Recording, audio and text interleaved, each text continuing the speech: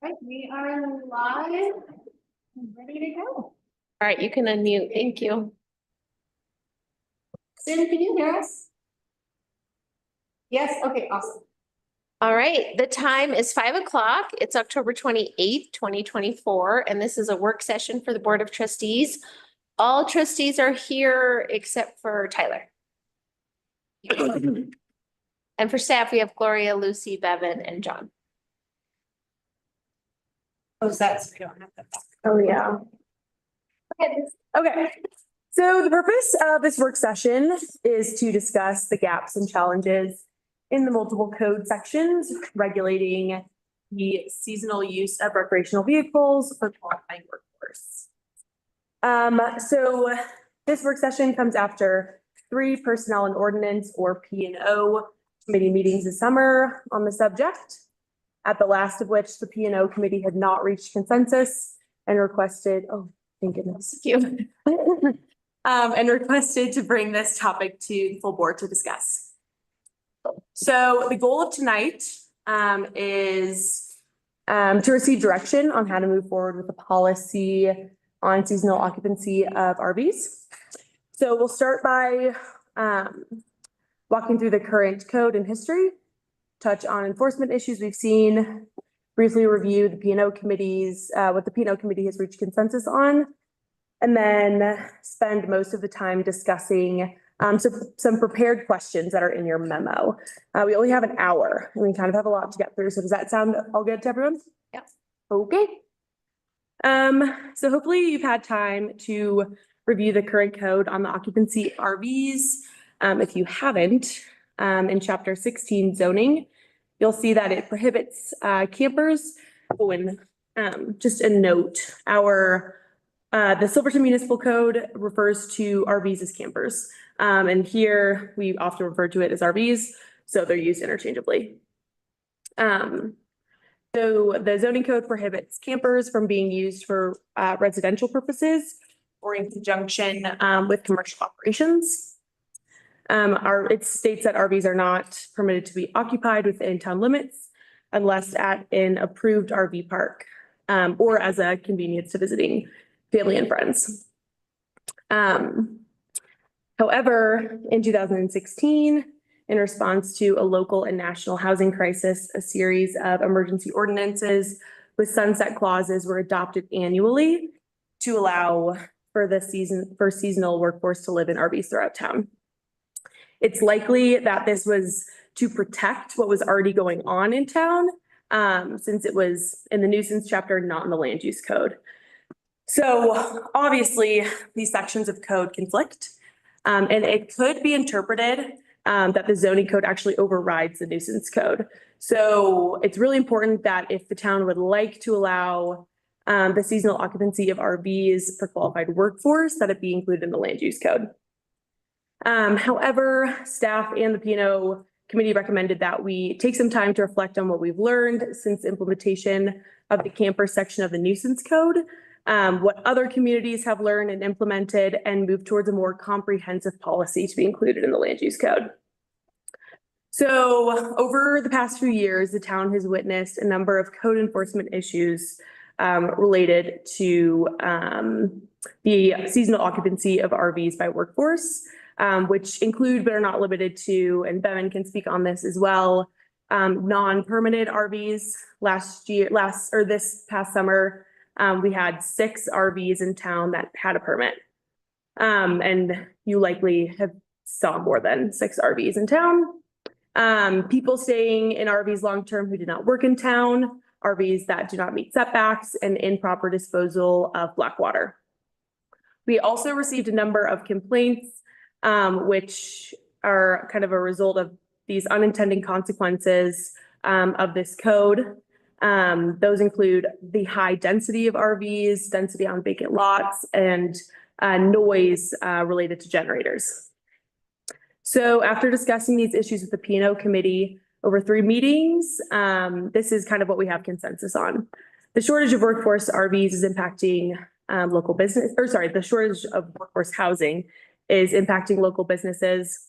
So RVs should be utilized seasonally to meet workforce housing needs.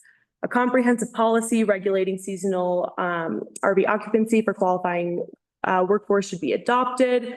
Permits need to be required with fees and site plans and employee verification. Only one RV should be allowed per improved zoning lot. So this means that we should only allow one RV to be occupied on a lot with an improved structure, aka like a dwelling unit, a house. And again, improvement means structure, not just infrastructure. Right, yeah. Workforce RVs in mobile home parks should be allowed, but they must comply with the applicable zoning regulations. Workforce RVs connected to utilities should pay the town utility fees or the EQR rates if that's what we move towards. RVs may be occupied May 1st to October 15th. And RVs should be occupied by their owners and not rented out to others. So based on what we have consensus on, some of the issues we're facing, we've developed a number of questions to go through. And so at this time, I would just like to start going through those questions unless there's any questions or comment from the board. Sound good? Okay.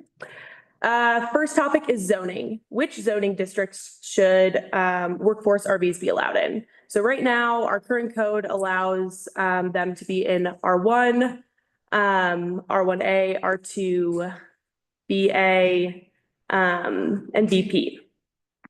The only zone they're prohibited in is the public zoning district. So Estes Park restricts them to commercial and industrial zoning only, and URA allows them in their residential zoning districts as well as their commercial and their industrial zoning districts. So now I will turn it over to the board. Yeah, I think, Yeah, P&O committee members. yeah, Lucy covered it. Mostly, we definitely agree that there needs to be a permit. It's super hard to enforce. Something that we didn't come to a complete agreement on is the vacant land utilities, if they can hook up to infrastructure that's not developed. And I think it's like important to note for Estes Park and Uray, Uray allows R1, R2, but they do not allow generators and you need to hook up to electrical source. So I am more on the side, if we do allow in all zoning, I do not think we should have it on vacant land. That was my opinion. What was your opinion on the zoning? At first, I was a little uncomfortable with R1, R2 zoning, but I think that, again, my stance is we could have it, in my opinion, as long as there's no generators, as long as they are hooked up to an electrical source. Just because the generators, I think, cause a nuisance, especially if they're running all night. Well, our current ordinance prohibits them during certain hours. Right, but it is, again, It's super tough enforcement. to enforce. Yeah, I generally agree with that. I think that I don't see a really compelling reason to strictly, to limit the zones in which these are allowed in a serious way, but I do think that we should have other regulations in place as discussed that ensure they're in an appropriate location and not becoming a nuisance.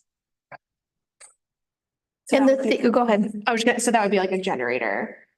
Like, I mean, I think the hookups thing was a major topic of discussion, and I feel pretty strongly that they should have access to water and electricity. And should be on a lot with a developed property. Yeah. Yeah, I think a question I had is sort of like what contributes to the nuisance, right? Like what are the pain points here? So we have one pain point where we need housing. There's a component where this is a bit of substandard housing, right? I mean, I remember even conversations a couple summers ago where we talked about the number of workers living in campers and RVs, and it's sort of like the phrase used in an article was glorified homelessness, right? So there is this component, but I also recognize it as a useful option when there aren't any other options. I think for me, I would worry, I just want to make sure with the zoning that we're not getting into this realm of unregulated mini RV parks. And so if we're talking about like one unit on someone's property in a residential area, I can see that working, but I think what are the things that help avoid the nuisance? Like what were the nuisances that came up? Noise? Improper dumping of black water, and things like that. I do want to note that the URA code caps the RVs for workforce housing. Total. Which could be something that we could look Mhm. into. I think it's at 10 for them, so 10 throughout the whole town. Mhm. Right, so I think having restrictions like that in place can allow more R1, R2 zoning for the RV. Also, a question was, do we want it per lot or per parcel, an RV? Well, so a question with that is, what do you guys see, Lucy and Bevan? Are you guys looked around? Like, what's the most common application of this? Is it a business owner that has a couple on their property and that's meeting the quote unquote need? Or is a business owner who's living at their house and has an RV in their backyard and that's housing an employee? Like, what's the most common application of this that we see in town? I think where it becomes an issue is when you have multiple RVs in an area on one parcel that has been allowed to exist there with only one developed structure. Mhm. So it looks bad. If you have one RV per home, it's not, I mean, it's not, that's not uncommon. And it doesn't look as offensive or look like an RV park. It doesn't look like an unregulated RV park. Right. So I think the issue comes down to one RV per developed part lot with a structure on it. Hmm. I think the issue with Ken's where he had three or, he could have 5 on that property if he wanted, based on the code. But it wasn't specific enough to indicate that it had one RV per developed structure or developed lot. Mhm. So they'd either have to have, water and sewer and electric on those lots, Mhm. which they didn't. They had one and they shared.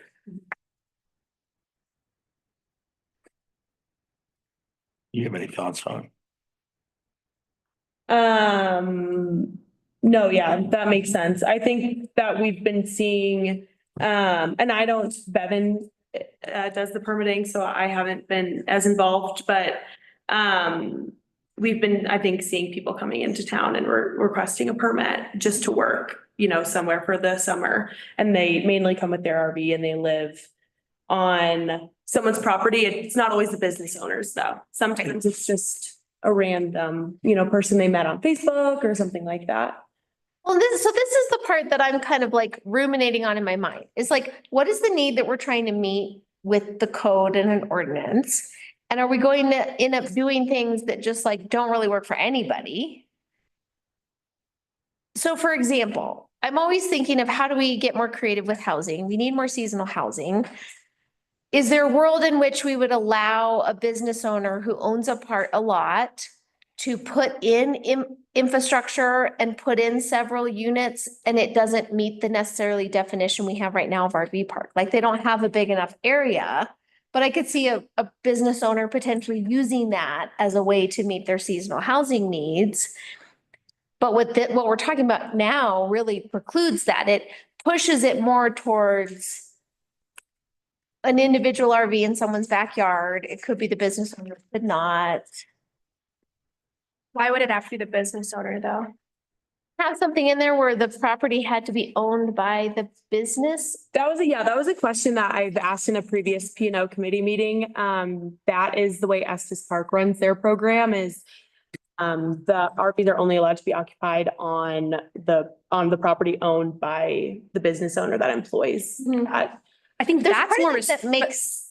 that's Go more ahead. restricting than anything Mhm. else. I mean, Mhm. like Cripple Creek has an employee who's living out of her van this summer. They don't own property. Yeah. So that would basically preclude him from hiring a seasonal employee. Right. Like I'm just thinking about the application through this. I think we definitely want to deal with the nuisance. We definitely want to deal with the unregulated RV parks. To me, that's like the real crux here is we have unregulated RV parks popping up. There is a role for the town to regulate. where people live and protect the health and safety of the people in these units and the people around these units. But are we thinking about things in a way that really doesn't serve anybody, to Lindsay's point? Like what? Yeah. You were talking about attaches some amount of liability or accountability Yeah. to the homeowner, or the business owner has a home, they're in town. If they don't, then they're kind of sheep grazing out in the field. It's true. The burden of kind of housing that person and sort of monitoring the application of the code then falls on the business owner, as maybe it should be. But to Lindsay's point, that might preclude hiring a certain seasonal worker because that business might not have a house or property here. Right. Can it just be on the property owner? Like, why is it on the business owner? Sure. And this Yeah. isn't like something that this is just a question. It was. Yeah. Yes. So the reason why I'm trying not to derail you, Lucy, but I'm trying to step back and say, okay, to me, the zoning question is connected to what kinds of things do we want to see happening? Do we want to see it being only one individual RV or camper in someone's yard? Because that's what it would be, because there's a structure on there. Or are we okay with mini RV parks that are regulated? And that to me changes where the zoning happens. If we're saying no mini RV parks, to me, that I would go commercial area. If we're saying one RV is what we're limiting things to, then I would think opening it up to all zones makes I mean, I think we could also have mini RV. park. Well, we could have different criteria per zone, and I Yeah. think that's totally reasonable, and I think that addresses that concern. Mhm. I mean, it kind of another way to frame what you're saying, and maybe this isn't exactly what you're thinking, but it's like, is this something that we're imagining as a very short term, like stopgap measure? Or is this something that we're thinking, okay, over the next 10 years, this is something that we're going to continue to see, that we want to see to fill this need? And if that's the case, then I think it might make sense to have a little bit more nuance to how these regulations are applied. Well, and philosophically, what community do we want to be? Do we want to be a community where our seasonal workers are housed in temporary structures? Well, I will say some people want to do that. Yeah. Like they Yeah. like living That's out of the the lifestyle. van and doing the travel thing. Like, Yeah. people like that. So I don't want to like say that this is a totally terrible situation Yeah. for town. So then what is the answer for someone who's got a residence but has more lots and has more employees? How do we address that and not have it look like an RV park? Encourage them to build a structure on their lots? That would house. Like this Yeah. for them to Yeah. have the RVs on. I'm very opinionated on this. And campers belong in camper parks. And I have several reasons for that. First of all, someone comes in here with a camper, with a vehicle. Those campers run anywhere between $50,000 to $100,000. You come in with a truck to haul it with, and those are $50,000 to $80,000 as well. So these people come in to be seasonal workers. They have the money to stay in a camper park. Now, we've discussed putting them on vacant land. That's another issue. People behind me have, I think, 12 lots. They also own a business. They can have 12 campers on those lots. Currently, in our current code. That's trailer park. So that's basically unregulated because we've covered it under the worker issue. I was told earlier this year that off-street parking was unbecoming to our town. That's fine. But I also think campers scattered all over town are also unbecoming. Mhm. We've got 4 camper parks here. Very seldom are they all full. So I believe workers for summer should belong in camper parks where it's less regulation for Bevan. He's going to have to run around and chase these people all summer long. Do you own the camper? Do you have the permit? Is there any spillage of gray water or black water? It's also a burden on him. If we make him go just to the camper parks, that eliminates a lot of problems.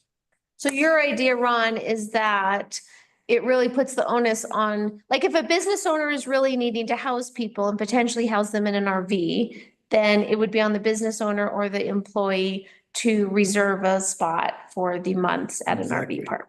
That would be your. Yes. It could be cost prohibitive.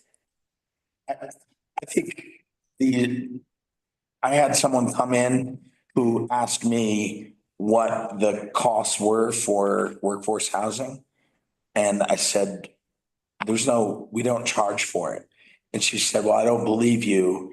I was just told by this employer that it was some very high number. And I said, well, without you telling me who that person is, I can't address the situation.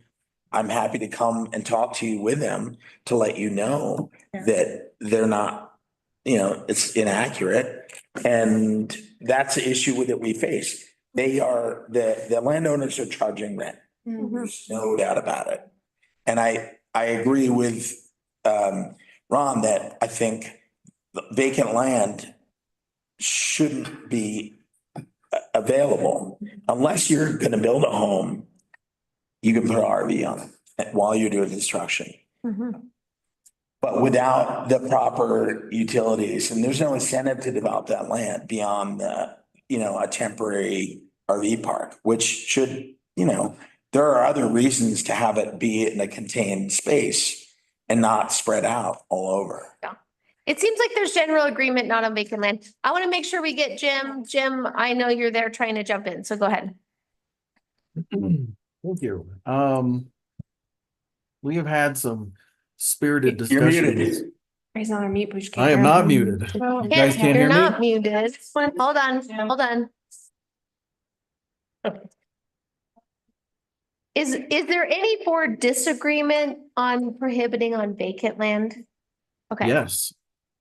Yeah. All right, hold on, Jim. Say that again. I was just asking the question about disagreement around prohibiting RVs on vacant land.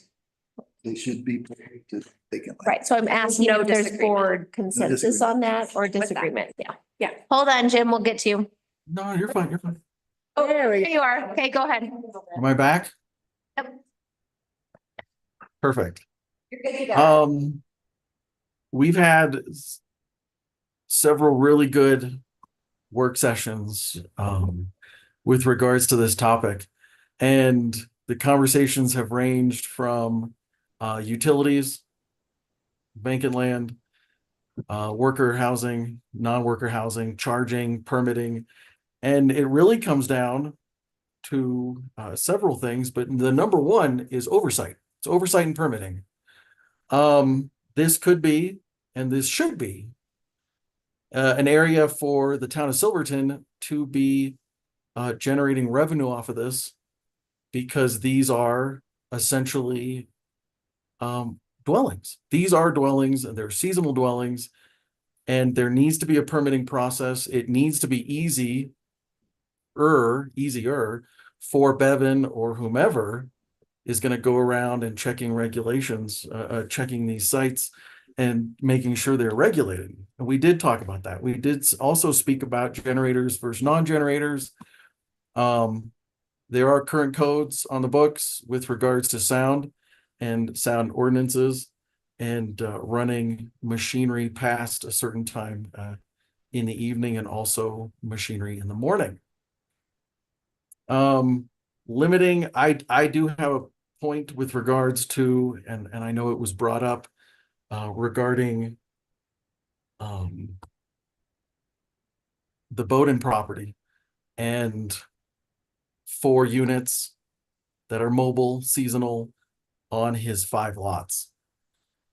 Those employees work for him. They also work for several other businesses in town.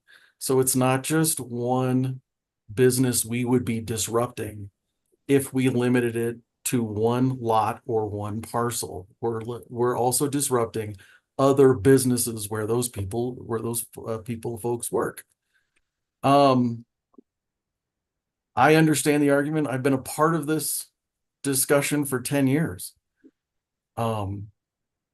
this is a healthy discussion because the fact of the matter is, this is a bridge to get us where we want to go eventually. This is not the ultimate. This is not what we want. But it's what we have right now, and this will get us to where we want to go. I don't believe in limiting these mobile seasonal units per lot or per parcel. I do not agree with that. That needs to be regulated with the town.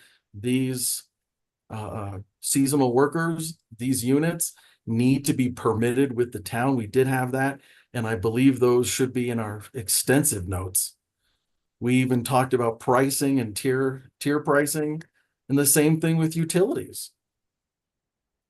These seasonal employees and their mobile units are putting on a strain. They're putting a strain on our existing system. So why aren't we applying some sort of fee to those units? We talked about color coding permits, putting them in windows so it's easy to see when you drive by. I don't believe it's difficult to do, but that's just me. To address that last comment by Ron, we went to the different RV park owners and inquired what it would be, what it would take, how could the town maybe partner, and whether it's purchase, rent for the season, a number of X amount of lots, a number of lots for workforce housing. They were interested because they wanted to help out the town, but at the same time, they have a limited season as well to make X amount of dollars. And there wasn't I'm trying to say this nicely and gently, there wasn't an overwhelmingly warm response for these type of lots to be given and to partner with the town on these. It just wasn't there. And I understand that. We all, especially the RV parks, they have the true season like we all do. Which is why my argument has always gone back to regulation, regulation, regulation. Thanks, Jim. Bevan, a question though I have with regulation is even if we were to charge permits and fees, I'm not convinced of the argument that that would be enough money to fund more of Bevan's time as code enforcement officer. Like, this is a very seasonal kind of thing to be done. Like, how would that funding actually pay for this program in the form of a person implementing it? I don't know. I mean, yes, it brings in more revenue, but it adds one more thing to a single individual that is already split in multiple hats. And so I think it does need to be regulated, but I'm not convinced that the fees we would charge as potential revenue could buy that person's time. Maybe I'm wrong. That's gonna overload Bevan with, when do they own the camper? You gotta prove that. Are they working? Have they changed jobs? It's just a multitude of issues that he's gonna have to deal with. One approach could be that I want to put it on the business owner as a responsibility of them to come to me with the applications, the permits, so that they verify it. I have record, they'll have a form they can fill out with all the information. So all I have to do is I know that these addresses, I verify, I can check the license plate, and then I'm good. Anything beyond that is in my radar. Right. I want to take. It's a violation. Right. Right. Okay, so then the other question I have, and this is kind of a market question, and Jim, you've been definitely involved in this conversation longer than I have, is like, at what point is it the town's responsibility to provide workforce housing? And at what point is it the business owner's responsibility to work towards workforce housing? And I'm sympathetic to Ron's argument that if we're creating a space where you can utilize your land at a fairly inexpensive cost with limited infrastructure to house the workers you need, you have very little incentive to develop that land into a potential higher and better use. And so how is this market working to achieve the kind of housing and goals we want to see? And again, maybe I'm dreaming big, but a world in which there's partnerships where we go back to like, let's put a boarding house on one of these units. Let's have some business owners work together to build structures that have the infrastructure that can be metered, that are not hard to enforce. So I'm just putting it out there philosophically, is allowing a lot of RVs to house seasonal workers, creating a market incentive that's working for us or against us? And I don't know the answer to that question. I think for the fees and charges, not just the revenue for the town, but it does put responsibility on the business owner, on the employers, employees to contribute to town, and, have a higher sense of responsibility with their RVs. Again, not everyone is irresponsible. There's, a few out of the bunch, but I think it sets a standard to have fees, not just for revenue, but for responsibility as well. And I think, again, if we do allow this, capping it at a certain number could help not have so many RVs in the town. I mean, if we want to go that route. Question for you all is, besides the lot we already talked about that had 4 RVs on it, were there other places in town that had like people came in owned by the RVs were owned by the business owner, people came in and that was like out of desperation? Or were there some people who were like, I love my RV and I go from here to Arizona and come back here and like, that's my lifestyle, Like what's the like demographic of people in the workforce housing in RVs? It's very, The issue, Yeah. there's families that head back to Mexico because it's getting cold. Like, Well, that's what I wonder is like, are people always gonna do this and, just like what they like to do? And so are we regulating people out of a job here that want to come do that? Versus, I mean, there are two distinct groups, workforce housing and then personal yeah, Right. guests, yeah, I've, your personal is limited to 20 days a year. Yeah. Whether it's my friend staying over or me sleeping in my camper, whatever it is, it's 20 days max. Workforce housing is a whole nother animal because they're allowed to stay for so long. So that's where, people want to get into that and say they're working. So I think it varies. The issue that we discussed about before with 4 on 4 lots, they're right across the alley is a property owner that had 3 RVs on it and 2 occupied and then his home. And so it looks like it's more, and it is, whether it's occupied or not. so visual. So the visual impact in a residential area, that's, I think, the biggest challenge that I face with it. I mean, when considering how many RVs are in town, I only have 1 call for sewer, in the past year and really in the past 3 years. But noise, yes.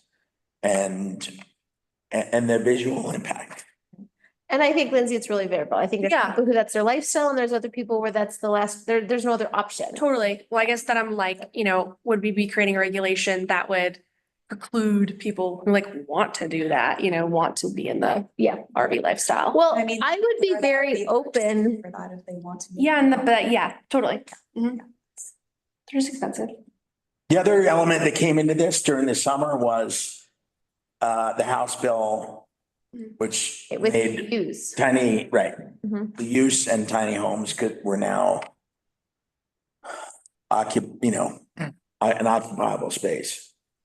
Yeah, but we can have I'm pretty opposed to the seasonality of some of these structures and making sure that like if people are using tiny homes as ADUs, they need to be skirted, insulate, like able to handle the winter. I know we're getting sidetracked. Sorry, I'm just gonna step on real quick.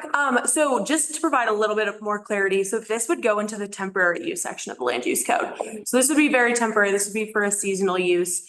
The application would have to come from the landowner because that's where a temporary use application would come from. And so they would be involved from the beginning. And so I think I think maybe what it sounds like one of the answers to a question, which is vacant land. It sounds like we're getting direction to not allow RVs on vacant land. Is that right? To only allow them on improved lots with a structure where there's utilities and they can connect to those, electricity, water? So I would propose this. I don't want unregulated mini RV parks. I'm with Ron. I'm very opposed to that. So I would be open to a future discussion where we say, hey, a business owner could submit a special use application and want to create a mini RV park that is in certain zones that's different than what our current land use says. I'm open to that idea as a housing option. I'm opposed to allowing them on vacant lots, Okay, creating unregulated mini RV parks personally, Okay. That makes sense. Finding is a mini RV park. more than one. I'm not opposed to one being on a residential. What? More, I mean, more than one, like, I think we could, that would be probably a future discussion of teasing out. In certain areas of town, would we allow a landowner to put in the infrastructure like what we have in our land use code for a larger RV park? I would be open to saying it doesn't have to be the whatever 60,000 square feet we have in there. I could see an option where you'd contemplate something smaller if a landowner came to you and put in the like, here's the taps, here's the electrical, and it's regulated and monitored. I'm not We've opposed. already got RV parks to do Something that. mini. We don't need to create more RV parks. I'm open to the code having a smaller RV park, not having such large Mm-hmm. requirements. That's all I'm saying. One per. But that could be a topic for future discussion.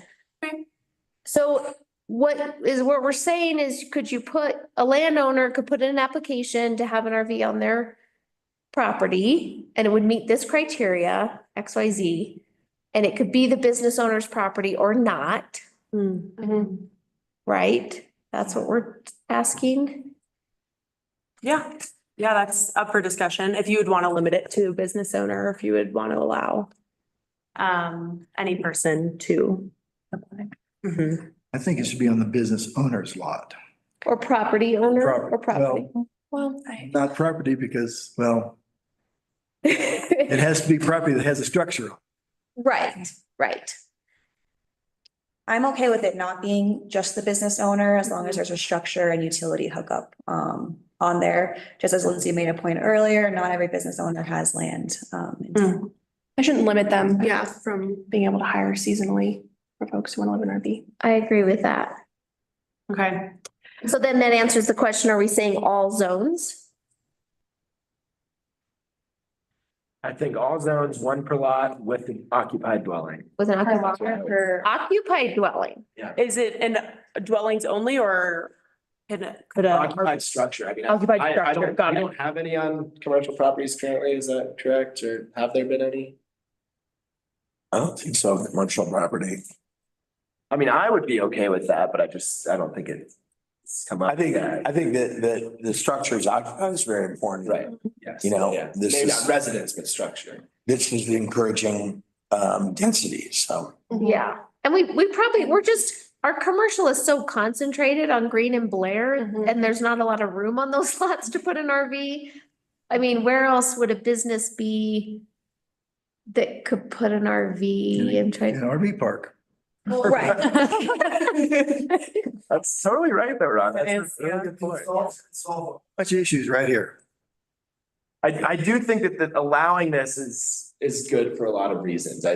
I also agree that I don't love it, but I don't think that it's really our role to say, you can't do this because I don't like the way it looks. I think that we can draw a line where it's like, okay, this is really an eyesore. This is like becoming an issue where we're hearing a lot of complaints from residents.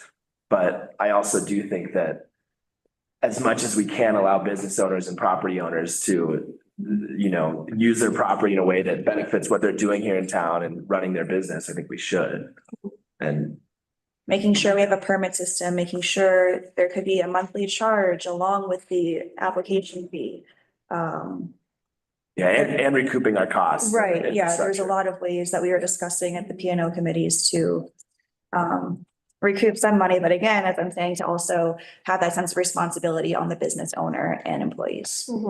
Yeah, and on that point, if it were to go through a temporary use permit, there would be an application fee, and then we could have a permit fee.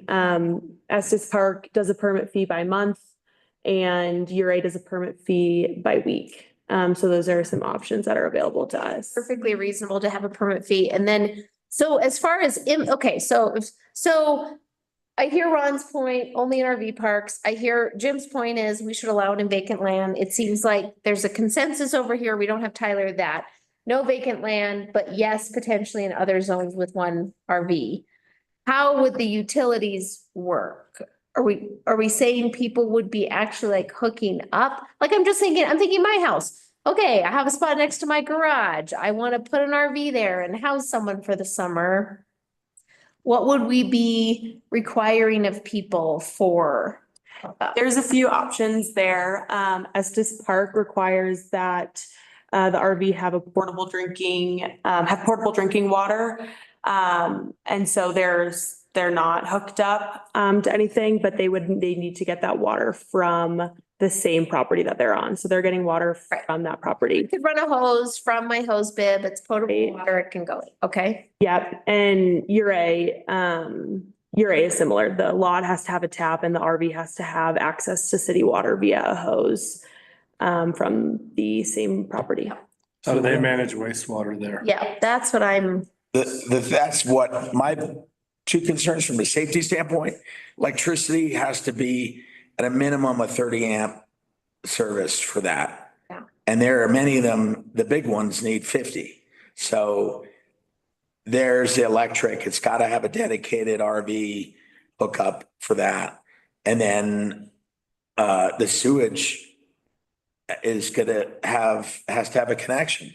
And even if even if they didn't have a connection, right? You were saying they were self-contained and they're dumping at a dump station, there needs to be a way for the town to recoup that cost. We did discuss that at length, and the permit system that Jim mentioned, that we would try to capture wastewater cost to treat their wastewater in a permit system. That's it. So no matter whatever we charge them, if we charge them $1,000 a month, or if we charge them whatever it is, then it should include covering town costs. Yeah, because it seems tricky to bill them an EQR when it's such a seasonal That is what URA does. resident. Is they do charge their RVs an EQR, and they can hook up to sewer or they can dump, and no matter what, they're charged an EQR. Okay, And then don't they also do, go ahead, You Amy. have a charge for water as well? Well, they'd be It's on the water Because bill. that's- It'd be an EQR. Yeah, that would Yeah, be you two. Yeah, you need units to add per another house. unit. Yeah, yeah. Yeah. Jim, you had your hand up. Go ahead. I was gonna remark what John Sites had remarked Yeah, thanks. regarding our utilities and, yep. and again, for reference, URA does $25 a week. Is that? And then they also do the EQR rates as well? Yes, Yeah. yep. There is I believe a $50 application fee, a $25 permit fee per week. And Estes Park also, I believe, has a $50 application fee, and they do $100 by the month. So they're the same, just different ways of doing it. And yes, URA charges an EQR on top of that. Lucy, I want to take us back to your questions because I want to be mindful. So it sounds like we answered question one, which was if we are limiting it to one RV or camper, then we're okay with all zones. Yeah. Is that right? You can have a camper in your backyard. That's what we're saying. And then the question is non-residential lots. So there's a commercial structure on it, it's improved, but it's not a residential structure, right? That's that question. Would we allow the worker to live there? I'm fine with that. Yeah, so like, I think I'd still go back to the, Yeah. it's an improved lot. It's not the vacant lot deal. But it needs to be occupied. The commercial structure? Yeah.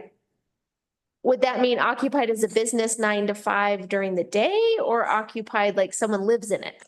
That's what I wanted to know. Either one.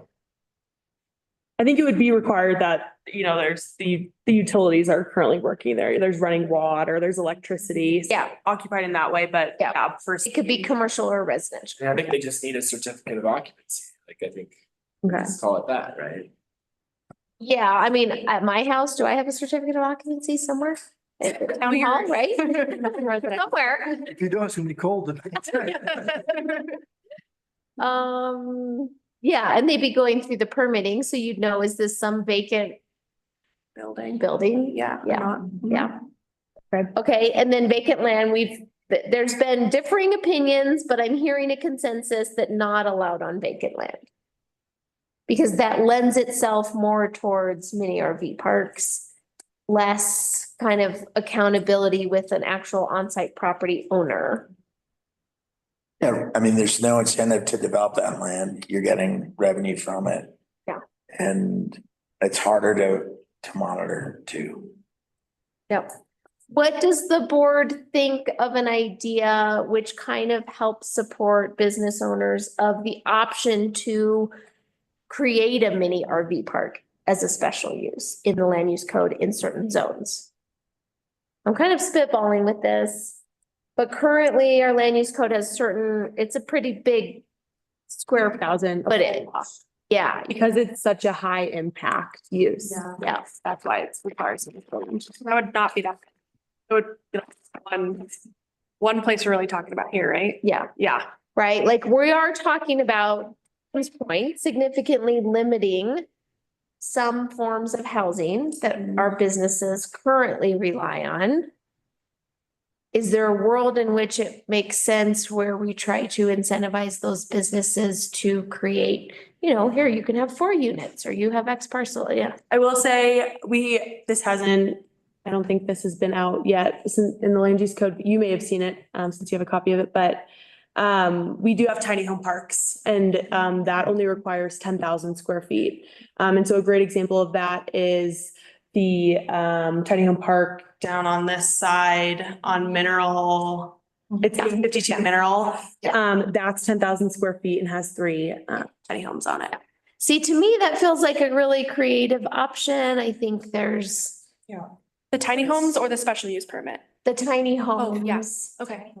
Again, I'm not convinced that we want to be a community, again, but the tiny homes, they have a little bit more structural integrity a little bit in my mind. And again, I'm just not sure we want to be a place where we're having a bunch of RVs that are housing people. I mean, to your point, Lindsay, some people choose that, but there also are options in town for them to do that. And they can also camp out in the county, which I think some people who want that lifestyle do. And so I don't think we have to make it an option in every single lot in town. I see this conversation as more of like leaving this option on the table. I don't think we should be going at great lengths to encourage this. That's my personal perspective. I would feel uncomfortable removing it as a possibility. But I don't think that we need to say, let's bend over backwards to make this happen for business owners when there are so many options. And this is something that creates a big impact for residents, for visitors, for our staff. I'm thinking about it even from the standpoint of storing a tiny home or an RV on a property that's undeveloped. Like, I don't think that ought to be allowed. I think there has to be a structure or, a building permit in the system and you're Actively. building. Okay, so vacant land, it sounds like we're encouraging towards the application of this being 1 unit on a developed property with an occupied structure. Great. Yeah. Let me ask you, why are you so opposed to having them go to camper parks? Because I think it can sometimes be cost prohibitive. So you said some of these business owners were charging people to stay on their property. So what's the difference between them paying the business owner versus paying an owner of the camper? Go ahead, Jim. I'll answer that really quick. It's $1,200 a month versus several $100s a month. It's affordable versus possibly unaffordable. I approached some of those property owners that operate the parks, and they, like I said, were less enthused about losing out on that potential revenue. I agree with you. People are obviously, there's money being exchanged. Why force these individuals when we're trying to provide affordable seasonal housing?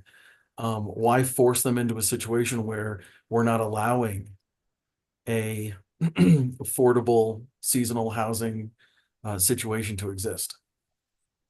That's my stance, because the whole premise behind this, whether it was 10 years ago or 10 days ago, 10 minutes ago, was to provide seasonal affordable housing, because we are in the middle of a housing crisis. We are. Just call it what it is. This is obviously, and I'm going to repeat myself because I've said it again, and I've said it numerous times during our meetings. This is not the final result. This is not obviously what we all want down the road. This is the bridge to get us to where we want to be down the road. There are not many other options, if not any options at all, for some of these folks. And I think it's really up to this board and up to all of us here tonight, which is why we wanted the opinions of the entire board instead of just a select few, to answer those questions. But it's really up to us to say that we want to encourage these folks to come back to town. But we need to make it so that everyone pays into the system and that everyone is a part of the system, and not just going rogue and living wherever the hell they want. So we're talking about a town-owned RV park? Mini RV park? Certainly hope not. I think because we only have 10 minutes Yeah. left, we should not talk about that quite yet, but maybe. Being with an ordinance right now is what we talked about. Go ahead. I just wanted to touch on utilities quick. Yeah. So we touched a little bit on water, and it sounds like if we're requiring a primary structure to be there, the RV park needs to have access to water via that primary structure. Is that the consensus that we have, or are we moving towards something else? So via like a hose? I think access to water in that way is fine. I'm kind of on the fence on this sewer. I think like if we required people to have like a sewer tap where they're like putting it in, then we're like having these property owners transition to like an RV park Right. for one unit on their property. And I just sort of feel like that might be a waste of everybody's time, but I'm very concerned about the health and safety and people disposing of the water property properly. And I'm also wanting to make sure that we do a permitting system that recoups the cost, whether people are getting water from the hose, dumping it at a dump station at an RV park, or putting it into the resident sewer or commercial sewer. We need to have a right fee for that. If you went with an EQR, it would be 0.8 per unit. So you'd be paying the base rate, and then you'd be paying for the RV, you'd be paying 0.8 times our utility base rate. Yeah. So that would be, And again, is the town gonna bill that separately, or that all gets billed to the one property owner? That would all get billed to the same, the one. Yeah. I think Jim you had your hand up? I did. Thank you. I wanted to go back just to make sure that I'm understanding correctly. Per lot versus per parcel. There are some parcels that are made up of several lots.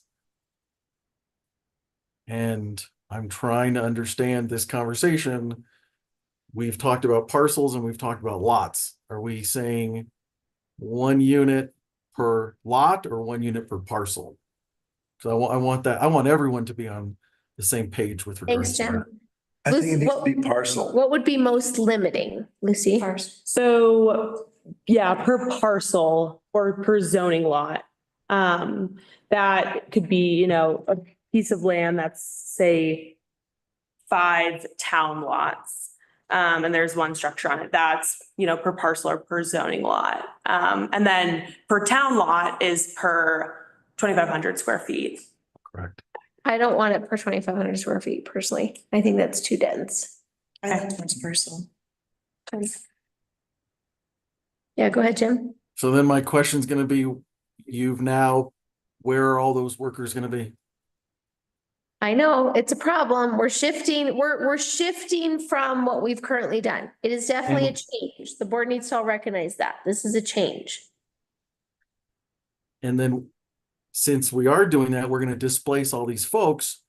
Where are they allowed to park? Where are they allowed to go? Or are we just saying, that's it, you're not welcome back?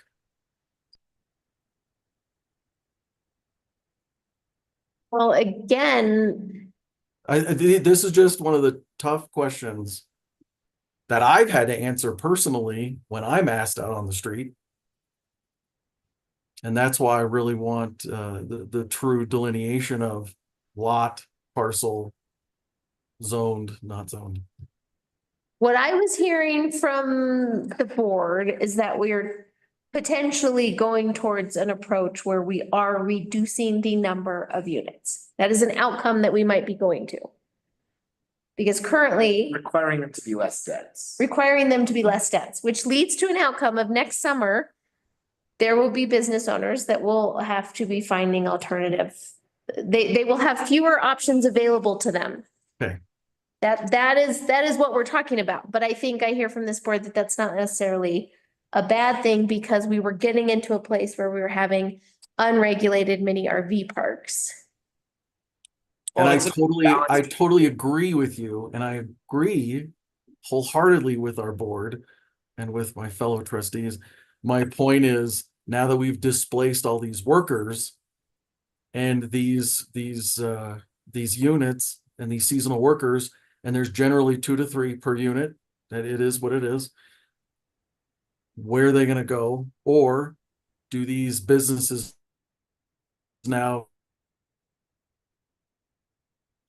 Oh, I think you froze for a minute, Jim. Have-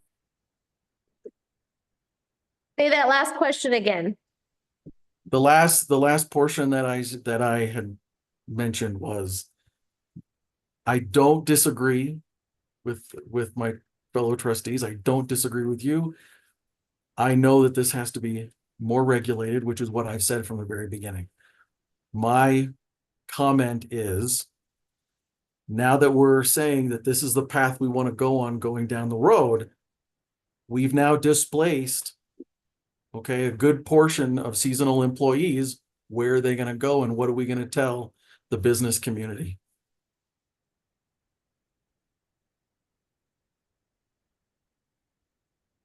Some of the people that come here aren't working here because that's their only source of income.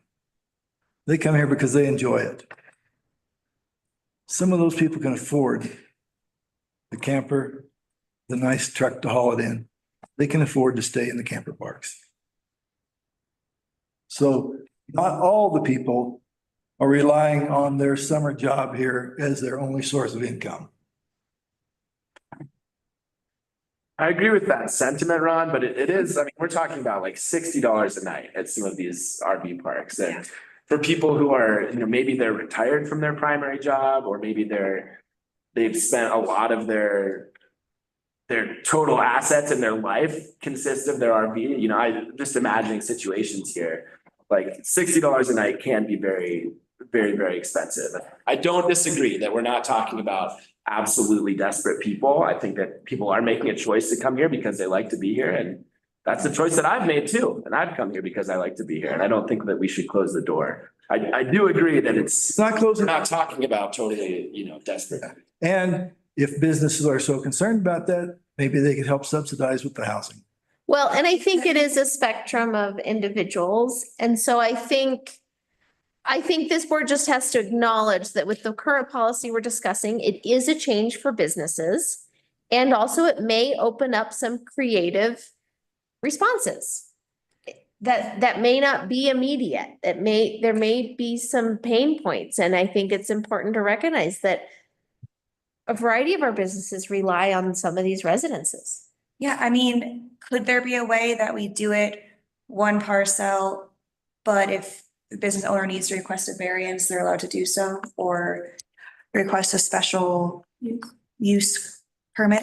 Yes. I'd be very okay with that. That's awesome.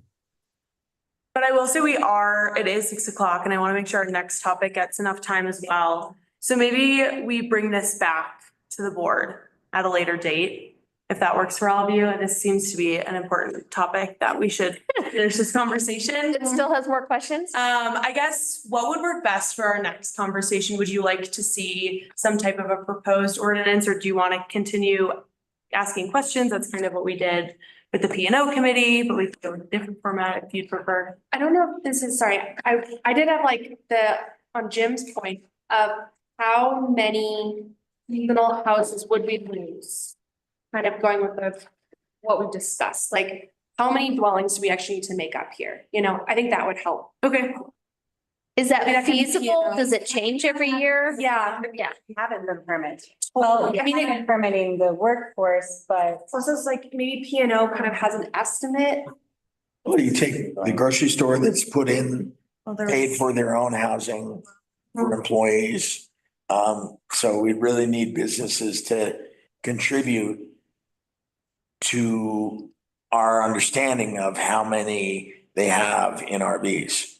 And there's two components here. Again, at one level, there's a responsibility of the town, and on another level, there isn't. It's part of the cost of doing business in this community.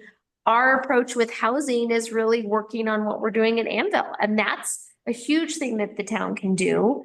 And certainly to Carl's point, we're kind of like messing around in the middle of providing some options, but it's not as kind of Wild West and open as it's been in the past, and that is going to affect business owners.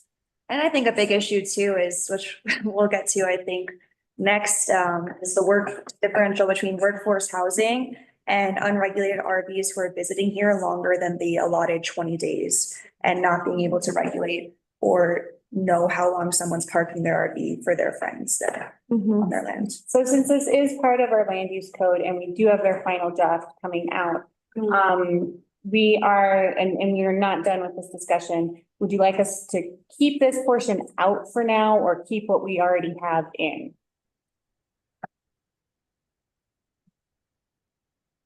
And we would be able to, And then we can adjust it as we go. I think we could do that. I mean, it seems like we need to have something in our land use code that's not just the nuisance, because that's not working. Right.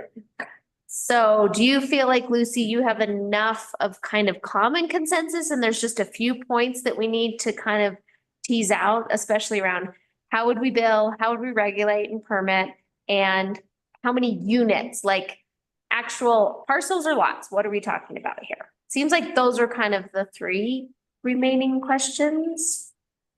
There's definitely a few more questions that we have. But we can incorporate, what we have gotten out of this conversation into what we currently have in the code and keep working on it. But I think that, we should definitely finish this conversation before next summer. Yes. Well, and sooner rather than later, because we need to put business owners on notice of. Yeah. So if you would like, we can just take it out of the code and, make sure that we put it back in before next summer, or we can keep what we did is we just took the nuisance code and we put it in the land use code. So if you want, we can keep that in there for right now and, continue to work on it, or we can take it out to make sure that we put in a comprehensive new policy in at a later date.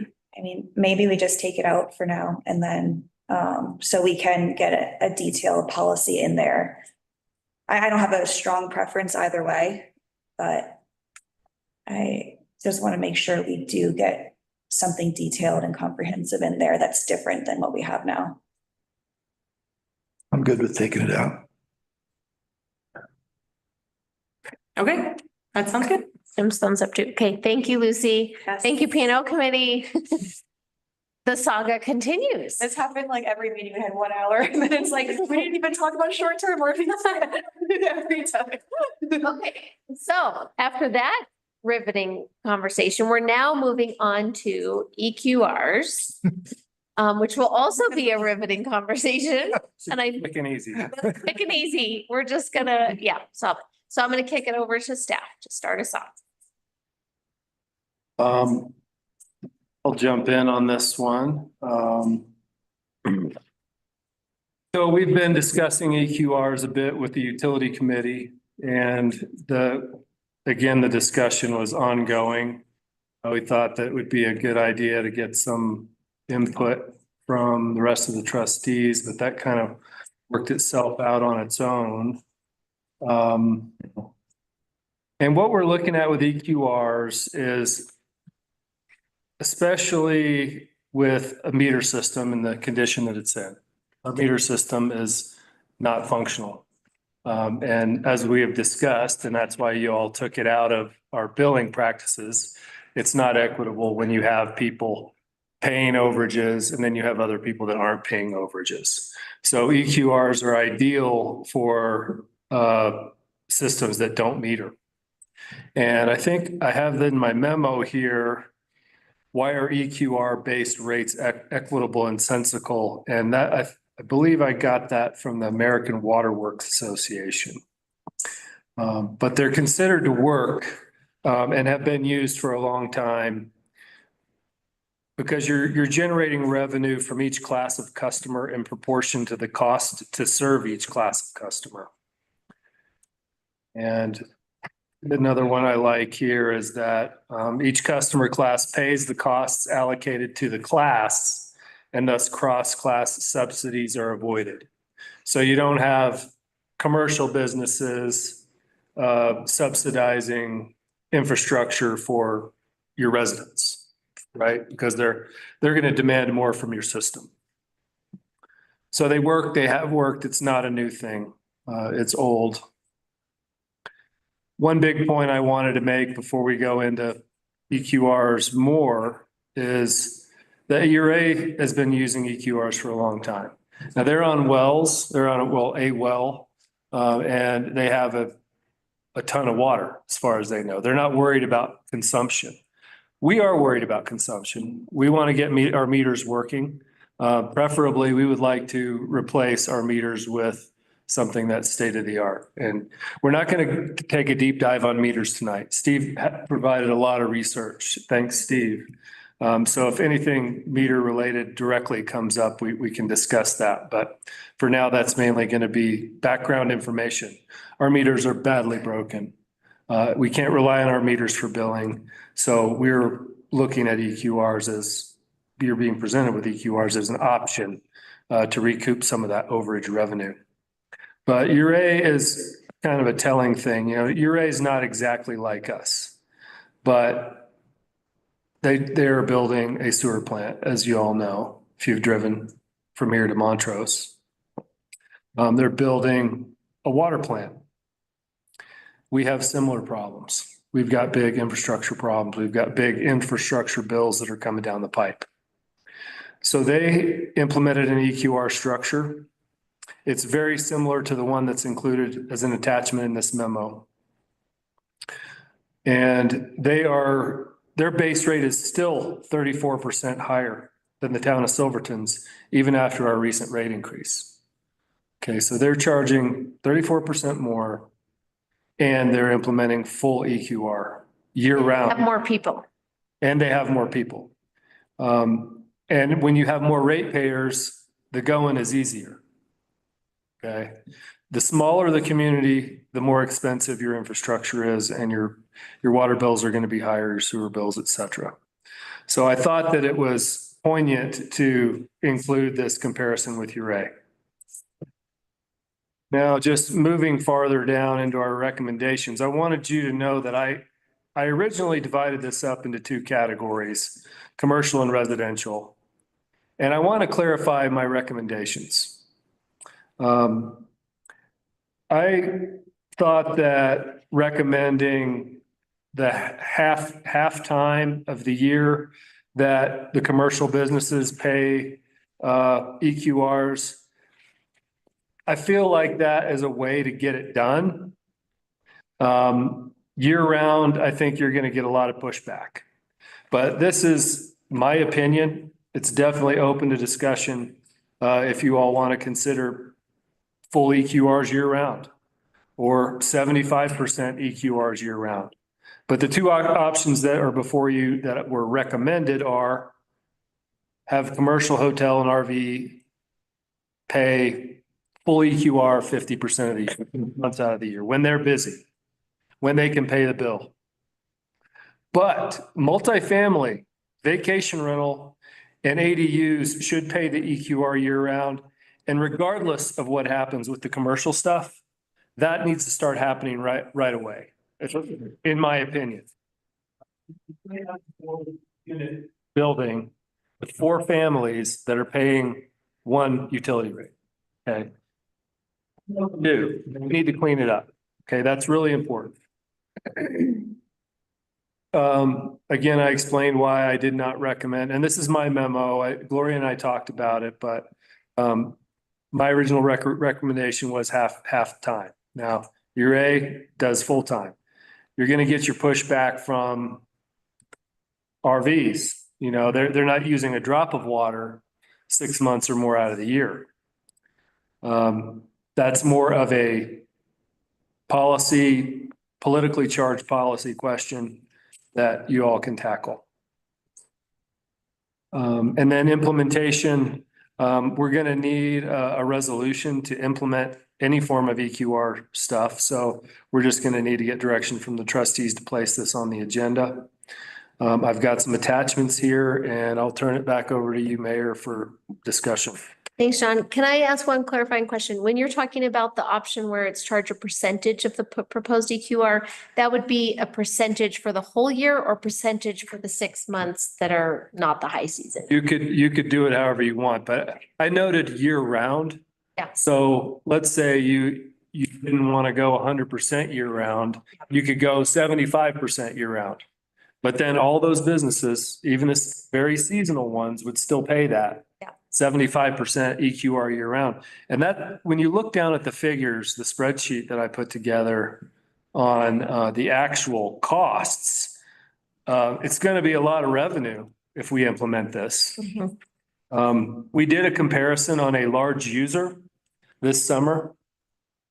And if they paid the EQR, they would have actually saved money in the late cycle, August, September cycle.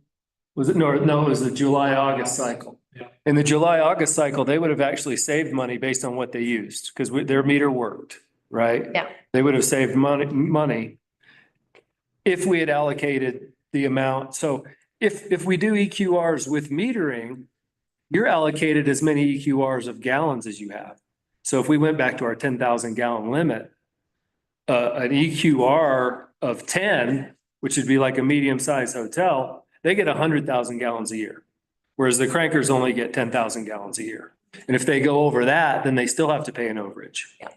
But we're taking meters out of the equation for this discussion and in the near future because we don't have meters.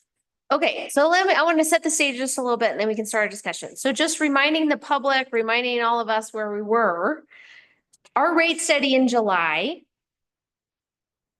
recommended nearly doubling our rates, right? That's what we came with. And the board said, whoa, we can't do that to people. That's not sustainable. That's not tenable. But we need everybody to remember the position that we're in. To John's point, we are going to be facing pretty significant infrastructure costs, and our system thus far has not been equitable because, to the point, originally the meters were designed, everybody pays the base rate, but then if you're metered and you have overages, you pay the appropriate overage amount, right? So that accounts for higher usage, that accounts for a multi-unit, that accounts for all of that. But if we have meters that aren't working, and even if they're working from 1 month to the next, we literally have users where 1 month a multi-unit apartment building could be paying the base rate. The base rate of $232 or whatever it is for a single family home. And so we're having these instances where we're simply not recouping the costs of what all of these users are actually using. And so in my mind, implementing EQRs is the triage right away. Like, right, we have a major problem here where we're not able to bill the right amounts to the right people, partly because of meters and partly because of other things. And so instead of doubling rates on everybody or doubling rates on the base rate, we need to do something that's more equitable and nuanced. So that is kind of how I feel like where we're going. And when we talked back in July, we talked about, well, what levers can we pull to account for this big investment we're gonna make, to account for not wanting to like double rates on everybody, right? You want to pay $500 a month for your household infrastructure costs. And so what did we do? We decreased our administrative fees, right? So we're not charging those water and sewer funds quite as much. That meant we didn't have to raise rates quite as much. We also tightened up our capital improvement costs. I know when we were talking at the rate study discussion, it was kind of like, this is our wish list. This is like the absolute most of what we would need to plan for. We've kind of refined that more. There's still some really big ticket items out there, but we've tightened up our capital improvement costs. And then now we're really evaluating, is everybody paying their fair share and are we billing it to the best of our ability? So that's kind of where we are. And I feel like EQRs are really a first and major step for like stopping the bleeding of how we're charging. Because again, if a hotel is paying the same price as a residential 1 month, that's a huge difference when we look at these charges. Or if a apartment building or an RV park is paying the same price as a single family home, it seems like we have a major revenue problem. So that's kind of setting the context. So trustee comments, questions for John, and thoughts on the EQR proposal?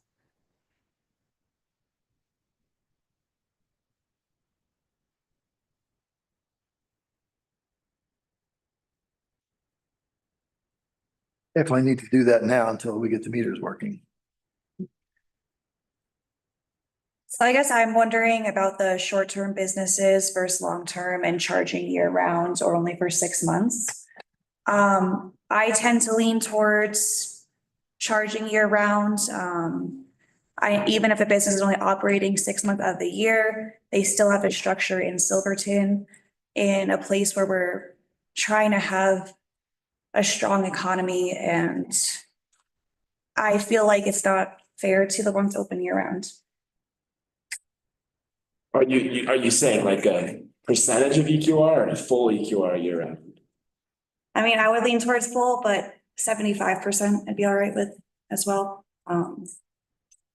They still do have a structure here, so at least something substantial is what I lean towards.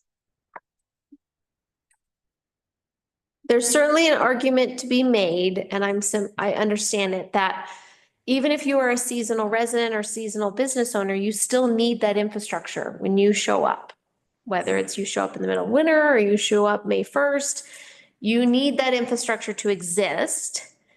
And if our number of ratepayers increases and shrinks seasonally, that definitely shifts the burden in certain ways. So that infrastructure has to exist, whether you're here year round or not.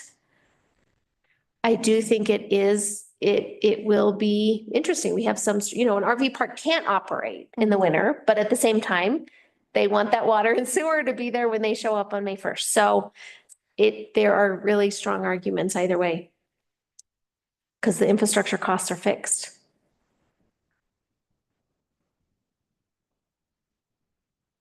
I think in the name of equity, I would personally prefer an option where we're charging a percentage of EQR, and that's being billed year round, so that there's consistent revenue.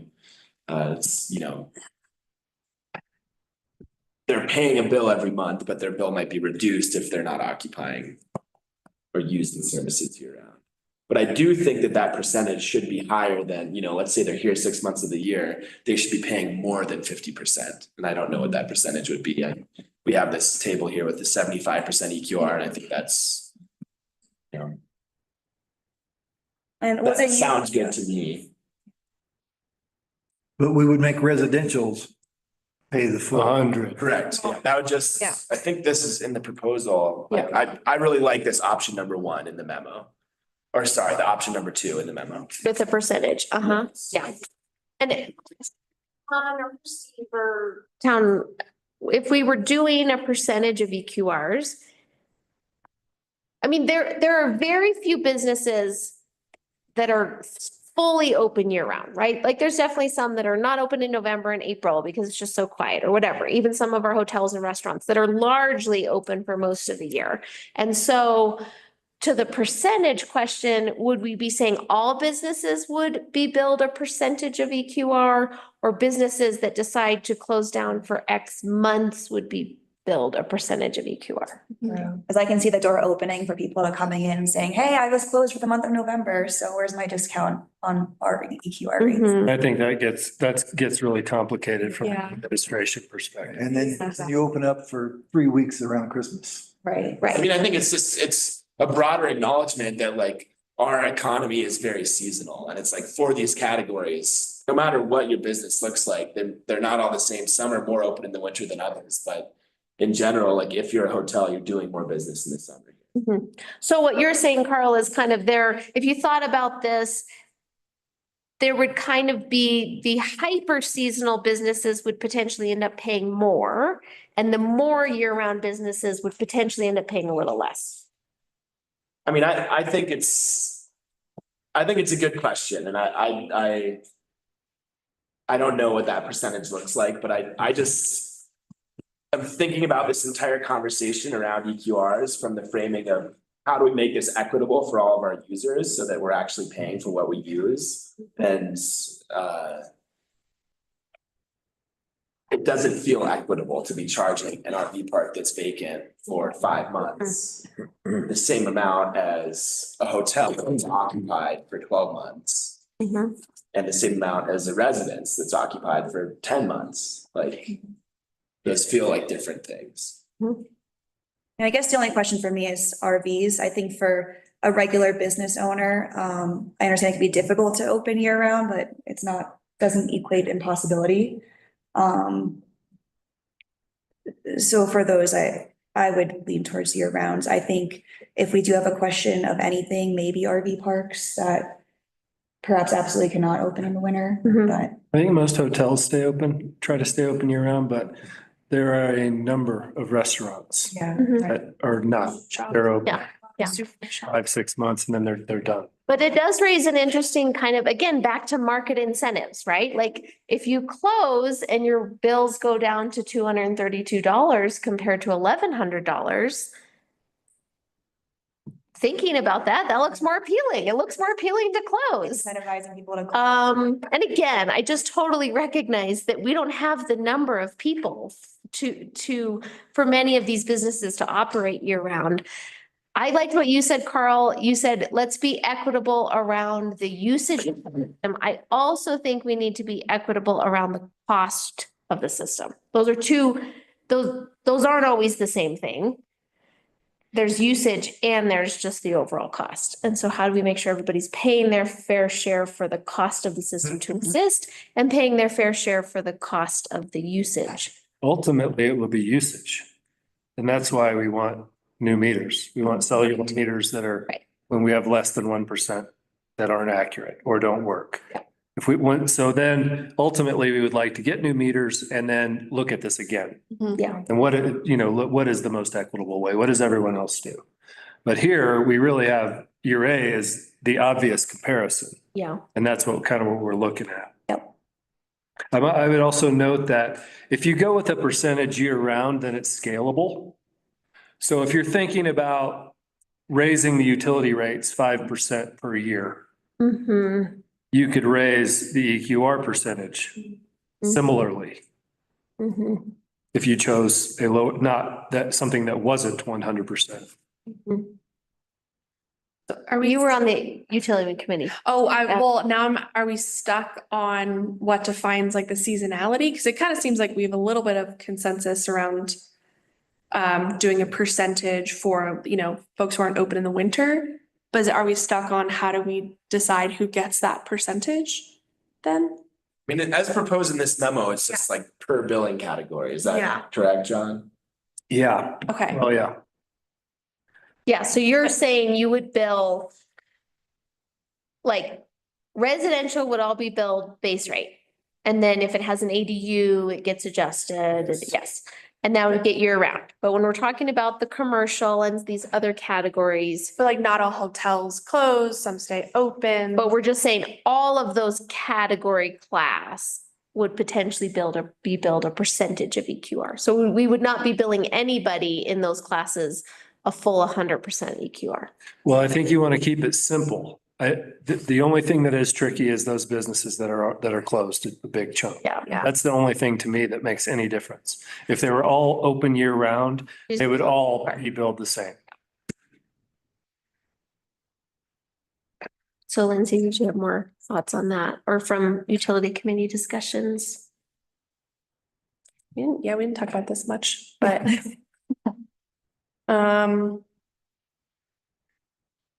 yeah, I don't know, that's the rub, is like, how do you define who gets those larger, the RVs, where large businesses were closed. RVs and restaurants are your main two categories, I think. Jim, you came off mute. You want to add something? Just in case I was asked. I've felt all along that it needs to be equitable across the board. Regardless if you're a residence or a business, it needs to be done right. We need it equitable, and we need, I don't know how we get there, but we need meters that work. Yeah, so if that's the long game, the immediate stop the bleeding game. I understand, and the immediate stop the bleeding game is to implement something rather than nothing and continuing on the path that we're on right now. Yeah. What that looks like is up for this board to discuss. Okay, so it seems like there's consensus on EQRs. We need to do this. This needs to happen. And then we move into the budgeting, cost effectiveness, all that down the road of metering and usage. But right now we're talking about EQRs. So it sounds like the piece we need to really nail down. It would definitely be shocking, to John's point, to implement EQRs 100% year round for recognizing we have such a seasonal business economy. It would be shocking. That doesn't mean it's not something to do, right? But it would definitely be a departure. So Carl, you were advocating for a percentage potentially. Amy, you were a proponent of doing 100%, saying you have the option to be open. Maybe we exempt RV parks because they don't have the option to be open. That's kind of the big question mark. So we have some ideas on the table of 100%, discourage seasonality, recognizing it's not always possible to discourage seasonality, and then also maybe doing percentage. There's just some businesses, some of the souvenir shops and things, they don't really have an option to be open all year round. Like, that's just not the tourist economy we get in the winter. Yep. So it's like we do, they do and they don't have an option. Does URA do 100% for everyone? They do 100% year round. And by the way, I was in URA yesterday. It was dead as a doornail. Yeah. It looked like a ghost town, just like we do this time of year. Yeah. And so they do not discriminate around seasonality. So I'm wondering, like, administratively, would that be super difficult to implement a percentage of EQR? I don't think so. I think you want to keep those EQR numbers because they're established a long time, the EPA, other communities. But I think that we could definitely do a percentage. It would just have to be programmed into Cassell. And again, just so we're talking about the same thing, we're talking about a percentage for all businesses, not a percentage for ones we classify as seasonal. Right. That's kind of what we're talking about on the table, right? Yeah. Right, I mean, as proposed here, there's three categories: commercial, hotel, and RV. Yeah. And I think, like, maybe what I'm hearing is that there's a little bit more consensus that RV parks are definitely not using utilities through the winter. So, maybe for the sake of moving this discussion along, we can say like, okay, that's a category that we want to do a percentage of. Or bill 6 months, or, whichever we decide, but does that feel like something that people are agreeing on? You got a question for John. I hate to put you on the spot on this, but did you figure out by chance how much revenue we would lose if we went to 75% and 50%? I didn't. I haven't done that calculation. As opposed to billing 100% of EQRs year round. Yes. Yeah. Well, and what we do have is like the impact on the individual business. So if you see that last one, and unfortunately, it's broken up into 2 pages the way the PDF went, but you have the Mhm. I figured the large hotel would be 27. loss of $6,000 to $12,000, depending upon what. A year annual. Right, right. If we build the 50% times the 2,300, yeah. The original spreadsheet that we did have a total of, if we ran 100% EQR, how much more revenue would we would have? And it was 300,000. Yeah, I'd have to look at that. I think it's also a little hard, like, there's a component to which, how do I want to say this? So no matter what, EQRs are going to be changed for people. And we have businesses or units or apartment buildings or whatever who sometimes are just paying a small bill, who now will start to pay a large bill. That's going to be a shock, but it also is very equitable. There's a component of this that we can't ignore, that we have future very large infrastructure costs. And the question I just keep asking is, what do we need to do? I mean, what is required of all of us? And of course, as trustees, we're all just trying to make this as equitable and as least painful as possible. And our rate study mainly was presenting it without EQRs implemented, right? Because that's what our current system is. It's certainly not feasible for all of us to have our rates double, I mean, for many people, that just would be really hard to absorb in their monthly budget. And at the same time, what kind of future are we looking towards how much revenue we actually have to raise? And or what other options for revenue, whether it's bonds or whatever we need to do. So that's kind of a question. It's a little bit hard to nail down. We're going to just have to do our best guess. But I don't know if John or Gloria, you guys have a sense of really what the revenue that we're going to really need to be generating to plan for the really big costs. Well, from the rate study, we know that we should be doubling, and we just went up 15%. Yeah. And then we could do some more math on that and see what EQRs would look like to our revenue. The main thing I wanted to nail down, which the utility committee asked us to do, was, I felt like they were asking us was to show what it would look like for these businesses. Yeah. Because that's still a hurdle that you all are going to have to deal with. These businesses are not going to be like, yeah, we need to pitch in for our infrastructure. We know this. I mean, that we had people that came to our utility committee meetings that were not even happy about the discussion. Yeah. So that, that's something that you want to be aware of. But yeah. I think the EQRs as a tool, I feel like are very defensible.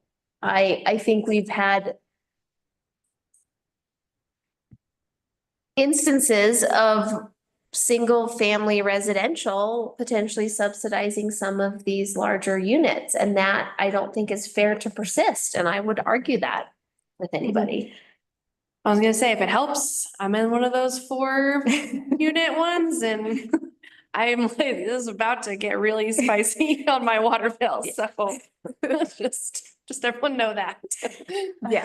Yeah, exactly. So I think that this is a direction even if it's painful, we kind of have to go there, because otherwise the alternative is what, doubling rates on everybody, which again is, we will hear about that as well.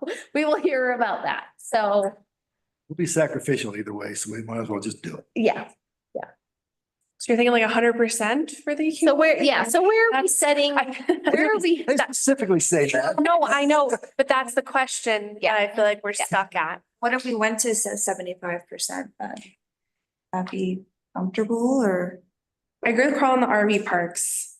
It's tough with, some of the other businesses where it's like a little Yeah. mixed, Yep. like some commercial stays open, some doesn't. Like Right, that's right. where the rub, I think, for me comes in. Absolutely. We just have such a seasonal economy, and it's just, for any of these businesses, it's so tricky. And if you are, you're not robbing your summer, but you're using your summer to pay for your winter, which is fine. Again, that's doing business in Silverton. That is what we live in. We also have to acknowledge that if we have 680 ratepayers or however much it is, that means that many fewer people that we have to divide these costs around. And that's just the cost of living in Silverton right now. That is a reality. I think I would be open for maybe doing a percentage, but leaning 75%. And again, keeping the door open that if in, you know, a year or two, we look at rates again and we think about the cost for infrastructure, we revisit this, that there's the potential that that changes. And didn't we also put in our clause, Gloria and John, that it's adequately increasing 3%, 2%? Yeah, so that is in our financial policies that'll be presented to you all, and that's a 2.5% annual increase. Yes, the board interjects. Yeah. Gloria, do you have a financial perspective on doing the 75% versus the 50 versus the 100%? I'm running some quick. Oh, she's running some numbers. Okay. Any other trustee comments? I think my one is like on the RV parks of changing that to be more in that 50%, just because they are I mean, they're not even open 5-6 months out of the year, you know? That's really tough for them. How does staff feel administratively on like exempting? That's just gonna be tricky policy wise. Okay. I wouldn't wanna. Like change it up. I mean, I'm not saying that it can't be done. I think that's something that we should think about, how we would actually do that. Because there are gonna be businesses that aim or are de-incentivized to be open or Yeah. whatever. It just gets muddy. I think I just meant for RV parks. Just RV parks, but Not what whether- about the restaurants? What about Italians? Well, that's what I'm saying is more in that 75. What about the RV park comes up with employee housing? Well, and there's gonna be a commercial property. Different fund. Commercial property that says like, I don't have a boiler in my unit, I can't have heat, I can't operate in the winter. Or an ADU that says I'm in an avalanche zone and I can only operate in the summer.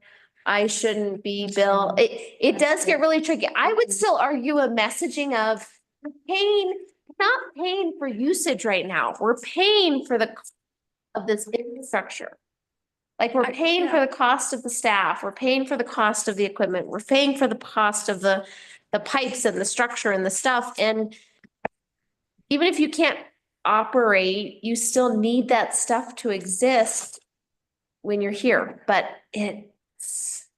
I'll also note that, especially with the restaurants, a lot of them would be a low EQR anyway. They're not gonna be like a 10 EQR. They're gonna be more like a 2 EQR. Mhm.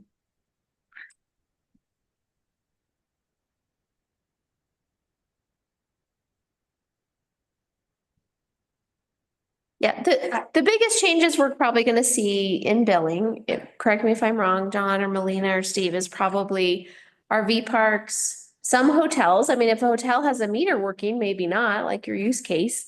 And some of these multi-units. And maybe our bigger restaurants. Those are the entities that are going to see the most significant change. Especially if their meters were working intermittently or weren't working. Is that accurate? For example, a smallish restaurant would still be paying $700. So they're gonna have a $450+ increase per cycle. They're not making any Money.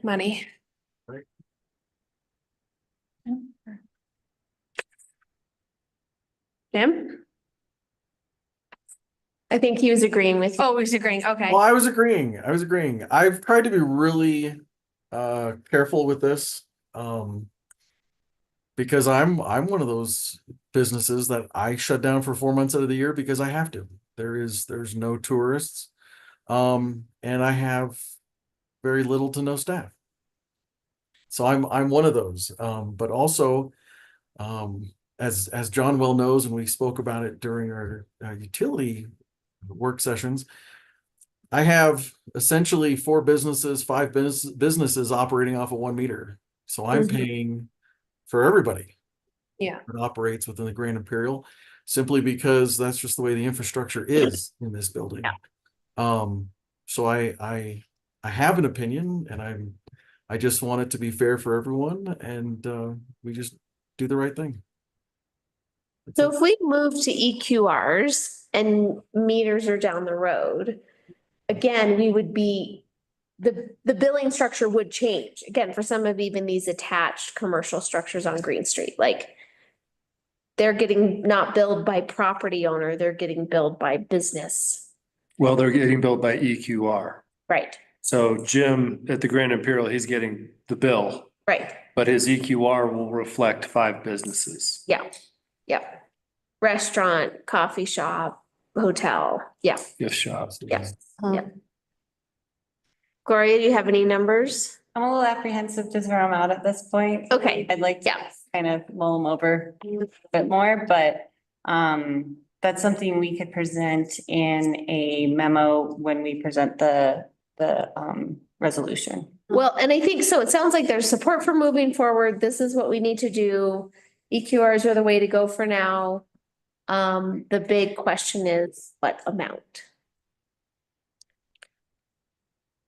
And my opinion is we need a resolution sooner than later. We need to start billing this. Like we are bleeding money really by not billing these as soon as possible. I don't want to rush a decision-making process, but I also think it's super important to not kick the can down the road too long because we just need to make this system more equitable than it's been. So I think we could have some numbers by the next meeting for sure. But I mean, when you're thinking about, I guess I never really thought that much about revenue because if you have to double your rates, no matter what we do isn't going to be enough. It's still not going to be enough. You know, we could charge 100% EQRs year round, plus raise the rates 15% like you did. And I still don't think it's going to be enough. Yeah. I think it's going to be enough to balance the budget, but it's not going to be enough to replace our water plant in Yeah. 15 years. but if we keep delaying implementing EQRs, that is a revenue problem.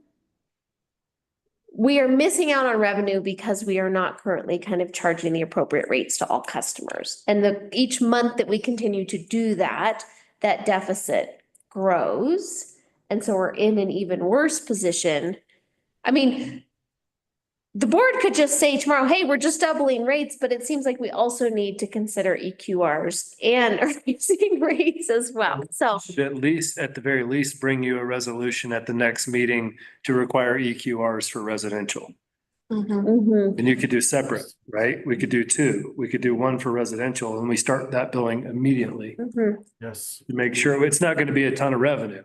Mhm. Because some of them already are paying the proper Yeah. utility rate. Yeah. But, Yeah. at least we get that on the books and we give staff a chance to go out there and make sure that they're all accounted for. And that would apply for apartment buildings, multi-units, ADUs, Yeah. single family. Multifamily. Multifamily, yeah. Single families already. Yeah. Locked in. And then a separate one for restaurants and. Separate. That's where that's where you're hung up now, right? With the Yeah, seasonals. that, Yeah. Yeah. I think there's still consensus on doing EQRs for every Mhm. type, right. but the debate is the seasonality. It's just so crushing when you don't make any revenue in the winter and you can't. It's not like, you know, some businesses like just can't. Yep, But again, every month we don't make a decision. Yeah. We've lost more right, revenue. right. Yeah. So let's make a decision tonight. They're paying rent to be there. Yeah. They're paying other expenses to have that structure, for that business in that building. I mean, there's part of the business operating model where like you budget and plan and work accordingly. That is an operating model of what it looks like here. Or your big tax bill comes due or whatever that you're out. So, I'm not opposed to like, you know, implementing the full like EQR. It's just like, that's gonna be so crushing for people. I think it's just the challenge, right? Just, it's gonna be tough. And I think we're gonna like get a lot of emails. Maybe if we're doing 75% across the board though, and then not having those other exceptions. We could do that. I mean, we could have a resolution prepared for the next meeting to do that. Across the board for all commercial. Commercial, yes, yeah. Even if they're open even if they're open or Close. or closed. they pay 75, so all commercial type would pay 75% of the EQR for their type. So no one would be Year paying round. 100% Right. year round. No one would be paying 100% And no one would be paying only the base rate. And so it's like the businesses that are open year round are helping supplement the businesses that are not. I would say, isn't it kind of vice versa? There you go. Businesses that are open year round would slightly pay a little less. And the businesses that are open seasonally would be paying more. I don't think it's like, I don't know if that math, though, because like the businesses that are open year round, they maybe close, half a month or a month a year. Whereas the businesses that are not, like the RV parks are only open like 5 months. So it's like, Well, sure, but Yeah. you're not charging the businesses that are open for 90% of the year more. yeah. Yeah, the businesses that are open for longer are the ones receiving the effective. Not those that are closed. Yeah. If we're doing 75, I feel like there's probably a. Right, I mean, it's, Yeah. the percentage is a little bit arbitrary. There's going to be a shock this is Yeah. going to be a shock, but the point to be made is like, again, this is a cost of doing business in this town. This is a cost of living in this town. We're not picking these rates to be capricious or generate revenue for crazy, ridiculous things. Like, these are just, we've had a rate study done. We've thought about this incredibly diligently. Like, this is part of just the painful thing. I'm sorry, new board members, that you guys get to take on in the first 6 months. Yeah, it's just hard to run a business in this town. Yeah. And more folks are struggling to keep it open. Well, once we have meters in place, you could actually charge per gallon. Yeah. Just go all the way down to the base rate. Oh, I read the comment about the bathroom, washing your hands. Yeah. So, we'll get real granular. It's gonna get raised anyway. Yeah. Regardless. Regardless, so let's just take the heat, do it now. I agree with Lindsay. Go 100%. We'll take the heat. We're gonna get it anyway. Now or later, let's take it out. Ron's all in. I'm more on 75, actually, I think, yeah, but Now you're backing out. All of a sudden. I think more on like, I think, at first I was like, exempt some, and now I'm like, okay, like, if we're not gonna exempt some, then but across the board is, I think. I don't think that opens the door for so many people to, make their case, rightfully so, For it's obviously shocking, saying, there's a few days where I don't use, Yeah. my business is not open, I cannot open for this certain time, and then we're stuck in a position where we're hearing case after case after case. Yeah. Um, I think having too much variability is not super helpful for anybody. I'm sympathetic to the fact that I would like, how many of our businesses are not seasonal to a certain extent, right? Like they are. 0, 1, 2. I mean, I think there are so few businesses who are not seasonal, Like even to a everyone tiny pays for at amount. least And so 3. if we start with some accommodation, it's still good, but Ron, you raise a valid point. It's gonna be painful regardless. We'll take the heat now. But it's also, it's also significantly more per month. So, It's just hard to budget, like Oh, it's tough. harder. Tough for everybody. but again, reminding people, these are fixed costs. These are costs that we need for these systems. So we can budget for them now, or we can budget for them in 5 years and be even worse off. Like, these rates have to go up, and we are still paying less than Uray, which is a very similar case study. And they have more residents that they get to spread this out among, or businesses or whoever. So. Okay, we have 1 minute. Are we going to 75 or the full on? I'm not sure. Does anybody really need more information from staff to make the decision of 75% or 100? Okay, we don't need more information, so we're gonna make a decision. I'll go 75. I hear 75. Do I hear another 75? Somebody need to walk through fast. It's hunting season. Oh, gosh. Yeah, Jim, you wanted to comment? I'll go 75. It's like, can I get fortune? We got another 75. Do we have? Gonna give me 4. Yeah. Oh. I think 75, and I mean, I do think that the point about these costs being fixed is very valid, and a lot of the costs are fixed, but there also are costs that scale with use, and the overall scale of our system is also based on our use and our, you know, estimated future use. And I think that it is fair that there's a certain amount of the cost that scales based on how much businesses are using.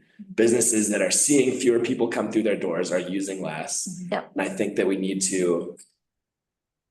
that needs to be reflected in our rates for the sake of fairness. So I think that some percentage less than 100 is what I'd advocate for. And if 75 is what we're going with, then I like 75. I can get on board with that. I think too, a piece to make note of is when the Attorney General was here this summer, we talked a lot about this whole issue where we again, as 690 ratepayers, play host to millions of people, right? We're gonna get Colorado tourism data in a couple of weeks or a month. There's this factor of which we have the infrastructure, whether it's the county roads to access public lands, whether it's our trash, whether it's our pipes in the ground, our wastewater treatment plant. All of those things are accommodating many more people than actually live here. And so the reason why I would say these EQRs are kind of quote unquote fair is because they are one attempt to spread out that cost of having a system that accommodates the economy and this beautiful place that we have that hosts millions of people, hundreds of thousands of people. And so I think even though this is going to be shocking, this is painful, I'm really sympathetic. It's the direction that we need to go. I agree. So we have 75. Ron, are you just I never got arguing? percentage out of you guys. 100%. I would go with 75%. I think this question is not over. We're going to hear future revenue projections and Sure. cost estimates from staff. We'll have to raise it again. And so that's going to come up. One thing that came up with the last board when we talked about rate increases was sometimes if we do these things a little bit more gradually, people can start to learn to absorb it. Obviously, these changes are pretty significant for some users. But there could be a case to be made that it's 75% now. In the future, it might be we bill 100% EQRs, but people have had a little bit of business cycle planning to adjust. And then if it goes up another 25%, they can adjust then. So I would be okay with starting at 75% now. Yeah, I'm in 75. You just said 100 earlier. What are you thinking, Ron? I'll just go with majority. All right, any other final comments? We got a 75 from Jim. Is staff clear? Does that make sense? Yes. Yes. Is there a way to like put a little letter in the water bills now explaining what we're doing? Cause Oh, I think people are watching. no, but I know, but everyone's asking questions of like, what is going on with the water, you know? I think a letter is necessary. Yeah, I know we've been putting in the Communication's paper, necessary. we've been talking about it, but something official might be good. And since it is a rate increase, we will have to go through the public hearing process Yeah. then as well with the resolution. So I just realized we couldn't do it next meeting. We'd have to do it the meeting afterwards just because of the noticing requirements. Yeah.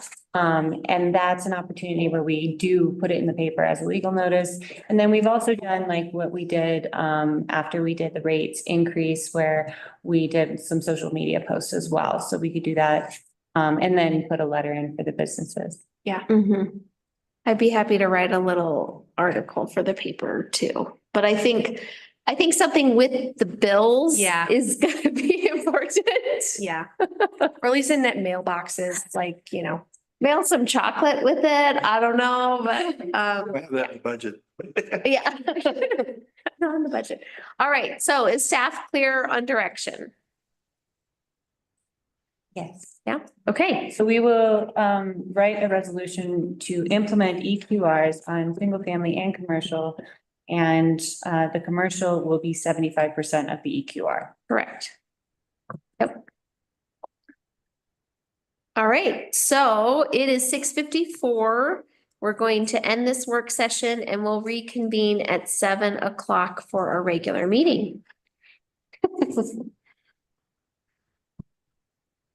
Yep.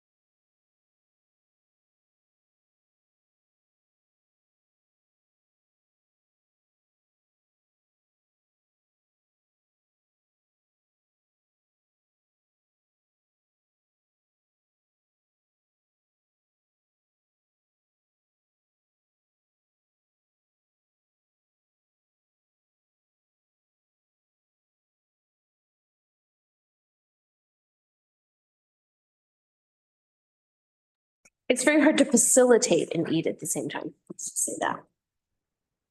Okay, for those who want to do the pledge of allegiance, you can do so now.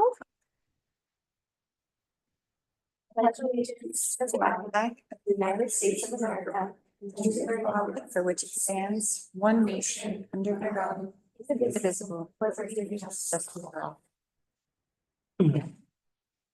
Thank you. All right, the time is 7:05. We're coming from a work session, so we're running a few minutes late.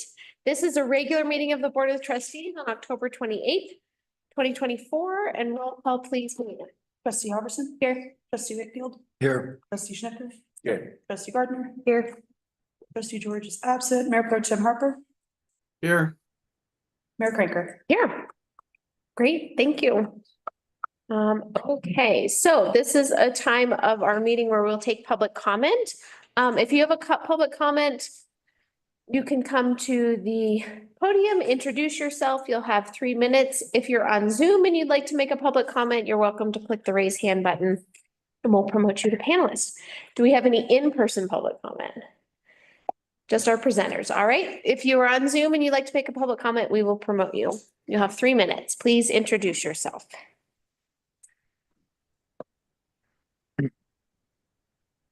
Hey, this is Melody. Can you hear me? Yes, we can.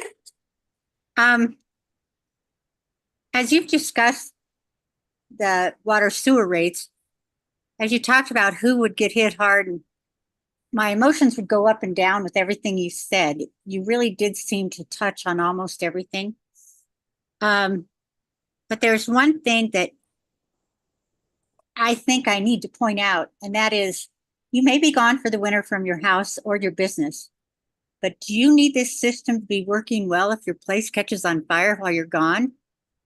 And that's the truth. You need it to be here when you come back. You need it to work when there's a fire or a crisis. And it's going to be hard for everyone to accept. And especially so close to Christmas, doing an increase that might cut into Christmas budget. But the deal is we all together need this system to work. And however we got into this mess, we don't have a choice but to get out of it. So thank you for the good discussion and thank you for what you're doing. Thank you.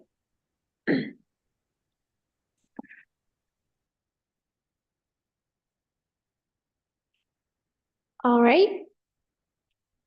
Anisi, we see you. You have 3 minutes. Yes. Hi, my name is Anicia Cabalon.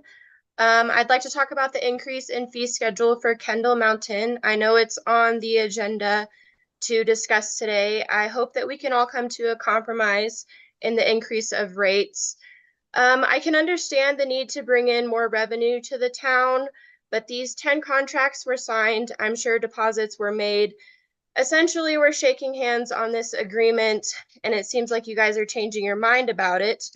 I encourage you all to make a decision that reflects good integrity and not changing our initial agreements. I believe if the town is seeking more revenue from Kendall, I think it should be coming from future contracts, not the people who have already sent out invitations. So I think that's all I have to say. Thank you.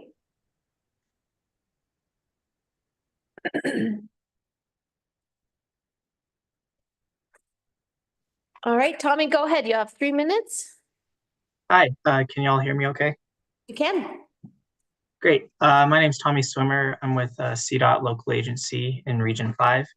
And I was just joining to see if there was an update on the Blair Street Association or the Blair Street project, and if there's been a decision made on whether to allocate money into design or into construction and how that all works out.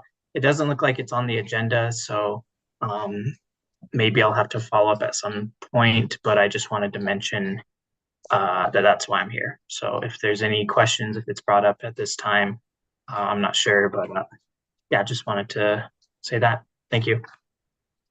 Thanks, Tommy. Just clarification, when the trustees don't usually respond to public feedback, but we also can give direction to staff later to, follow up with the public. Do we have any more public comment online, Melina? Oh, yes. Thank you.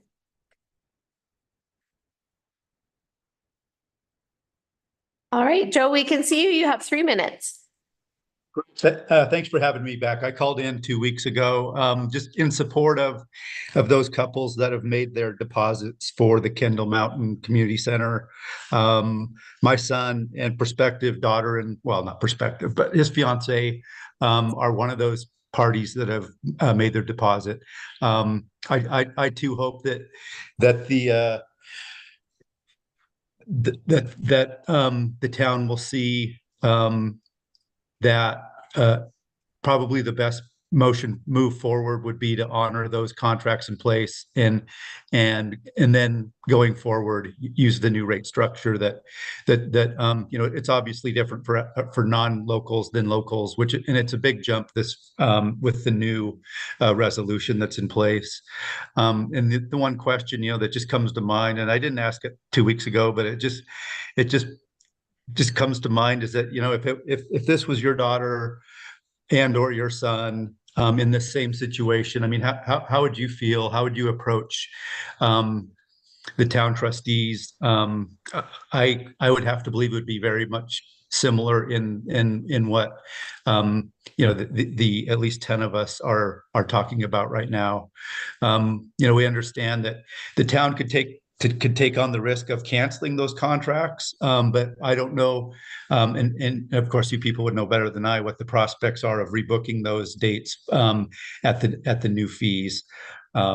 So again, just ask for your consideration of the existing contracts, and then again, moving forward, I don't think it's out of line what you're asking for your new rates going forward from the new resolution, but again, just asking for consideration. Thank you. Thank you.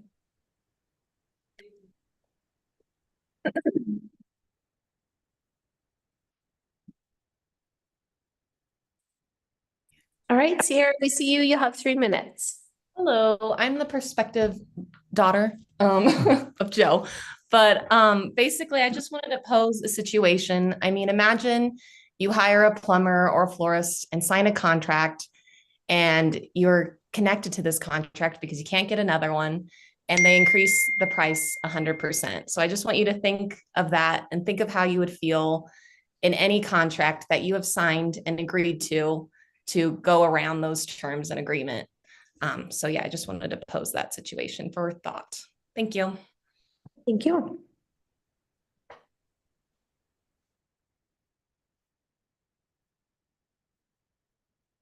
Brett, we see you. You have 3 minutes. Okay, great. Can you hear me? We can. Perfect. I am actually Sierra and Tucker's wedding planner. I've got a local wedding planning company here on the Western Slope, and I'm also reaching out about the Kendall Mountain Lodge and the increase. You know, kind of as Sierra's already said, I urge you also to imagine planning your wedding, your child's, your best friend, securing the venue, and then being told months later that you have to pay double for the original price.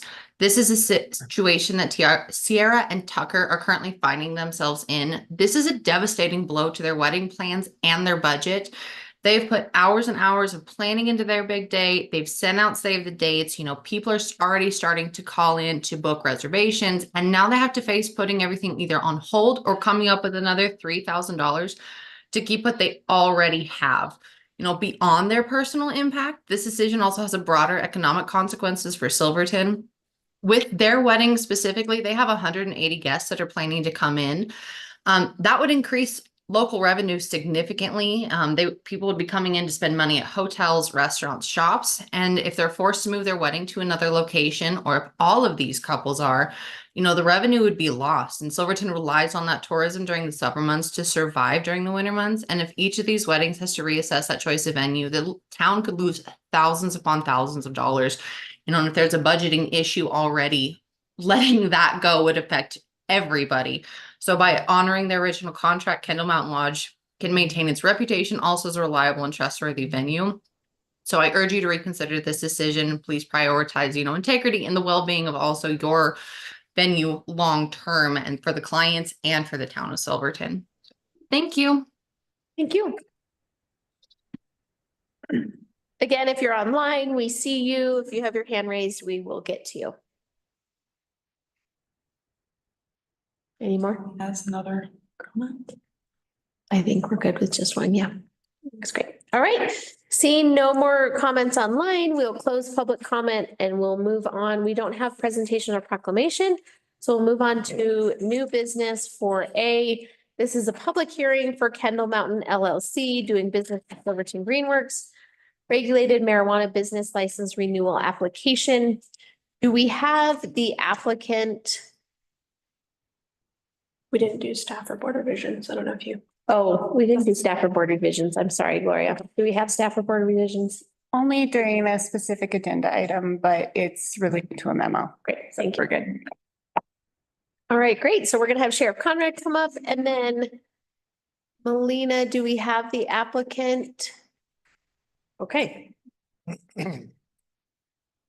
All right, give me a minute to get to the public hearing.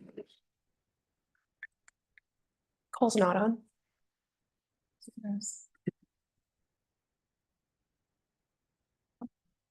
It doesn't look like it. Do we have Clayton here? Yes, we're trying to promote him. Like here. Okay. All right, sorry, it's like. I mean, if he's not here, he's not here. Ron? I know you're getting a few minutes to get connected. It doesn't look like we have the applicant here. So as far as going forward with a public hearing, what would be your recommendation? Well, seeing that the applicant is a key party to the hearing, I would wonder first about notification, and then second if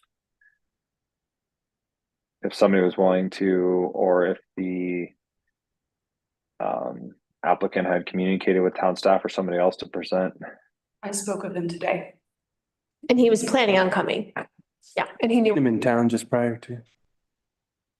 Should we call him? It doesn't hurt. He just logged on, folks. Okay. Sorry. All right, so we'll just take a minute to promote the applicant to panelist. And I'll give a minute for that to happen and then I'll Thank you, Melina. You're very adept at that. Hi, Cole. We can see you on Zoom. You can unmute yourself if you'd like. This is going to be a public hearing. I have a little intro to give, and then we'll go through the process of hearing from the applicant, and hearing from Sheriff Conrad, and we'll go from there. Cole, can you hear us okay? Yes, I can, ma'am. Thank you very much. Okay, great. All right. So we have a memo in our town packet. I'm going to read it for the clarity of anybody online or anybody in the audience. So this memorandum is regarding the renewal of marijuana business licenses within the town of Silverton and the process for the review of renewal application licenses pursuant to the Silverton Municipal Code and Colorado Marijuana Code. So local governments, including municipalities, have the authority to regulate marijuana retail and medical businesses within their jurisdiction. And the Colorado Revised Statute is listed. The enforcement of marijuana business licenses is conducted by the local licensing authority, which for Silverton is the Board of Trustees, as outlined in Code Section 6430.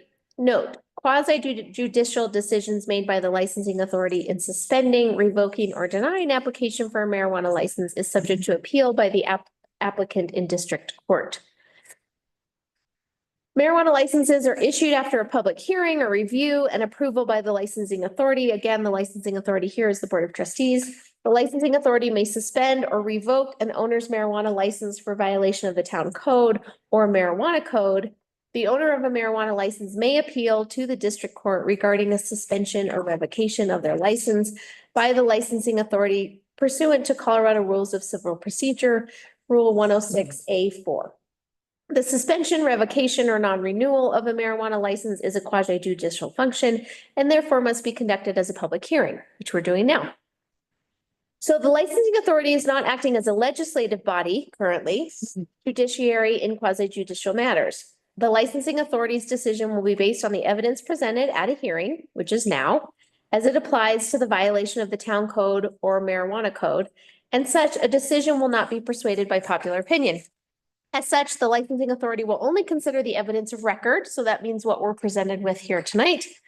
The licensing authority may set a public hearing on a matter involving alleged violations of the code or marijuana code if they believe there is probable cause that a violation exists. Probable cause means there are reasonable grounds to believe a violation has occurred. Standard of proof for deciding to deny renewal of a license is based on a showing of good cause for the non-renewal under a preponderance of the evidence standard. Preponderance of the evidence standard means the evidence presented at the hearing must show it is more likely than not, or 51%, that good cause exists to not renew the license. So that will be our task today in the public hearing, is to listen to the evidence presented and determine if there's a preponderance of evidence presented that shows it is more likely than not that good cause exists to not renew the license. All right, so for good cause, for purposes of refusing or denying a license renewal, reinstatement, or initial license issuance, this term means that the licensee or applicant has violated, has not met, or has failed to comply with any of the terms, conditions, or provisions of the town code, town code, or marijuana code, or any supplemental local laws, rules, or regulations, as is prohibited or is a prohibited licensee under CRS 44-10-307. And I read this for the sake of public. I apologize. Can you read that last again? Yeah, sure.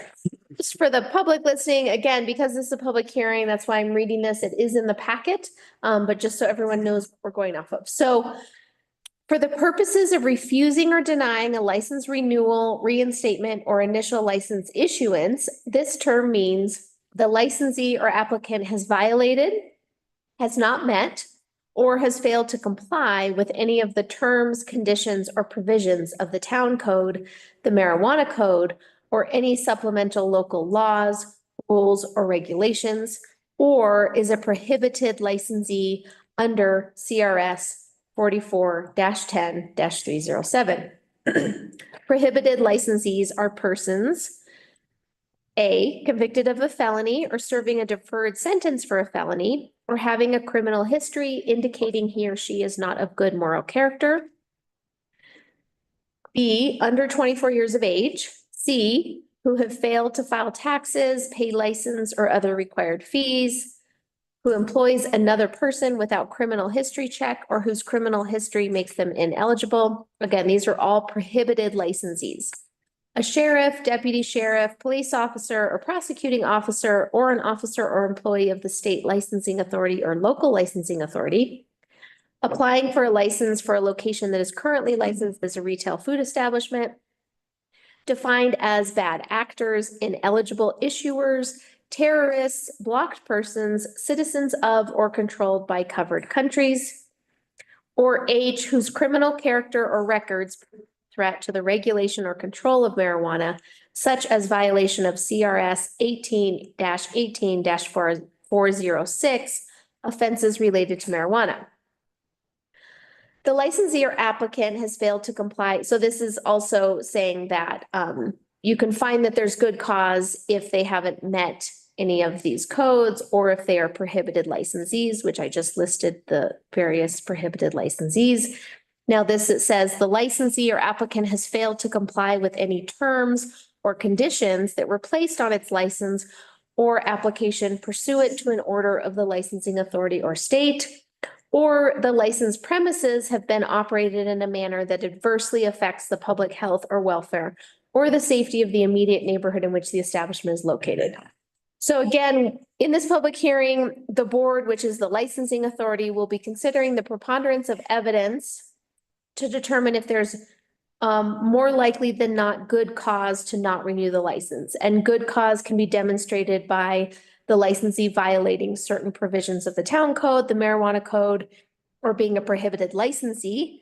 And the list of prohibited licensees are what I stated earlier. Or if they've failed to comply with the terms and conditions of their license, or if the licensed premises have been operated in a manner that adversely affects the public health, welfare, and safety.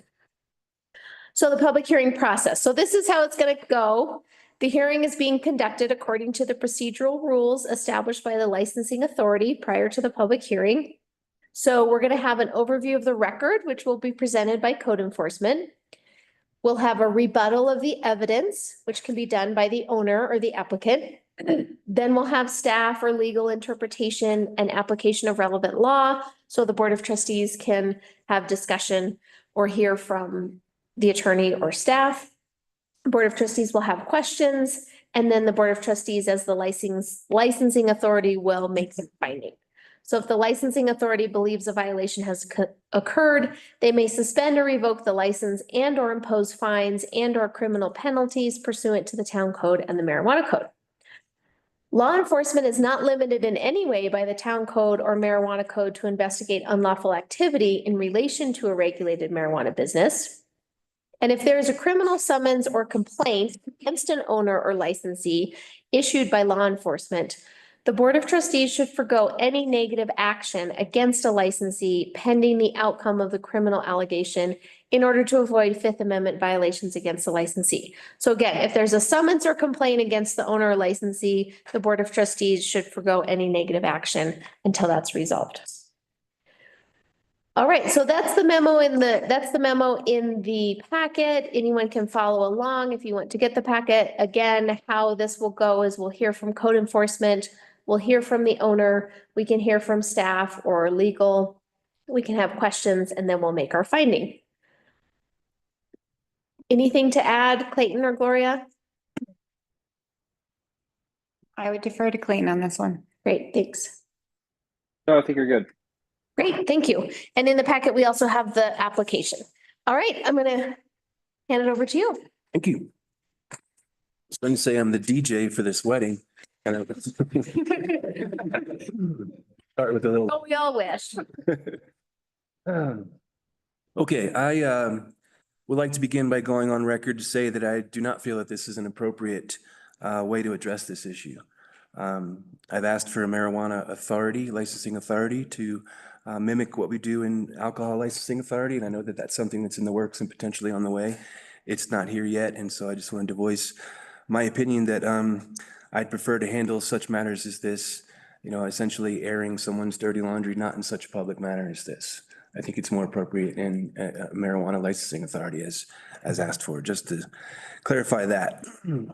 That being said, this hearing has been requested based on the answer to question number 5 on the Greenworks renewal application. But I would add that Mr. Davenport has been on our radar for some time as a potentially problematic distributor of marijuana. In my professional opinion, due to numerous interactions and responses by the sheriff's office. Question number 5 asks if, in the past year, has the licensee been indicted, served with a criminal summons, charged with or convicted of any crime or offense in any manner, include all offenses, regardless of class of crime or outcome, even if the charges were dismissed or if you were found not guilty. Sealed, expunged non-convictions need not be disclosed. I include that because there is information I feel would be relevant, but would not be included in the information coming up because those records were sealed. I would also read you that specific language because I would ask you to keep in mind the concept of totality of circumstances in the law. Totality of circumstances meaning that while one thing may not be enough to consider denying someone the privilege of dispensing an intoxicating substance in our community, the body of information I bring you tonight, I feel warrants serious consideration for this application.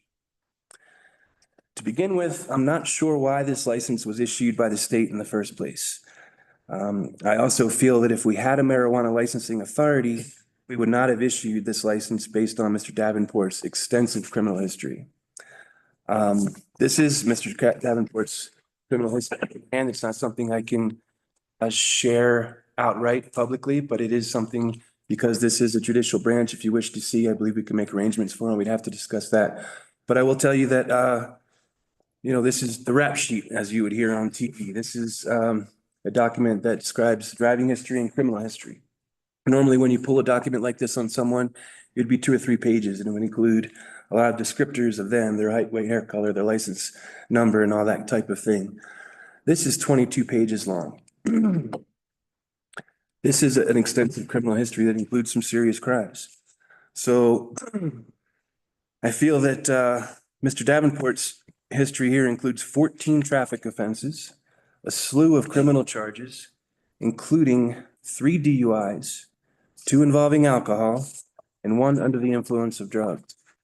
It includes possession of unlawful drugs, willful obstruction of a police officer, interference with custody, fleeing or attempting to elude law enforcement, felony use of an article with an altered identification mark, felony forgery, felony theft by receiving, possession of a firearm or knife during the commission of a felony, and also an arrest for rape, which was pled down to serving time for battery. Again, if our local licensing authority were reviewing this as a new application, I would be in strong opposition of issuing it.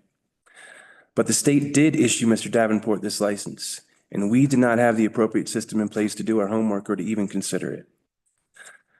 The reason I become aware of this extensive criminal background is due to multiple responses by the sheriff's office to further offenses of criminal matters. Many interactions, usually involving over-intoxication, often involving aggression or outright violence.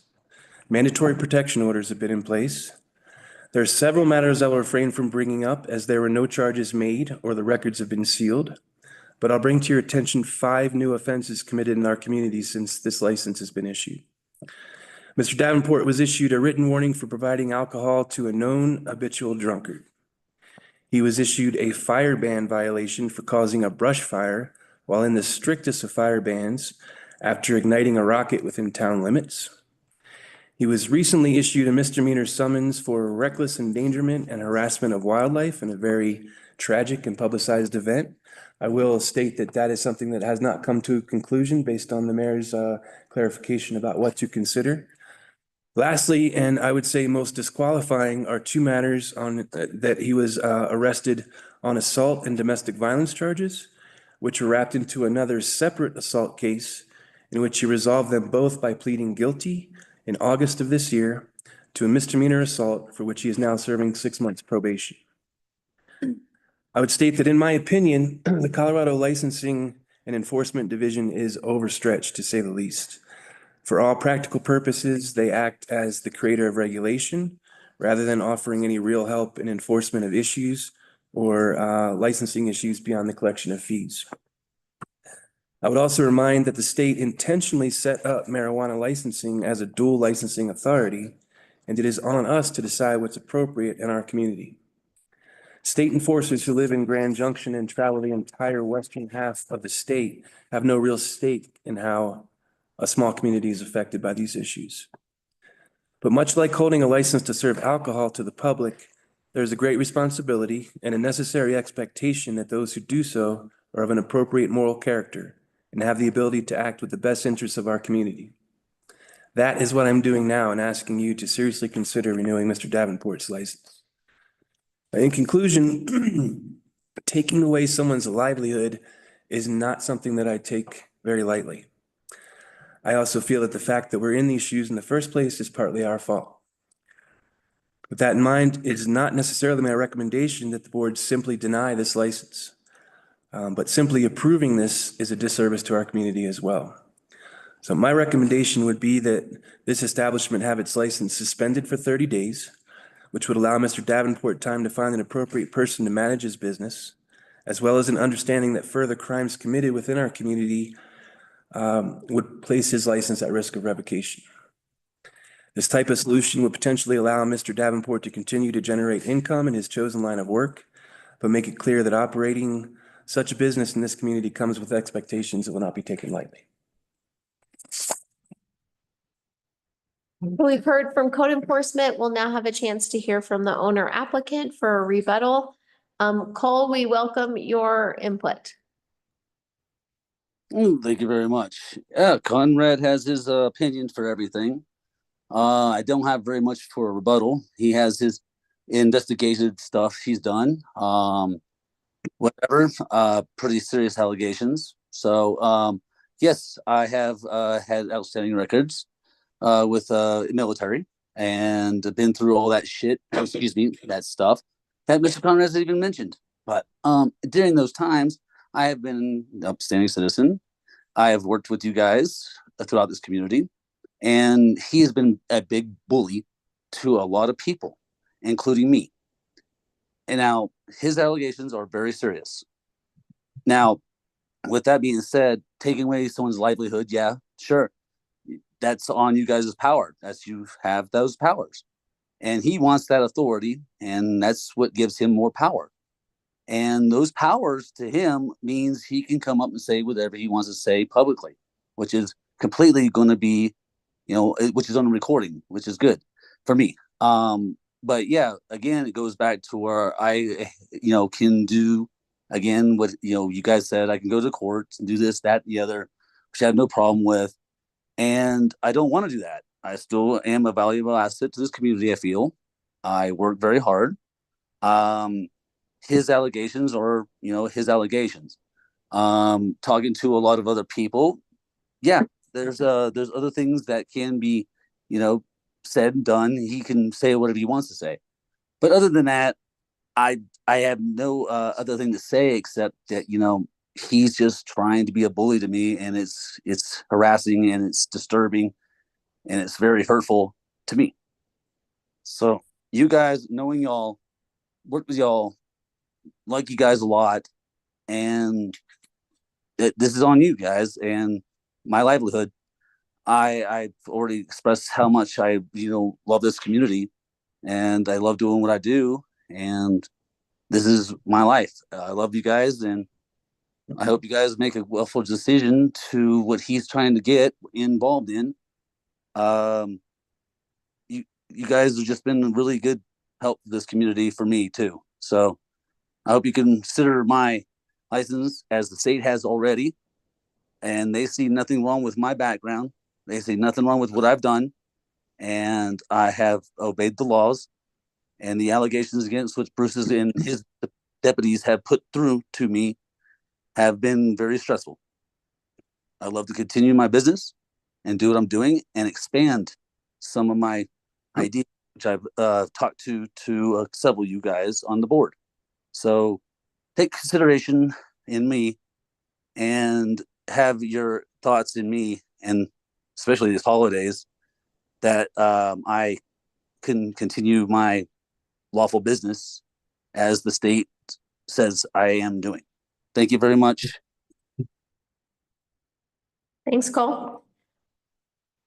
All right, so as part of our public hearing process, we'll move on to staff and legal interpretation and application of relevant law. Clayton, I'd look to you and see if you had anything you wanted to add here as we serve as the legislative body and considering the evidence presented. Right. Well, I don't, there's a lot going on here, and you're not necessarily acting in, at this being a public hearing. I think you're acting in and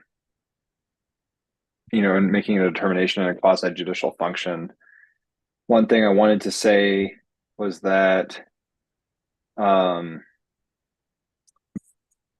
there was a lot of allegations there put forward. Some of those are fairly simple, and I'll answer any questions that you may have.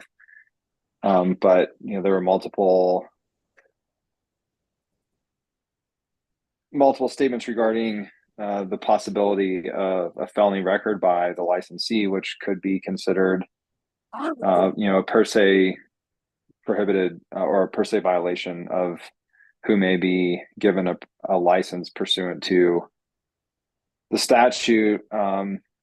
The statute regarding licenses and permits in this setting is CRS 4410-307, which sets us over to CRS 245101 subsection 2, which discusses felony convictions and other crimes of moral turpitude, which typically are crimes of fraud or crimes that suggest deceit or things of that nature. And felonies are typically just considered crimes of moral turpitude per se. I did want, before you start your discussion, bring light to the fact that charges that in considering that, you know, at least that, if you're looking at your script here, I1A, you can't consider things that the applicant has been arrested or charged with but not convicted of. If you had real evidence or facts surrounding the underlying conduct, then you could consider that, but just allegations on paper, you know, aren't enough. If the applicant has records, but they've been sealed or expunged, you can't consider those sealed or expunged records. And so what you're really looking at is whether or not any of the allegations made, in this case by the sheriff, rise to the level of a prohibited licensee or another reason to suspend or deny the license, which you know, is failure to comply with the terms or conditions of the licensing authority, or which would adversely affect the health or welfare and safety of the community. And so as you go through and look down through prohibited licensees, and mind you, when you're looking at prohibited licensee language, this is largely consolidated. The statute that this refers to, I refer to in paragraph A, 24.5.1.2, is a piece of that, but it's a very long and complicated description of what crimes can be defined as crimes of moral turpitude, and then some of these other prohibited licensee violations, which are some of them, you know, really easy to determine. Is the licensee 24 years of age? Yes, then they're not a prohibited licensee. And you can go down the list and kind of apply what we know as fact to those prohibitions and determine whether or not you know, the license should be suspended or denied or granted in this case.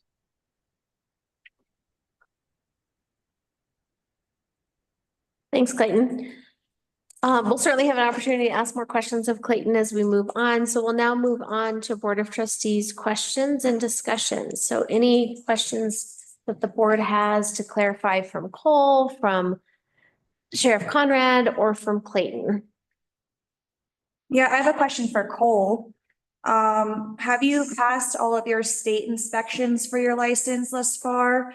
And then also, do they visit you annually or every 6 months? How does that work? Yeah, I passed everything for the state. I don't know why these allegations were brought before me. I passed everything.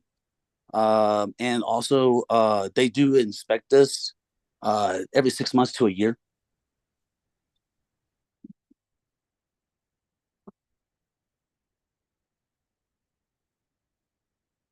And Clayton, a clarifying question I have, and I think you mentioned this, but as I look at the section that you pointed us to from the Colorado Revised Statute, is that simply a conviction of a felony does not preclude us from renewing this license. Sorry to There's a interrupt. bunch.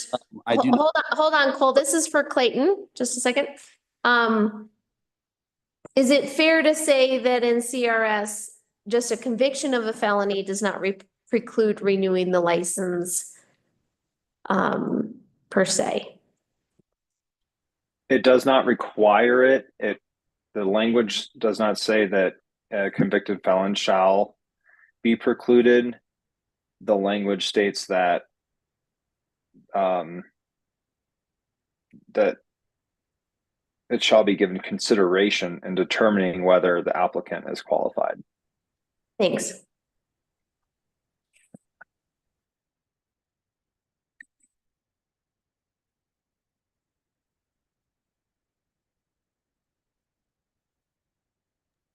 Again, to clarify, I do not have a conviction of a felony. I don't know where that allegation came from. Bruce, is that true? There's no conviction of a felony? So there's been many felony arrests. There are multiple felonies that were charged that were pled down to lesser, like the rape case, for instance, was pled down to a misdemeanor battery.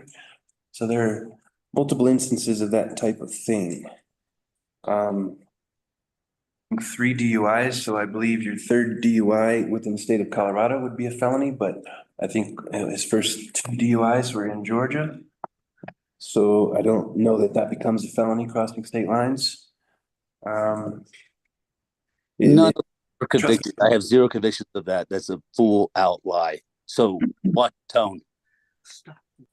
Thanks, Cole. So it seems like what we have here is we don't have an instance where the applicants, there are charges against the applicant related to the specific management of the dispensary, of the business, et cetera, right? That would kind of guide us a little bit more in how we're doing this. So we're really kind of centering around the allegations around moral character, criminal record, that kind of thing. Jim, yeah, you had your hand up. I did, thank you. I believe it specifically states within the past 12 months. Is that correct? In the past year? That's what the memo has. And that's what the submittal to the state states. In the past year is actually the first, and then it's comma, has the licensee. Out of all these allegations, what has transpired in the past 12 months? I think that is, if we're following the true nature of this, what has happened in the past 12 months? May I? Thank you. Yeah, and a little clarification, learning about the state's application, what they list is, have you been convicted of a felony within the last 3 years, actually? That's the state's take on things. What has been actually convicted and actually pled guilty to within the last year was just in August of this month, when, again, those 2 charges, one was an assault, domestic violence, another was a separate assault. They were combined together, and Mr. Davenport pled guilty to an assault charge that has 6 months probation right now. Okay, there's public record we can certainly look up for that. And I can't make this stuff up. I call dispatch and ask for a criminal record and they send me this stuff. I can't add or delete anything from this. And we'll have to talk to Clayton about how to share this with you, should you care to see it. Thanks, Bruce. And I think too, just a clarifying thing. So on the application for the license renewal, Jim, you are correct. It says in the last 12 months. When we're looking at Colorado Revised Statute, section 24-5-101, it's not that specific to the last 12 months. It says, whenever any state or local agency is required to make a finding that an applicant for a license, certification, permit, or registration is a person of good moral character as a condition to the issuance thereof, or evaluate the impact of an applicant's criminal record, the fact that such applicant has at some time prior thereto been convicted of a felony or other offense involving moral turpitude and pertinent circumstances connected with such conviction shall be given consideration in determining whether in fact the applicant is qualified. The intent of this section is to expand employment opportunities who, notwithstanding that fact of conviction of an offense, have been rehabilitated and are ready to accept the responsibilities of a law-abiding and productive member of society. So there, it doesn't have specific time frame, but it's talking about the balance between making determinations about moral character and also the fact that a criminal conviction should not preclude someone forever from demonstrating rehabilitation and being ready to accept the responsibilities of law-abiding and productive member of society. Did you have more to add there, Clayton? No, no, I just wanted, if you have questions, I mean, so the felony the felony charges, although you can consider what was actually, what you cannot consider the charges, you can only consider the convictions unless you have more facts, but crimes of moral turpitude don't have to necessarily be felonies. I think the key takeaway in reading the statute that you just read is their considerations, but largely the determination is going to be on the board, whether you consider certain crimes of moral turpitude to preclude someone to hold the license. And so it doesn't say, again, that you shall, it say that you can consider. going back to the 12-month period, that really has to do with the renewal and disclosure issues. I think you can consider, according to the statute, you can consider a person's criminal background regardless of how long. The 3-year thing has to do with notice, doesn't, and disclosure doesn't necessarily have to do with what you may consider as background. And then to clarify a couple things, in the state of Colorado, you're not considered to have a felony DUI. And I'm not saying that the applicant has any DUIs. I don't know until I see a certified record. But it's a 4th DUI that constitutes a felony, and DUIs that meet this standard definition of a DUI within Colorado, even from other states, would count. But in this case, it sounds like there's only record of or at least allegations of 3. And so a DUI would not rise to the level of a felony in this case. You probably can't consider that, since felonies are not considered generally to be crimes of moral turpitude. What you're looking at in crimes of moral turpitude are those things that bring up kind of unethical, dishonest, immoral, or deviant behavior, which include, felony 1 level type convictions only, of things like rape and kidnapping, child abuse, etc. Crimes of dishonesty or other immoral behavior that would be considered as a per se crime of moral turpitude would be domestic violence, robbery, perjury, fraud, embezzlement, and I think arson's one of them. I would also steer you towards, one thing that sometimes people key in on is this, like, oh, they're a bad actor, they can't do this, and that's one of the prohibited licensee statuses, which is a bad actor. But that bad actor is not a generic term. It's a very specific legal term that has to do with the Securities Act and investments, and someone who is a bad actor that has power and or certification to make investments and or invest or trade, and has abused that authority about making decisions that were constituted embezzlement or fraud on another scale. And so when you go through this again, just put everything except for convictions out of your mind. Then you must make that determination whether or not there are crimes of moral turpitude that are convictions, and then whether or not those, and then consider those, and whether or not the applicant is qualified for the license. Thanks for that clarification.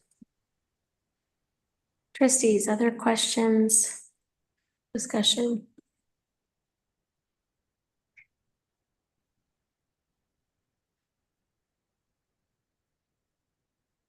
I will say, for the future, I really do agree that we need a separate licensing authority for marijuana, along with alcohol and tobacco, to be handled in a different manner, because we can't really see the criminal record. We can't get too specific here to make a set decision, I feel.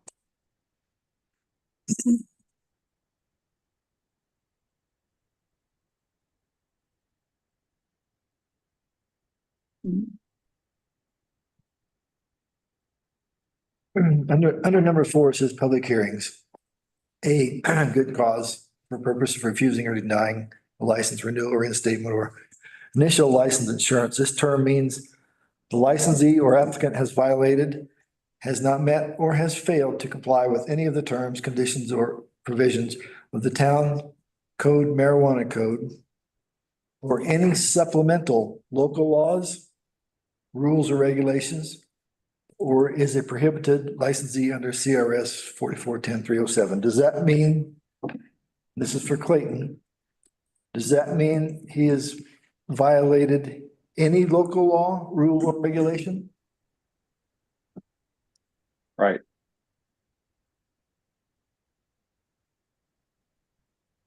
Thank you.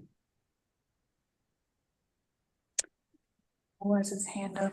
Cole, we welcome your response. We're going to move to board discussion, but we'll let you have a response here. Thank you. In the past, you guys have never had a problem with my license. This is the second time Bruce has tried to bring this up. He, like I said, has been trying to bully me. This is going on. I'm getting some evidence, but yeah, this is ongoing. But thank you very much. I hope you guys enjoy the rest of your evening. Thanks. Trustees, do you need additional clarification, information?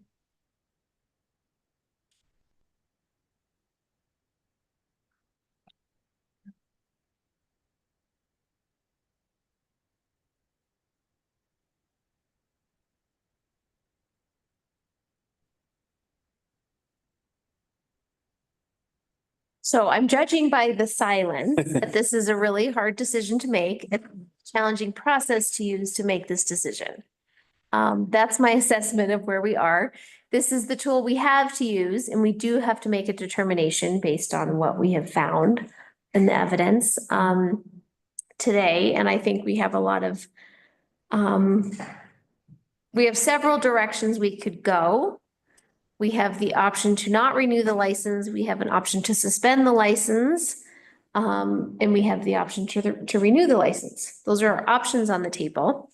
So to make a determination, again, I want to leave it open for trustees to ask questions of Clayton or to process out loud what they're thinking or how they're coming to their decision.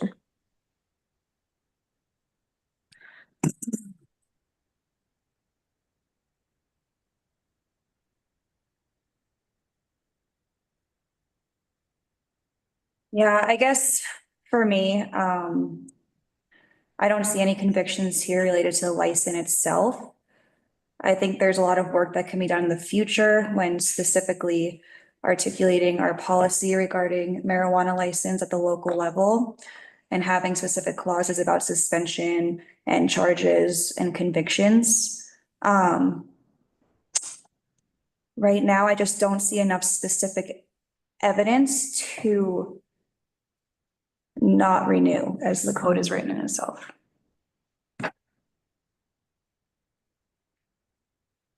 And again, I wish it was we were able to see criminal history or things like that. I think it's a tough public hearing when we can't see that. Yeah, and let me just make it clear, the statute allows the board acting in its role as a local licensing authority to have access to criminal history records. So it's not as if you can't see them, it's just you have to do that subject to the restriction of the agency providing them, which probably means, you would be allowed to see them, but you wouldn't obviously be allowed to disclose them. And even if this was, so, I've heard some comments made about, well, we need a different marijuana licensing authority. That may be true, but the board acting as a licensing authority, even if you were holding a licensing hearing, it's not as if it becomes, some sort of secret meeting. It's still subject to all the same public notice requirements, et cetera, that you have at this public hearing. In a way, you guys have entered into a public hearing acting as a local licensing authority. And so you have all the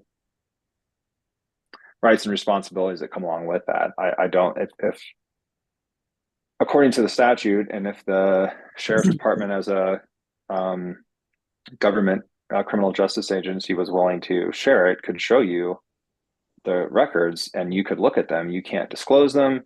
You can't provide them to someone else. They are protected information and they won't become a matter of public record, but you can certainly look at them. And if you were not comfortable with that this time, you could always set a hearing and in which they were disclosed in the proper manner according to the sheriff's requirements for disclosure and sharing, these documents that only, certain agencies are privy to.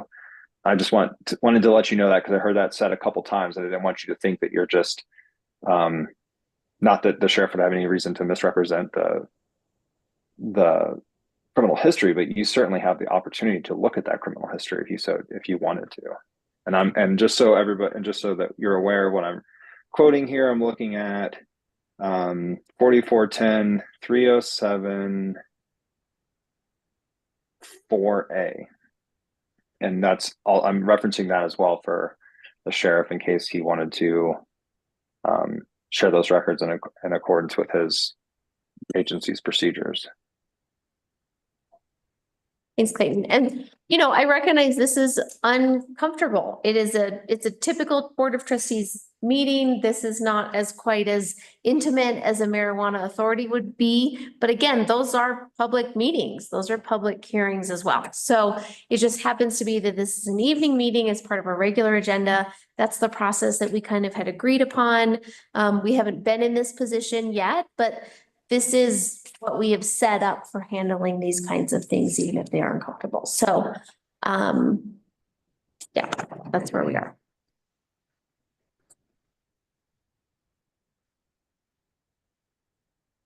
Any ideas, anyone else? I guess, can we ask Cole questions still? Or we item? Sorry. I think, I mean, I guess it's really up to the Board of Trustees. So, yeah. It's fine. Yeah. I guess Cole, sheriff's suggestion of a suspension and finding someone else to run your business, that is an unacceptable option to you? Or would that be an acceptable route? Well, after hearing the attorney speak, he disclosed something public, so that's a violation of law. Yeah, that's something like I've already been held this license for almost 6 years now. This is something that's going to be in court. So this is all going into record. So this is hurting you guys and shooting yourselves in the foot with no income because you guys are raising taxes. Disclosing a record that's been like when I was in the military. Yeah. This is like he did his homework. Good for you. There's going to be further discussion on all this.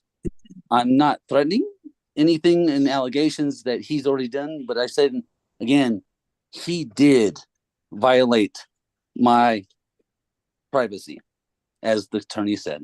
So I don't have anything in place. I won't have anything in place. I already got some plans in place, but thank you very much for your consideration.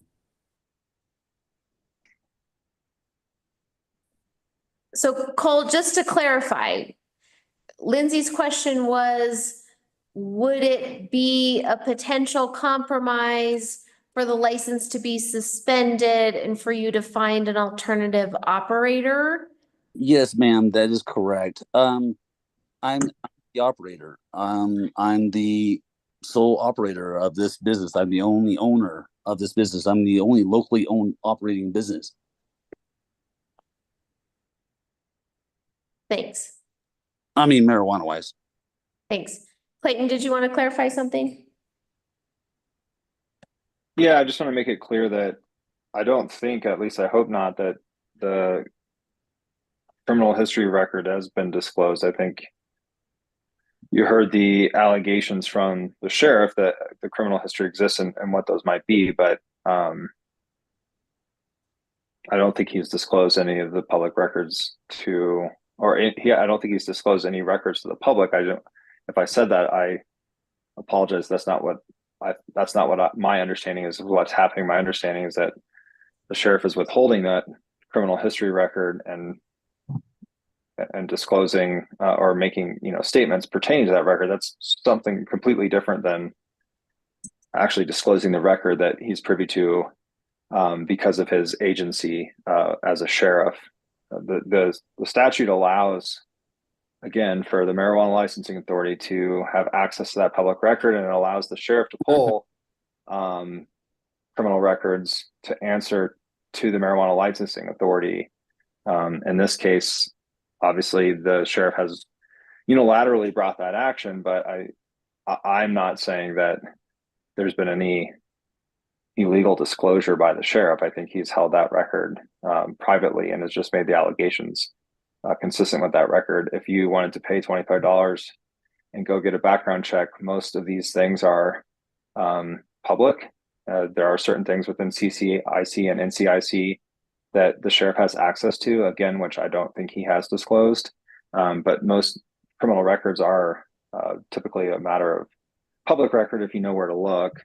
There is other information that is contained within the particular criminal history records that an agency can pull. But again, it's my understanding that the sheriff has not shared that publicly. And so I just wanted to clarify that. Thanks, Clayton. Okay, I want to help us move forward and make a decision, whether that decision is, yeah, go ahead, Jim. Thank you. Going back and looking at the letter that Clayton, you prepared for us in our packet. Prohibited licenses are persons, that's one. And I'm looking at 1H. And it states whose criminal character or records pose a threat to the regulation or control of marijuana, such as violation of CRS 1818-406, offenses related to marijuana. It doesn't sound, although not flattering, doesn't sound like any of these offenses are related to marijuana. Am I reading that incorrectly? Or am I misinterpreting that? Is that for me, Trustee Harper? Yes, sir. I think you're reading it correctly. Those like A through H, again, that's a consolidated format from a much larger piece of statute, and they're ORs. So it doesn't have to be all of them. You could determine that a prohibited licensee is a person convicted of a felony or with a criminal history, not of good moral character, or they're under 24 years of age, or they failed to, and then go all the way down to H. And so you're reading H correctly. Okay. And then that is just one of the many, that's one of the factors you could use to make your determination. Thank you. Yeah, and I'm sorry that wasn't more clear. No, you're fine. You're fine. And then a bad actor is someone that purposefully defrauds another. Yeah, like I said, bad actor really has to do with like the Securities Act and investments. Correct. So it strikes me that go ahead. No, go ahead, Jim. You're still Sorry. more. Do you have how many times have we renewed this license? Is it an annual renewal? Cole said he's been operating for 6 years. Is it annual renewal? Should be. Is it annual or every 2 years? I just don't recall. It's annual. Annual. We're hearing in the room annual. Okay. So then other boards have not dealt with this specific complaint. Yes and no. We haven't, to Sheriff Conrad's point, we haven't had. We haven't had a proper event. We haven't had the marijuana licensing authority in a certain function, right? We've mainly gone after what the state has approved or renewed. Is that fair to say from an administrative perspective? He has done this last year as well. For Gloria? Hold on just a second, Cole. Or would you say from an administrative perspective, when it's come to marijuana licenses, we've never had a public hearing before? During my time. Yeah. Correct. I do want to go on the record and say that when this did come up with Sheriff Conrad asking our former board, I was very much in support with breaking this out and supporting him in his desire to break this out. I do feel that this is a difficult situation for both Sheriff Conrad and Mr. Davenport. And with regards to quote unquote, what Sheriff Conrad said, airing dirty laundry. I feel bad for all parties, including us. What I am mainly looking at is the fact that we as a board, some have been here longer than others, have approved this for 6 consecutive years, his renewal, along with the state. Regardless of the information. It has been provided. It has been provided obviously on a state level and here on a local level, and we are having this discussion, but I'm looking at precedent that's been set. I would like to have a conversation going forward and into the future about breaking this out and having it a separate entity so that this information is semi-private, quasi-private. But looking at it and reading H correctly, is it related to marijuana? For me, that's a sticking point, and I'm reading, maybe my opinion is obviously different than someone else's. But I don't condone the actions that were provided by Sheriff Conrad. But what I will say is, specifically related to marijuana sales, I'm looking at what's in front of us. So, thank you. Thanks, Jim. So I think we have a couple of options here. Again, this is the first time we've been through this, so there's some clarifying information that's been provided. When I look at this, I think we have several ways of acting as this body and licensing authority. And Ron, you asked the question of, has the licensee or applicant violated, not met, or failed to comply with any of the terms, conditions, or provisions of the town code, marijuana code, or any supplemental local laws, rules, or regulations? Or is a prohibited licensee under CRS 4410-307? So we could make a determination on that first point, A1. We also could make a determination on, is this applicant a prohibited licensee? I think, Jim, you make the valid point that H, it doesn't seem to be the case under H. You know, we could rule some of these out, and it seems like where we're settling is really around the question of 1A, and that we would all like a little bit more information.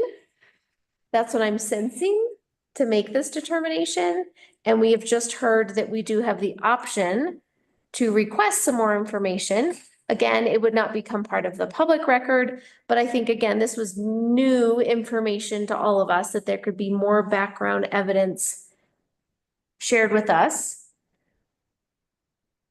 And so my question is, would any trustees like to make a strong argument for any of these other points, or would trustees like to, we can table this to a future public hearing, set a date, that's my understanding, and request records that could potentially help us make a determination? Or we can say, with the evidence presented today, we do not find good cause, or we do find good cause. So those are some of the options on the table. Clayton, am I fair to say that we could put this to a future public hearing and make the request for what records might be available to consider as evidence in our determination? Yeah, I think it's fair, and I think it's required at this point. If you're gonna look and make a decision that's based, solely on a criminal history record, you have to at least give the applicant the opportunity, at least, and they should know. I mean, that opportunity could be now. If you're not comfortable with that, of course, I encourage as much notice and consideration as possible. But if you are going to consider their criminal history, they have to have an opportunity to provide rebuttal evidence and rehabilitation, other character evidence, references, educational achievements, etc., that would mitigate any issues with their criminal history record. Because that's what's required by the statute. And I think that could be done at any time, but it sounds to me like the board, at least by what's happened tonight, is surprised by some of the information and not really ready to consider that holistically, and that maybe the applicant isn't prepared and or ready to rebut that with the information that they're allowed to rebut it with, in accordance with the statute. So I think you're on point there. I think it's not only fair, but I think it's, a requirement. Thank you, Clayton. And if we were able, if we went down this list and we said they're under 24 years of age, they failed to file tax, like if we were presented with evidence that met some of these other points, it would be a more straightforward decision. But because we're talking about probably 1A or AI, it seems like we need more specific information and an opportunity for applicant to also provide that information. Jim, you had your hand up, and then we'll go to Mr. Davenport. Go ahead, Jim. I had a legal question for Clayton. We locally have approved this for 6 years. Has then the states approved this for 6 years? And maybe this is a question for Sheriff Conrad. The state has all this information? That's a good question. The state, I would assume, has the onus of doing a background check when someone applies. I assume they did that when they applied with the state, and we took the state's recommendation and as a local authority went ahead and approved. My point is that things have happened since that would require our consideration. And the state keeps approving it. I guess that's right. Kind of right now, the state has issued a letter stating that the license is intact until this process is taken care of. Because we're a dual issuing authority, the state issued a letter. I can read it to you if you wish. It's in our packet, I believe. Right. And I'll let me clarify something too. This is an important, there's some assumptions here, but they're assumptions based on my practice and interactions with, all the agencies and powers that be regarding marijuana licensing authority from its inception to, its current state after, being recodified, et cetera. So a renewal of a license is typically, the initial license is the heaviest lift for the applicant. Typically, that's when the state will, or at least, historically has done a background check and done their requirement to initially provide the state license. Then since from that inception, the renewals by the town are much like liquor licenses get put onto a, you get kind of put into a default auto mode where they get on the consent agenda and you approve them if there's no issues. You don't consider it because it requires time and resources, like what we're doing here, to review and consider all these things, to include, a criminal background check. That, and I don't know this, like, this is not something that I'm asserting on behalf of the state or anything else, but the state is going to look at this, and if there is like a per se violation, from what I've seen anyway, the state might catch a felony conviction and say, look, this person has a felony conviction. We need more information from the local government licensing authorities as to whether or not they are willing to, in light of knowing that there's a felony conviction, still approve this license. And then the state, of course, withholds the discretion to ultimately approve the license. I will say that in my experience, the state largely goes off what the local government approves. Not to say that it's a rubber stamp or anything like that. I'm not speaking on behalf of the state or what their procedures are like, but I know typically they don't put in near as much scrutiny into a renewal as a local licensing authority would. They kind of expect you to assert your local authority and do our own due diligence here, and do your own due diligence and understand your local circumstances better than the state could. And so, I would caution against making the determination to issue a license or renew it just because you have in the past. Once you are given certain information, you have to consider it, make a determination based on that information. I'm not saying you should or should not renew the license based on the information, but I am saying that I think the information exists such that you could make either determination. Thank you. That's helpful. Thank you. Thank you. Cole, did you want to respond or ask a question there? Yeah, no, I want to respond. Yeah, the state does their very well extensive background checks they have to do it with the NCIC.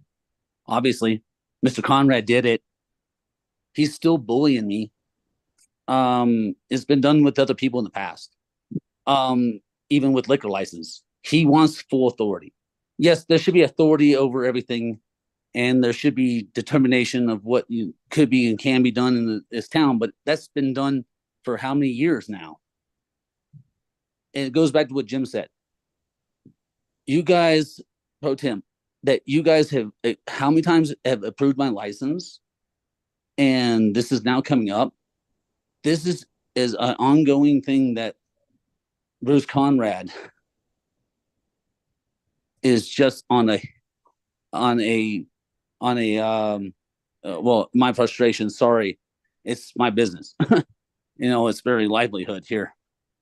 He says he doesn't want to intrude on it, but yeah, he disclosed a lot of things that wasn't supposed to disclose tonight. And thankfully, and I'm glad this out in the open. Your determination should be determined on what I've done in the past. And this was even probably prior to my service. And I served my country for 9.5 years. Inactive and active. This is a very, very much disgusting interview I've ever had to go through in my freaking life. I hope you all know that. Oh, you need to stop talking. And then I thank you very much again. I just want to know that this is very hard on all of us. Thanks, Cole. I think where we are recognizing that this is a really serious decision we're making, and there's more information that could be available to the board in a very transparent, open, or transparent, clear way. My recommendation is that we would move this to a future public hearing, give a chance for Cole to present more evidence on character development, rehabilitation, give the board a chance to see some of the criminal records that might better inform our interpretation of the code and the application. That'd be my recommendation. Yeah, Jim? Well, thank you. My question was going to be both for us as a board, Dana, yourself, probably Clayton. Would we schedule an executive session to review this information so that it's Now, there's no there's no executive session exception for the renewal. Part of the wait, as far as this applicant's- information transfer from sheriff to us? That depends on the sheriff's disclosure procedures. I think you're allowed, according to the statute, and from what I understand and from what I've seen in the past, the local licensing authority is allowed to have access to criminal history record information. Now, that doesn't mean that the criminal history record information gets disclosed as a public record. There are certain things that are protected by and through CCIC and CIC channels. That doesn't mean the information is protected. However, if you were to go to, for example, if someone was arraigned or charged of a crime and you wanted to go to their arraignment, which you could, much of that person's criminal background would be disclosed during that arraignment, an open setting on public record, of which you could get a certified script from the court if you wanted to pay the 10 cents per page or whatever it is. Criminal backgrounds in and of themselves are not protectable and are not necessarily protected information. It is the PII, other types of information, and the process by which NCIC and CCIC discloses that information that is often protected, and the procedure by which an agency can disclose that information and how they disclose it. And that would be at the that would be pursuant to the statutes and then whatever local policy the sheriff's office has. For example, you might be able to look at the criminal history records and then, make sure that there's not an existing copy and pass them back, and then discuss parts of that criminal history record that were relevant and or problematic for your decision. That in the same way, once you've discussed that in public, I mean, again, there's no exception here to making this a public hearing. Most marijuana licensing, well, all marijuana licensing and liquor licensing are matters of public record, and the applicant is not only allowed to, but is entitled to a public hearing, and it's also for the protection of the town, because the applicant has the right to appeal such a hearing or a determination made at a public hearing under Rule 106. So, but that would be the time that they could bring up these. There are very relevant issues that you need to consider, which is you're looking at a record as the applicant has stated in this. Maybe one of the mitigating factors is this, whatever this instance is that you're considering or worried about happened 10 years ago. And since then, he had been done educational rehabilitation and or had a change of character and or joined the military and served, and nothing of relevance or concern for you has happened since then. It doesn't appear at this time that you guys are in a position to get into those sort of details, but those are not the sort of details that are protected from public disclosure. The applicant kind of subjects himself or herself to that sort of scrutiny by asking for the license. And signing the application, they're stating that they're going to have their criminal background checked and scrutinized, and they might have to answer questions, and that's why those disclosure statements are there. Thanks, Clayton. That's Thank helpful. you. So That's what I perfect. Yeah, Clayton, go. thank you. I think that's beneficial to myself and beneficial to the entire board. Thank you, Just, Clayton.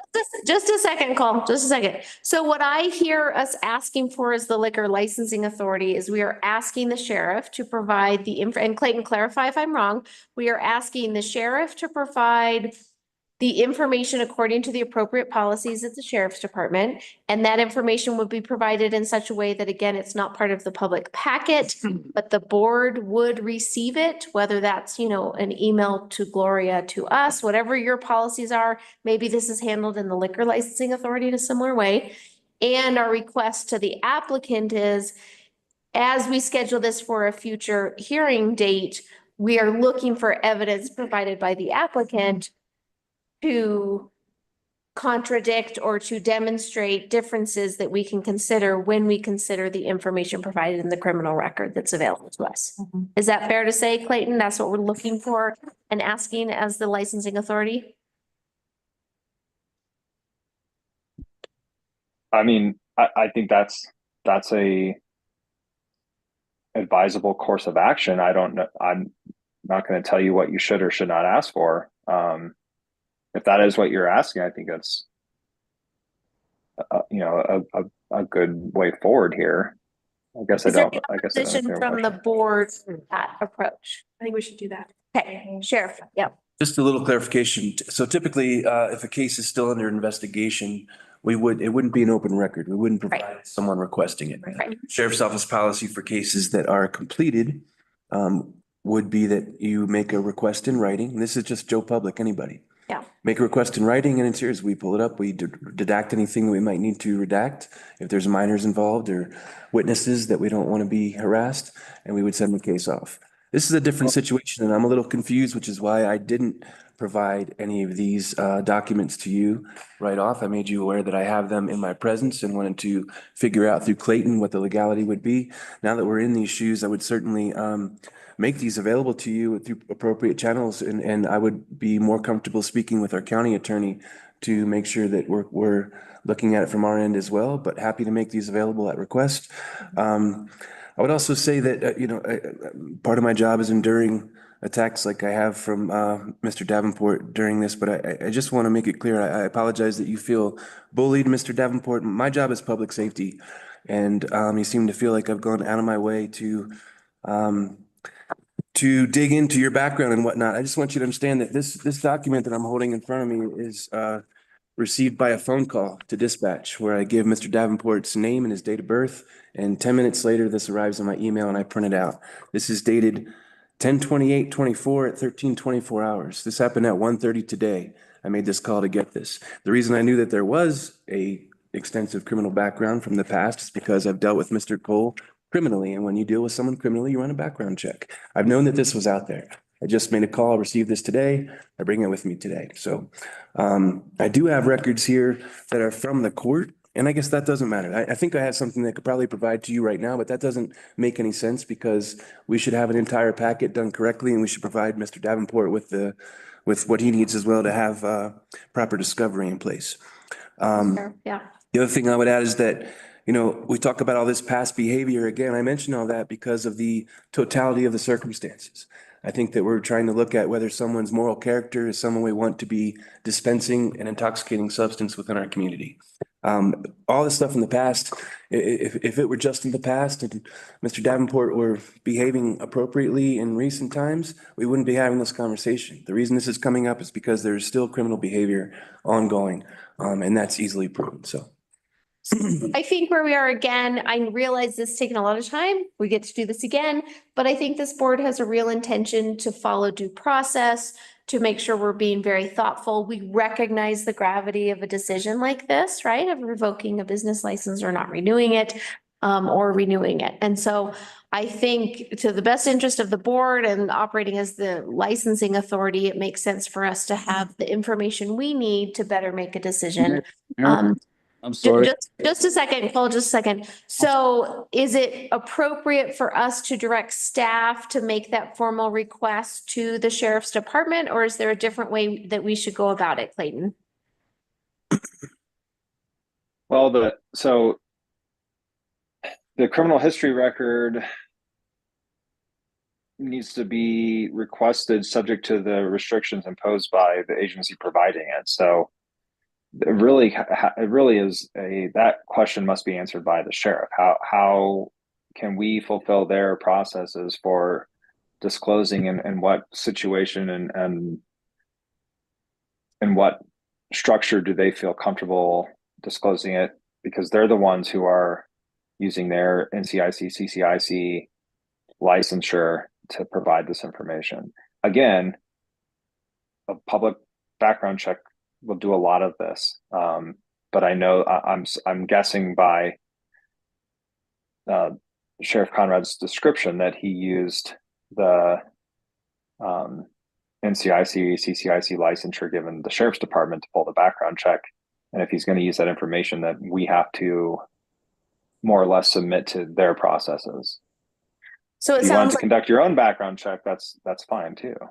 okay, so it sounds like Sheriff, you want to check with the county attorney and then you can make a recommendation to Gloria. And can I just clarify, there's two different types of information here with me today. One would be as described by your attorney that it's through NCIC, and that's again, when I made the phone call, received a criminal background check through dispatch. The other things that I have are case files from the San Juan County Sheriff's Office, things that we've investigated either to completion or are still under investigation. So those things are different. So again, I would get before my attorney and make sure that we're handling everything just as appropriately as possible and take our time, do this right. Right. And again, reminding that we won't be considering anything that is still an open and active record. Correct. Okay, great. All right, Cole, I'm gonna give you one more response. Again, recognizing that really the request of this to you is that as we set that future date, knowing that we'll have this information, that really, as the attorney has indicated, this is your opportunity to present kind of the appeal to your character and your current operations. But yeah, I know you had something to say. Thank you. So anyway, all the evidence has already been presented, obviously by Mr. Conrad in his court here. So I would request the board to make their final decision tonight, please. So I can have clarification to my future, because this has gone on long enough. I'm tired of the bullying and harassment. As Conrad said, he sympathetically said he's sorry for her, which he didn't. I wish he would apologize for a lot of the things he's done to me. Hey, Cole, we had a lot of conversation. So what I've heard you request. But I would like to have the board, please. Request that we make a decision tonight. The board at this point would like more information. What you currently have to go off of is that your current license is still valid until the board makes a determination. So that's the status that you can operate with at this point. Much obliged. You will be getting information about a future public hearing, and that will be your opportunity to present your information. Thank you. But yeah. Any other comments from But trustees? it's not suspended or on hold right now. That's Right, no determination has been made and your current license is still active according to the state until this authority makes its determination. Roger that. Thank you very much. I appreciate you guys and enjoy the rest of your evening. Sorry for his time taking up your money and the public's money for discriminating me. Gloria, yes. Can I ask a quick process question to Clayton? To suspend this until a date certain, and do we need a motion? So the first part, I'm sorry. To suspend this or table this till a date certain, or can we put it on, or does it have to be the next docket, or how does that work? And do we need a motion? Well, it's a renewal hearing. I think that at this point, because it is a public hearing and because you haven't completed the process and gone through and actually just had made the findings and determination, I guess the more proper determination would be that as a quasi judicial function, you're determining to continue the hearing to a future date. And I would make it certain you're not really tabling the issue, but you haven't made findings and you did open a public hearing. So I would suggest that maybe that you table the findings and continue the hearing to a date certain, I guess would be the best course of action. Thank you. Gloria, do you have, I'm picking up a date. When you all are, this is why these meetings are so long. We have a lot to put on each one, and I have been deferring things to January at this point. That may be where we are. Is it the first meeting in January or the second meeting in January? Are we, because this will be continued business now. It could be the first meeting in January. I just want to make sure that this doesn't expire. Is there any board?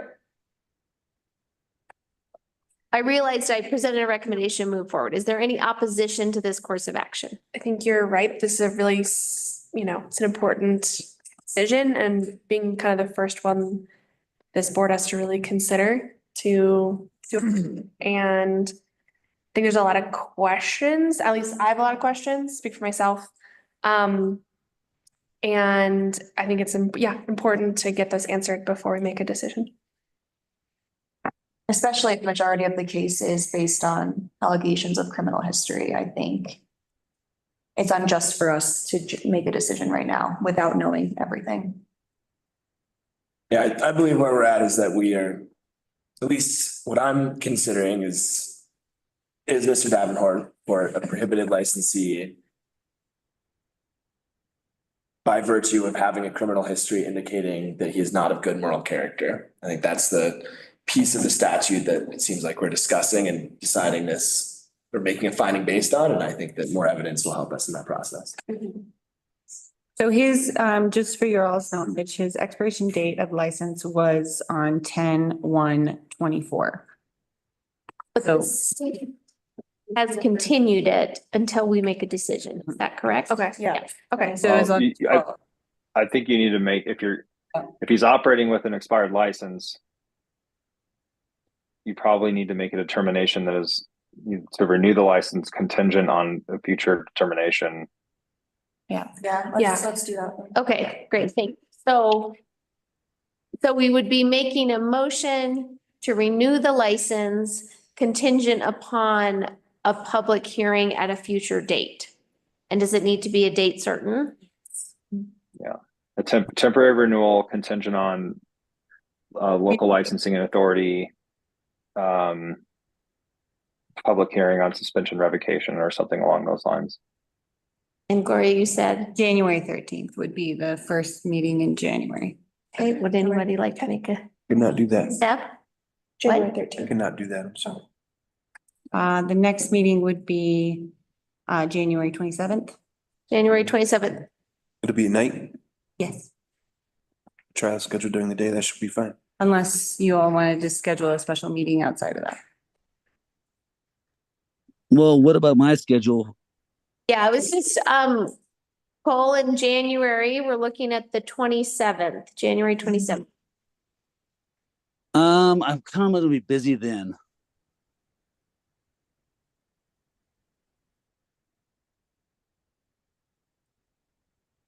Do a separate date outside of the regular board meeting?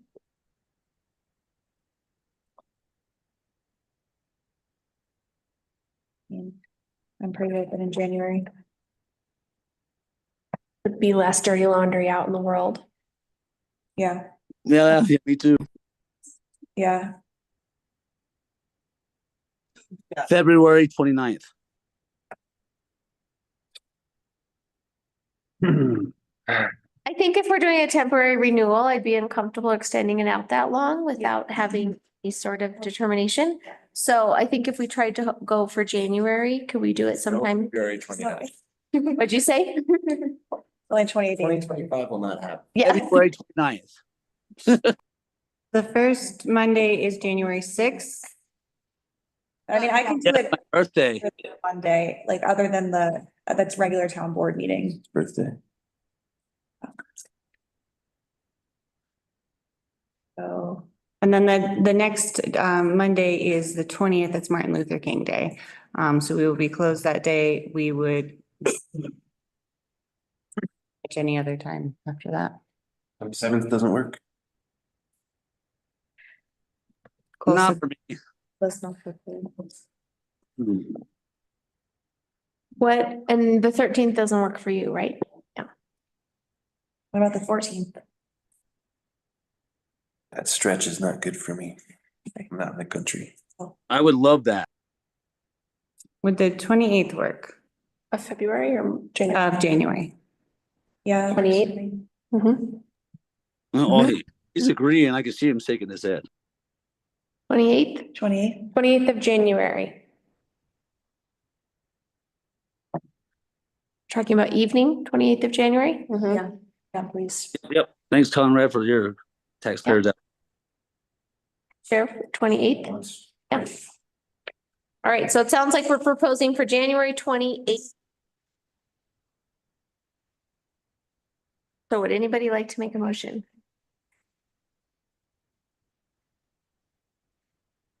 Sorry, what was the language? It was like So it's a motion to temporarily renew. Oh, right. The applicant, I would love to do it tonight if you guys could do it. That would be really convenient. Hey, Coles, I'm sorry. we're moving on now. Thank you. This is now time for the board discussion. Thanks, Melina. I think you can Thank you. take them off panelist. Thank you. So it's a motion to temporarily renew the business license contingent upon a public hearing of the marijuana licensing authority on January 28th. Kenchko so moved. Second. Great. Thanks, Melina. Roll call, please. Yes. Trustee Wakefield, Yes. trustee Schechter, Yes. trustee Gardner, Yes. Yes. Mayor Krieger. Yes. Thank you. So we'll schedule that for January 28th in the evening. Stay tuned. Everybody better be there. Okay, thank you, board. Thank you, staff. Do you have any other questions on that? Nope, just wanted to be clear. Great. All right. We pull up our agenda. We will now move on. Thank you, audience members. We'll now move on to 4B, San Juan County Sheriff's proposed 2025 budget and contract. And I'd like to make, right before you jump in, a clarification to the memo. In 2024 budgeted, we approved in December of 2023, $306,036 for law enforcement. But then in January 8th, that request to the town increased, and board approved an amended IGA, which is in your packet for February 12th. The total amount being $330,094. So that's in your signed contract. I just kind of wanted to clarify that and go backwards because I had only put one of those numbers in there. So it's not as big of an increase that is being requested as reflected in your memo. There you go. Right, there you go, Sheriff. Yeah, so not a lot of interesting things happen with our budget. Don't really have any increasing cost other than what's already been discussed with this board last year in an additional officer. Made no attempt to hire an additional officer in the first half of this year, have started in earnest in the last couple of months, and I am feeling like I have someone that might be a candidate. So we're very preliminary stages, but seems really, really positive. So I'm hoping that we're going to be hiring someone that's going to start this winter. Or maybe this spring. I don't know what their availability is yet, but their interest is really high and they would be a really qualified candidate. Well, that's the most exciting thing, and that's the thing that would need the most budget. And as you can see, that the real significant raise in this budget here would be that other half of that salary that was not given last year. So I think that's fully expected. Otherwise, we've seen some increases in gasoline, of course. Our jail was rather expensive this year. We had a lot of long-term folks staying at the Concrete Ramada, and it put a big dent into our budget this year. And so we've got a estimate that kind of reflects that for next year. Hopefully, we don't need all that. It's looking like we're going to be returning about $58,000 from our budget this year if current estimates hold. As far as like long-term projects that cost money, I do have something in the works, but I am trying to fund it out of the emergency services tax funds rather than trying to increase it in line item budget. I was attempting to go that route this year. And that's essentially a program, it's records management systems that would essentially bring us into the 20th century, get us off paper files and have a much more viable system for keeping track of things and cross-referencing things. I was misled. I actually went and did a tour of the San Miguel County Sheriff's Office system. That's the one I'm looking at, and think it's spectacular. It really integrates with our cameras and our system for uploading files that we use as it is. But I was told it's going to be about $40,000 a year and maybe $13,000 a year to upkeep, or $40,000 initially and about $13,000 a year to continue with. It's $256,000 and about $40,000 a year. So that's completely off the table. So I'm kind of back at square one with that whole ball game, trying to figure out what other small departments are doing to modernize that isn't completely unattainable. Otherwise, we're doing good vehicle wise. We have enough money in escrow to purchase a new vehicle right now. We just don't have a new vehicle to purchase. It's really hard to come up with a vehicle. We're still doing good with our used vehicles. We've been stretching life out of, we buy from La Plata County. There's not a lot going on costly, really. A few of the costs have gone up again, like gasoline and things of that nature. Our numbers this year are gonna be, and I apologize for, I'm not at the point where I compile all my numbers at the end of the year, because it's a huge pain in the rear.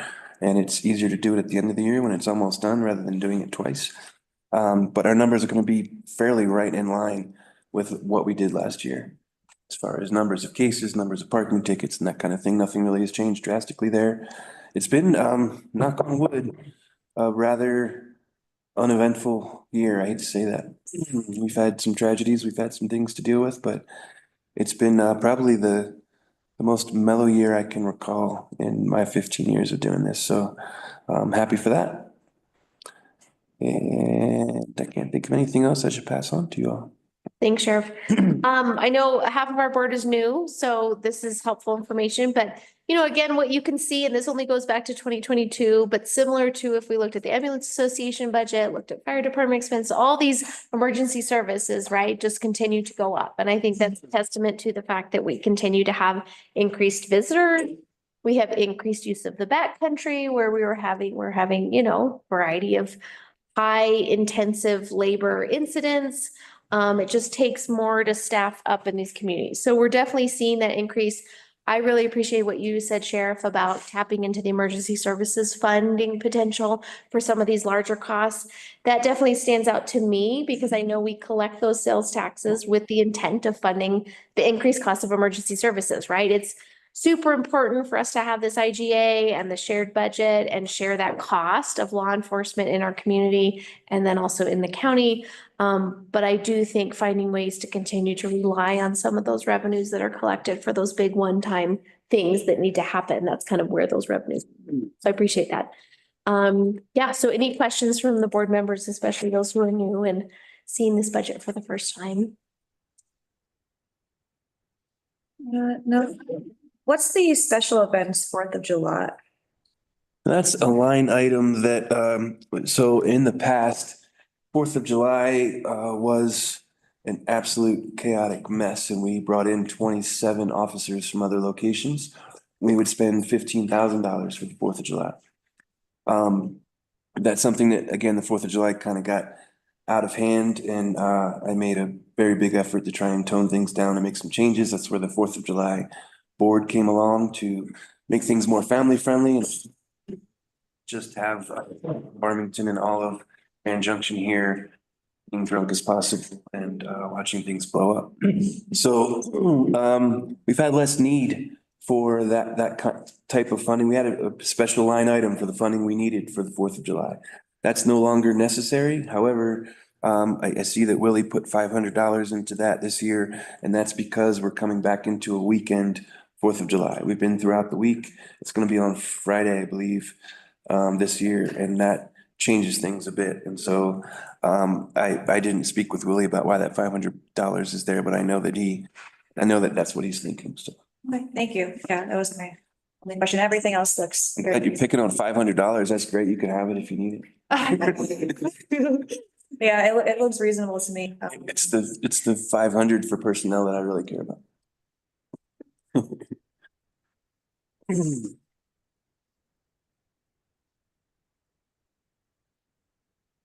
I like it. Questions, Ron? Yeah, what, or I don't know if she's had time to review this, but how is this gonna affect our overall budget? Sure.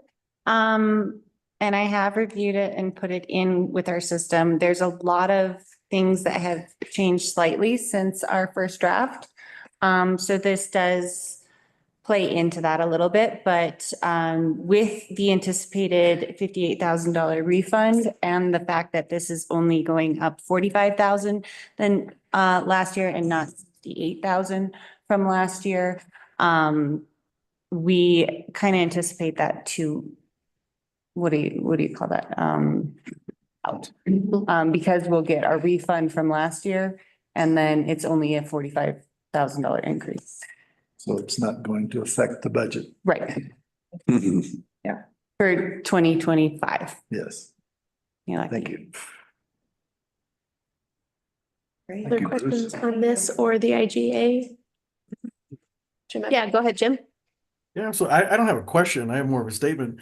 Last year, during budget season, when Sheriff Conrad approached us with his budget, I advocated to fund the whole thing. And I know last year we weren't able to, and I advocate to fund this whole thing this year. We need to support him as much as he supports us. I agree. Good.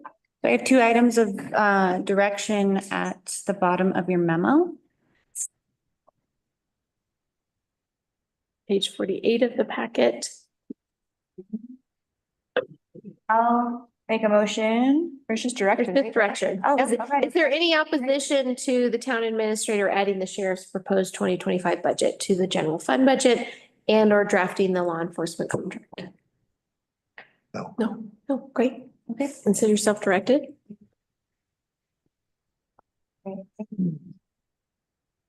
Okay, thanks, Bruce. Appreciate it. Yep. Thank you, Sheriff. Thank you, Sheriff. Out of time to hang out with us. All right, thank you for other audience members waiting so patiently. We now are going to move on to our agenda item, Silverton San Juan Fire and Rescue Authority IGA amendment, and this relates to wildland firefighting. So I welcome these patient gentlemen up to the podium. If I could just say one thing in there, there are actually two documents that we need signatures for. I just received that tonight. And so you've been emailed that and I'm happy to share my screen and show you which one it is as well. So Great, thank you. I'm here to ask for the town to sign the IGA, the new amended IGA for the Silverton San Juan Fire Rescue Authority. We are starting a wildland operations, and the county has given us funding out of the sales tax funding to get this project off the ground. Once everything's approved, we'll start getting things together. Clark will be in charge of the wildland operations. Our intent is to be able to work with BLM, Forest Service, and do mitigation work in San Juan County and employ some people through the summer and do that. We currently have 8 guys that are red carded. They'll do. We have 4 other members in Silverton that are wildland firefighters that would be joining us too. So we're just asking for this, so we're covered by insurances and everything else to be able to do the mitigation work and everything in San Juan County within the city limits and also the state of Colorado, or if we're deployed somewhere. What we're trying to do is create this organization so that it'll fund itself and create some jobs here in town, hopefully, and keep some of the people that don't want to travel outside of Silverton here more so. So Clark's working presently right now with the OEM and with BLM and Forest Service to try to get some kind of mitigation plan and stuff going by early next spring. But to get this going, the county will give us some funding. We'll get the program, Clark, and then we'll get the program off the ground and continue on with it. Our attorney, I believe, the town attorney and the county attorney are all looked at this document and they're all agreeable to what's been written up. So we're just asking for your guys' blessing to move on with this. This is super exciting. I think we have such a seasonal workforce. Like this mountain guides that work in the winter and then go do wildland firefighting, and like having an opportunity where that could happen locally is huge. My favorite part of what you said, Chief, is we asked the county for some funding and that this request doesn't come with the funding and budget implication. So you just want us to sign it. So appreciate that. Awesome. Thanks for all your hard work on this. It's like, not only does it keep people here, it's like increasing our safety. Yeah. Right. And all around. You guys have any actual questions on the operations or anything? Clark could answer most of them. Like I said, he'll be in charge of this and be doing the administration work and all that. We'll be meeting with Ridgeway Fire Department and getting their support to help us out also to get this off the ground. So, but we're excited about it also. So I think it's going to be a good thing for Silverton and San Juan County. Any questions? Or Jim, thumbs up. Okay, great. So the other document that needs to be approved is called the Amendment to the Fire and Emergency Services Agreement. I've sent these to you via email, and if you'd like to review them, include this document in your motion. I'll also add this to the Google agenda packet for record. Thanks. Is there any trustee opposition to including the second document we got? No. No. No? No. Okay. I'd entertain a motion to approve the Silverton San Juan Fire and Rescue Authority IGA amendments providing for wildland firefighting capability and operations inside and outside the current service areas, and approving the amendment to the Fire and Emergency Services Agreement. So moved. Second. Thank you. All right, Melina, roll call, please. Trustee Robertson? Yes. Trustee Wakefield? Yes. Trustee Schnicker? Yes. Trustee Gardner? Yes. Pro Tem Harper? Yes. Mayor Kinger? Yes. Thanks for your patience. Thank you. Thank you so much.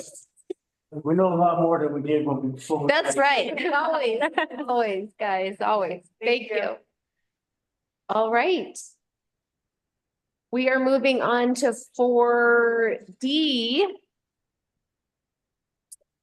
Maybe could we take a 3-minute recess? Would that be okay? Yeah, Jim, go ahead.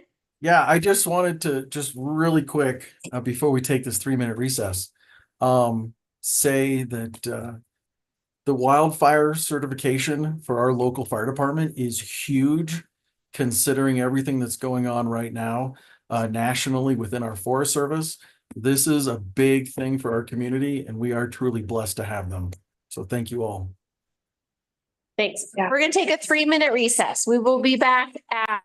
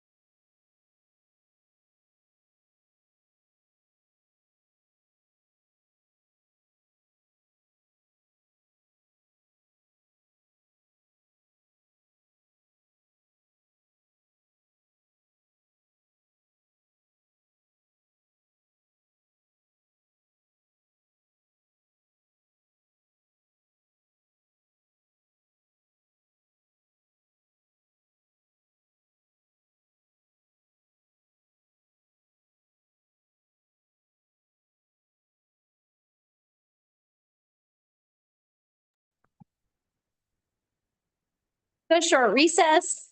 We're now back. This is the Board of Trustee meeting at 10:20 on 10/28, 9:05. We're moving on in our agenda to resolution or to new business for D, Resolution 2024-24.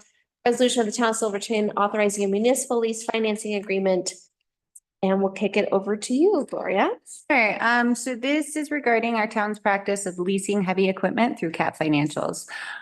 We have a loader that is up for either a buyout or using the equity we have gained on the equipment to purchase and lease a new equipment. What I forgot to include in this memo is that the buyout would be $85,000 in 2025. And that is why we recommend continuing our lease, with a brand new piece of equipment and then being able to kind of have lower payments moving forward.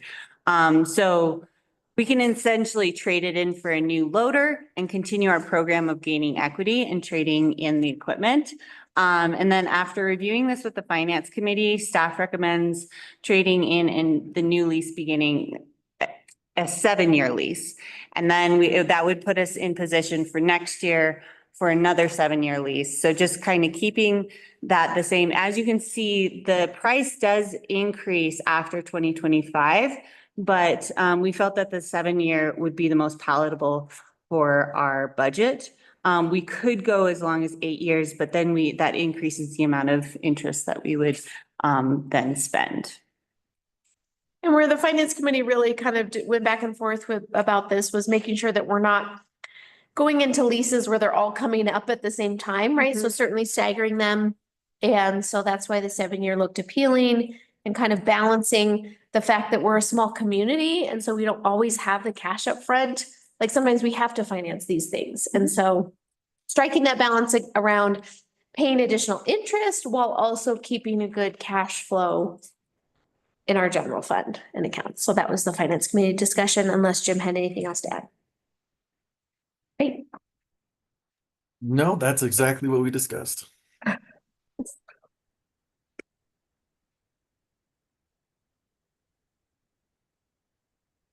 No question?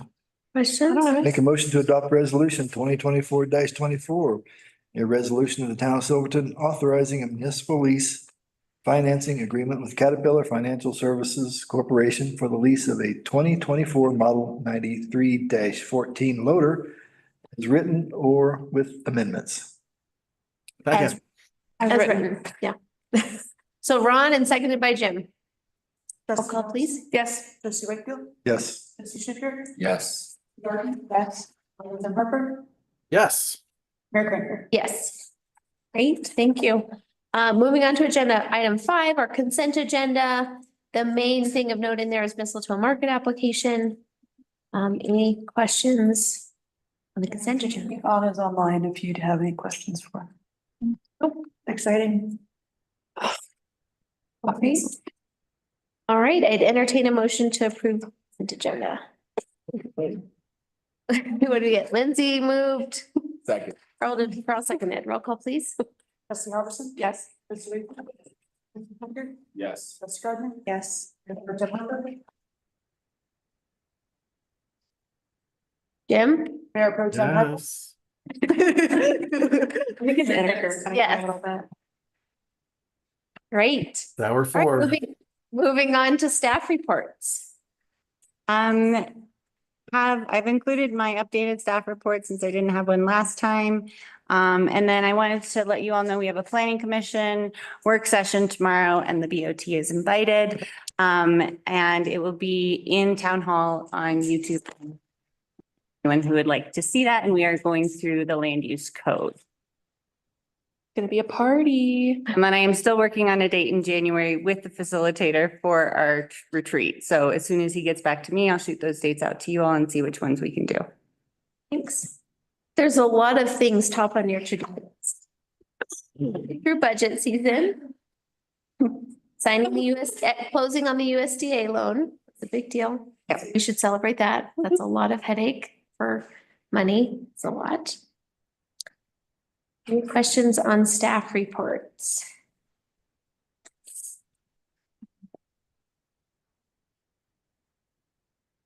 On to committee reports. Let's see, what did we have first?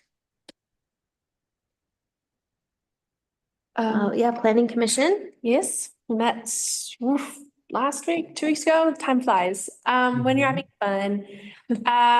Only actual application was in the county. And then we talked a lot about the land use code, and that's why we're doing a work session tomorrow. Because there is some discussion about zoning and really wanting to understand how that's going to impact the town. So I think the plan is to have a giant map. And I don't know if it's gonna be this big, but that's what I imagine it'll be. Okay. We're gonna go through kind of block by block. Be fun. Great, thanks. All right, historic review committee. So we had a training from History Colorado, just a work session this month.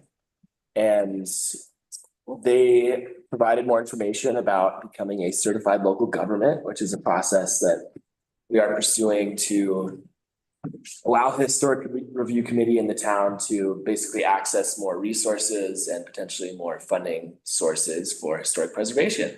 So the representative from History Colorado just went over the requirements to become a certified local government. And the big thing to report is that we're on track, and there are a couple of things to get in place. Mostly it's the new land use code, and that should be a positive development moving forward. Yeah. Thanks. Fun. Yeah. That sounds cool. All right, BPMD. Town should be receiving at least $80,000 in traffic impact fees from the EPA this year. This will be reflected in the projected actuals for 2024, next time you get a chance to see the budget, which will be the next meeting. Library board meeting, the library pantry is gaining momentum. No income qualification, just take what you need. And the library board is scheduling a retreat for January. And the new episodes of the podcast are out, and Misty has secured a little over $20,000 in grants for the library programming this year. So celebrating that. Exciting. Okay, finance committee, we did another review of our financial policies, which will come before the board. It's just a super excellent document for us to refer back to. And Gloria kind of she drafted it earlier this summer, kind of gave it some time to see how it fit with our budgeting process and kind of make some tweaks for what made sense. So that'll come before the board. We talked about financing the cat loader. The really exciting things, even though it doesn't sound exciting, is the capital improvements plan. And that was really neat to see in there. And again, that'll be coming before the board, but Gloria and the different departments really laid out the whole wish list, right? Like, what are we planning for with all of our assets? What does that look like at the visitor center complex? What does it look like at Kendall? What does it look like for town hall? What does it look like for the modular? What does it look like for water and sewer? So it's a lot of millions of dollars, which is exciting and daunting. But I think it's really exciting to have in one place, like a plan that has it just puts it all in one place. It to be transparent for the community, transparent for us, of like, what are the real things that we're gonna need to save for, plan for, seek funding for. And the unique thing that it does too is it really helps give priorities to different departments. So if they're pursuing grants or looking for opportunities, it helps guide them for like, what am I really going after and pursuing? And if community members have ideas, we can kind of use it as a guiding document. So I think it fits really well with the master plan. Pretty much everything on there is identified in the master plan, and it's just more nitty gritty. But again, it's a daunting amount of money, but it's really exciting.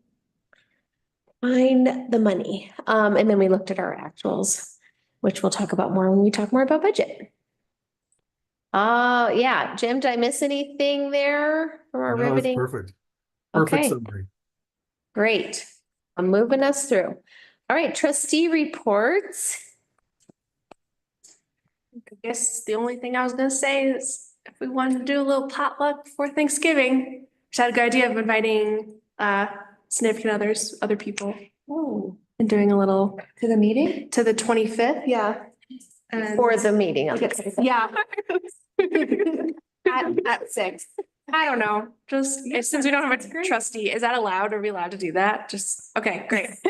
We're allowed to get together. I know, there's just so many rules. I'll notice it, but Yeah, come join the potluck Thanksgiving. that'd be great. So just thought that'd be fun. I would love that. And, get together before the end of the year. Okay.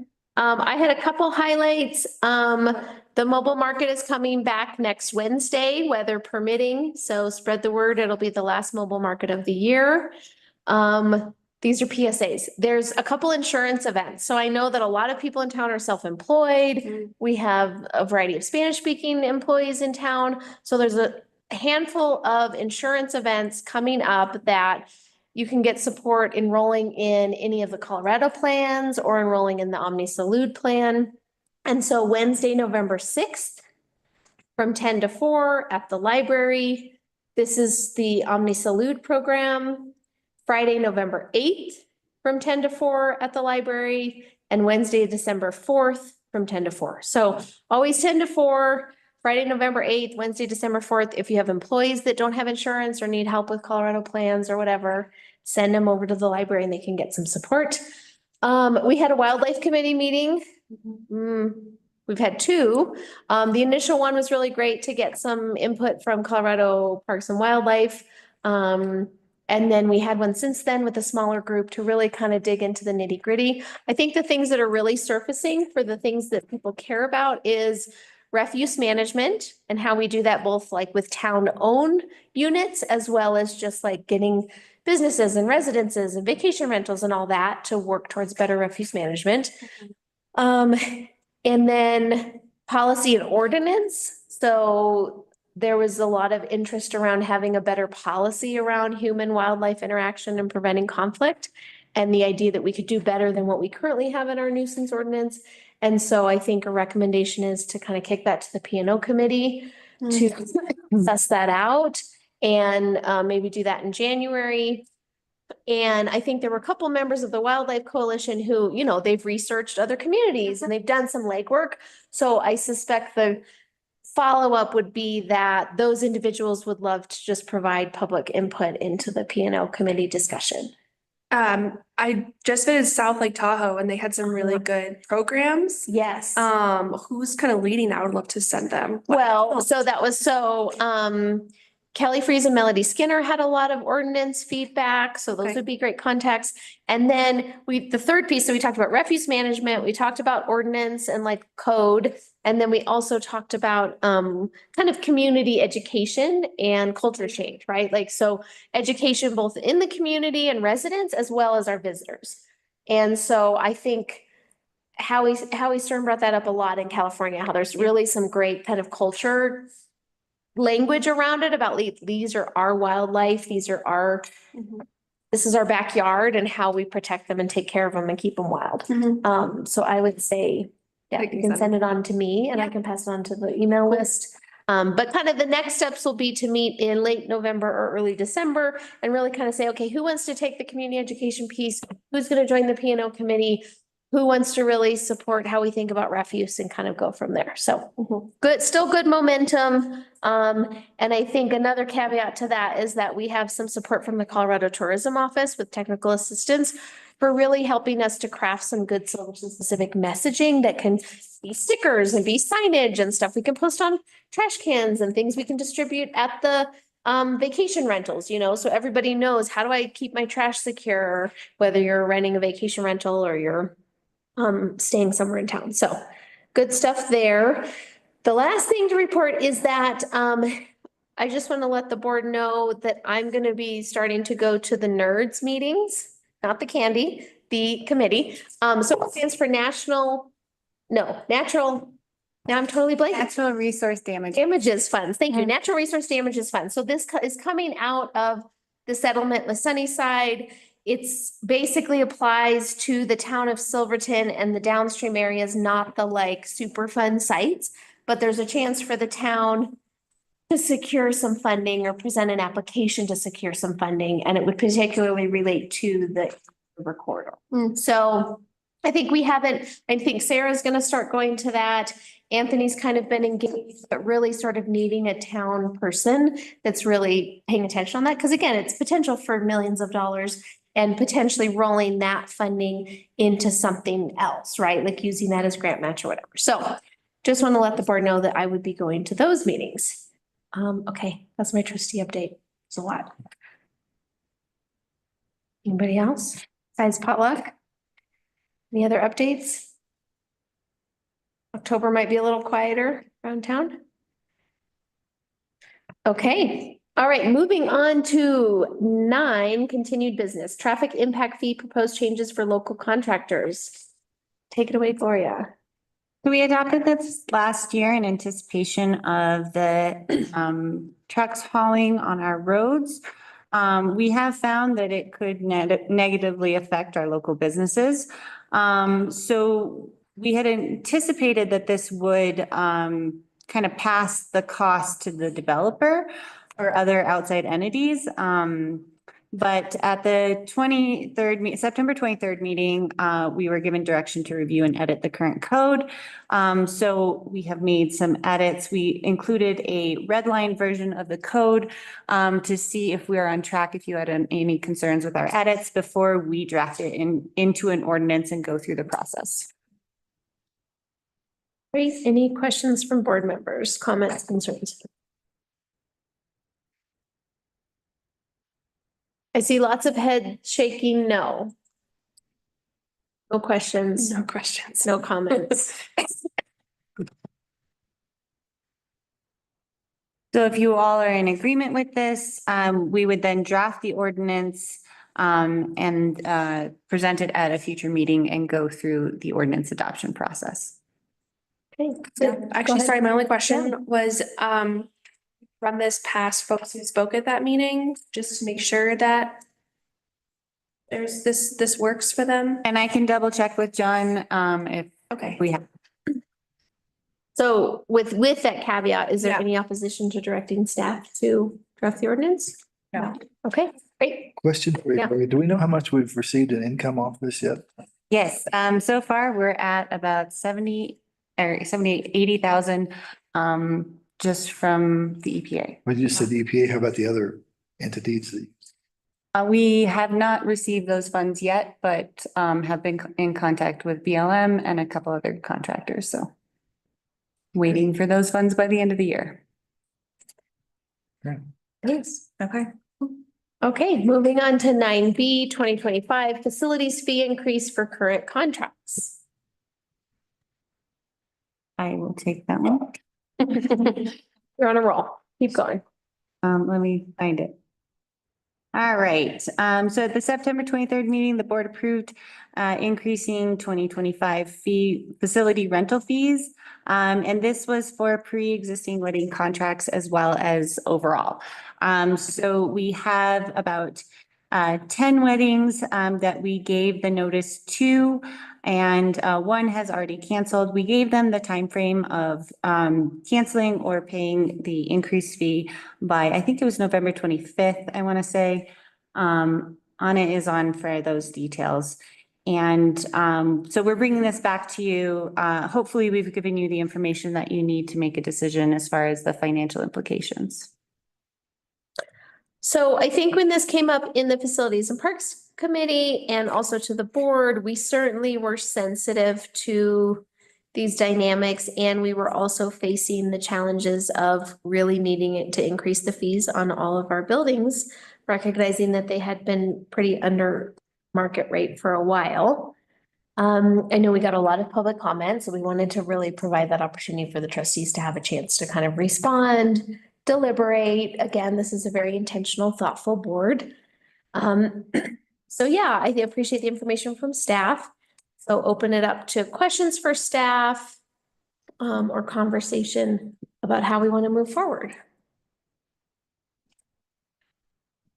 Did the wedding that canceled, like they just flat out cancel, or did they say if we exempted them from the fees, they would? I will direct that question to. Yeah. Yeah, we'll take just a minute, and thanks, Anna. Thanks for being here. Can you hear me? Yeah, we can. All right, so that one, they just decided just to cancel. They didn't even say if it was exempted or anything, they just canceled right off. Right.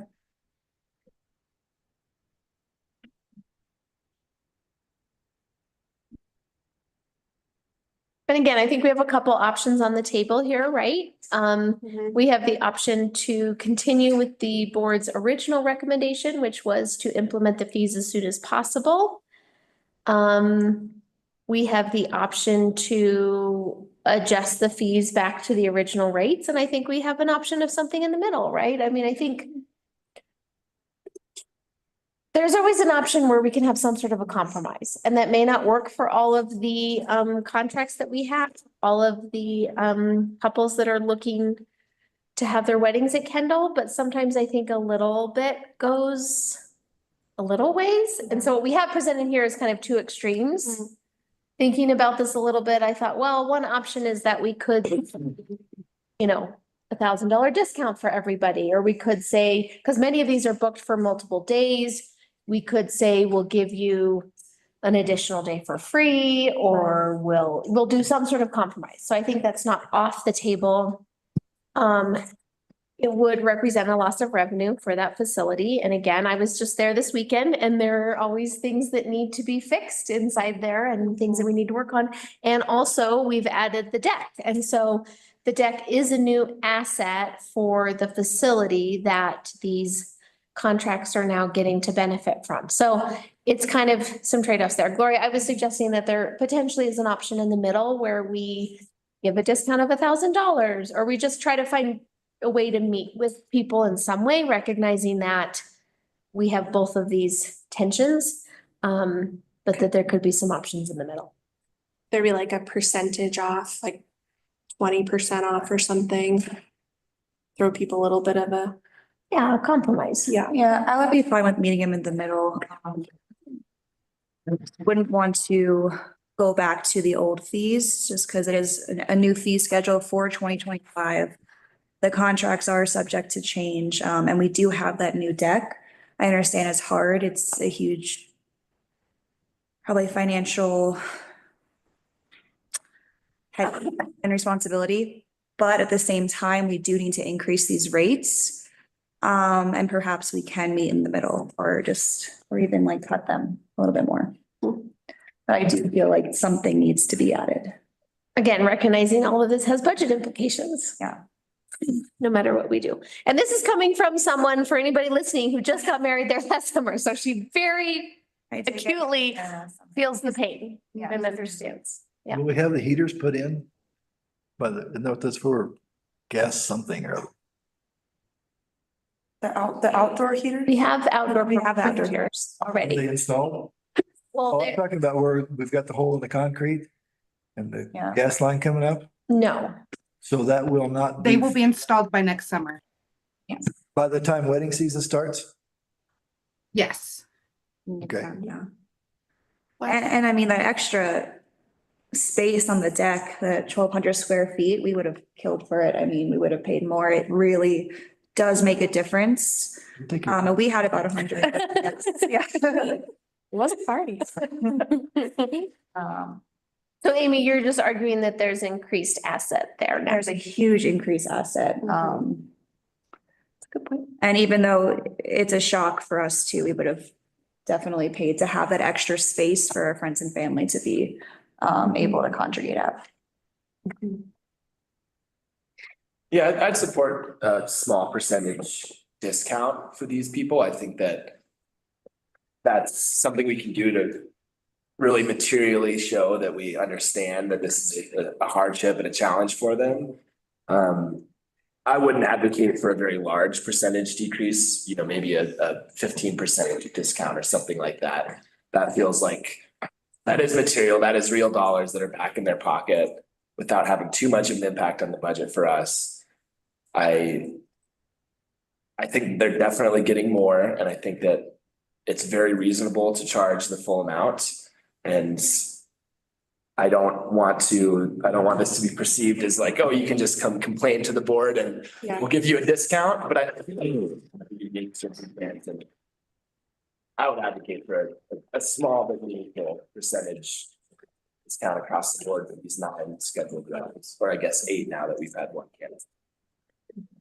I was listening, like, they're really, like, there's some stuff, like, it'll be a better experience. Too, And over time. Yeah. So do you want to do like a percentage discount or 1 day off? Probably percentage, otherwise scheduling gets confusing. Right, right. Right. Listen. We can do it however you'd like. It's not too confusing, yeah. Well, like for the wedding, like what would they do with another day, you know? Or I mean, like. I just mean you get 1 day free. 1 day Almost free. everybody is booking the facility. Oh, I see what you're saying. For This is multiple each days. Not a supplemental. Not a day. supplemental day, just saying one of your days is free, Sorry. or you get 1,000 off, or you get 15% off, or, you know. I misunderstood. I'm sorry. Yeah. On it, do you? I know I'm putting you on the spot, but do you have any sense about, you know, or do you have any recommendation on kind of to sort of have some sort of compromise, you know, where we as a board recognize that we are stewards of this facility, we do need to increase rates. It doesn't mean they're going to increase year over year, but we have needed to do some adjustments.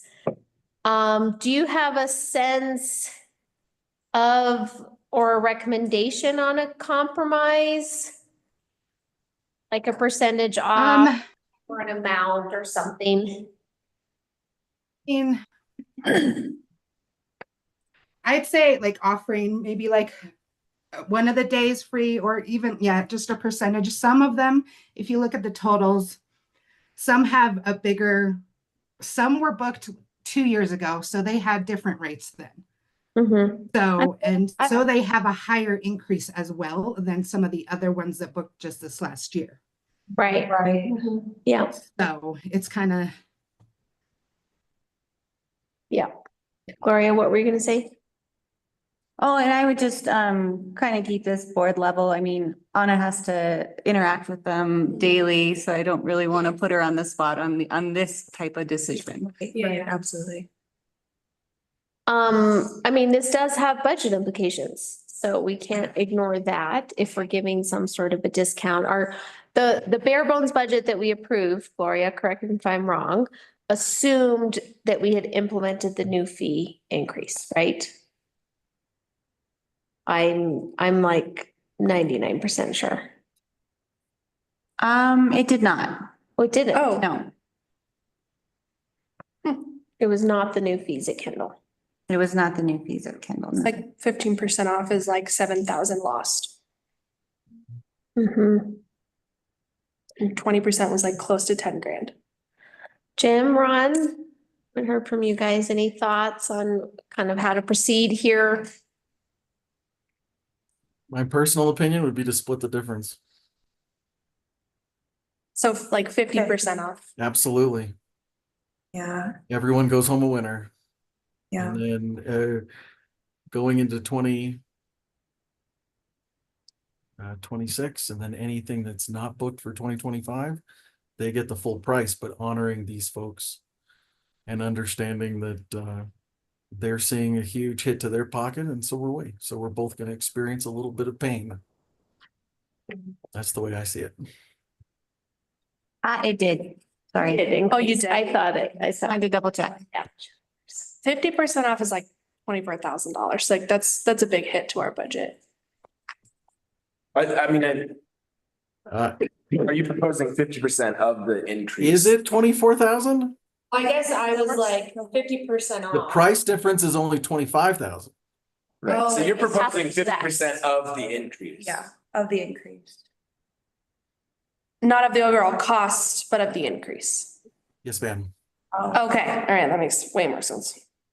I mean, Ron? I'm pretty sympathetic to that. I would, The 15% better.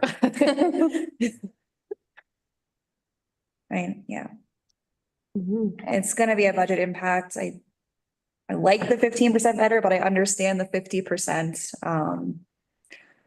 where it's even, you know, we're gonna lose some, they're gonna lose some. So yeah, way more manageable. Jim is the master of compromises. I think I'm still sitting here with the contemplation of the other budget impacts and knowing how we've had to make our budget thus far. We currently don't have a visitor center contract in our budget. We are not funding a handful of events that we would really love to fund. Let's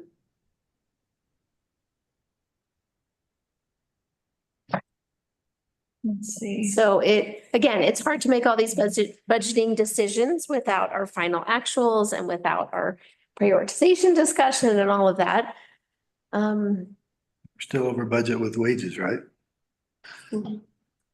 I think, Gloria, what's your latest sense of where we are netting out with our projections?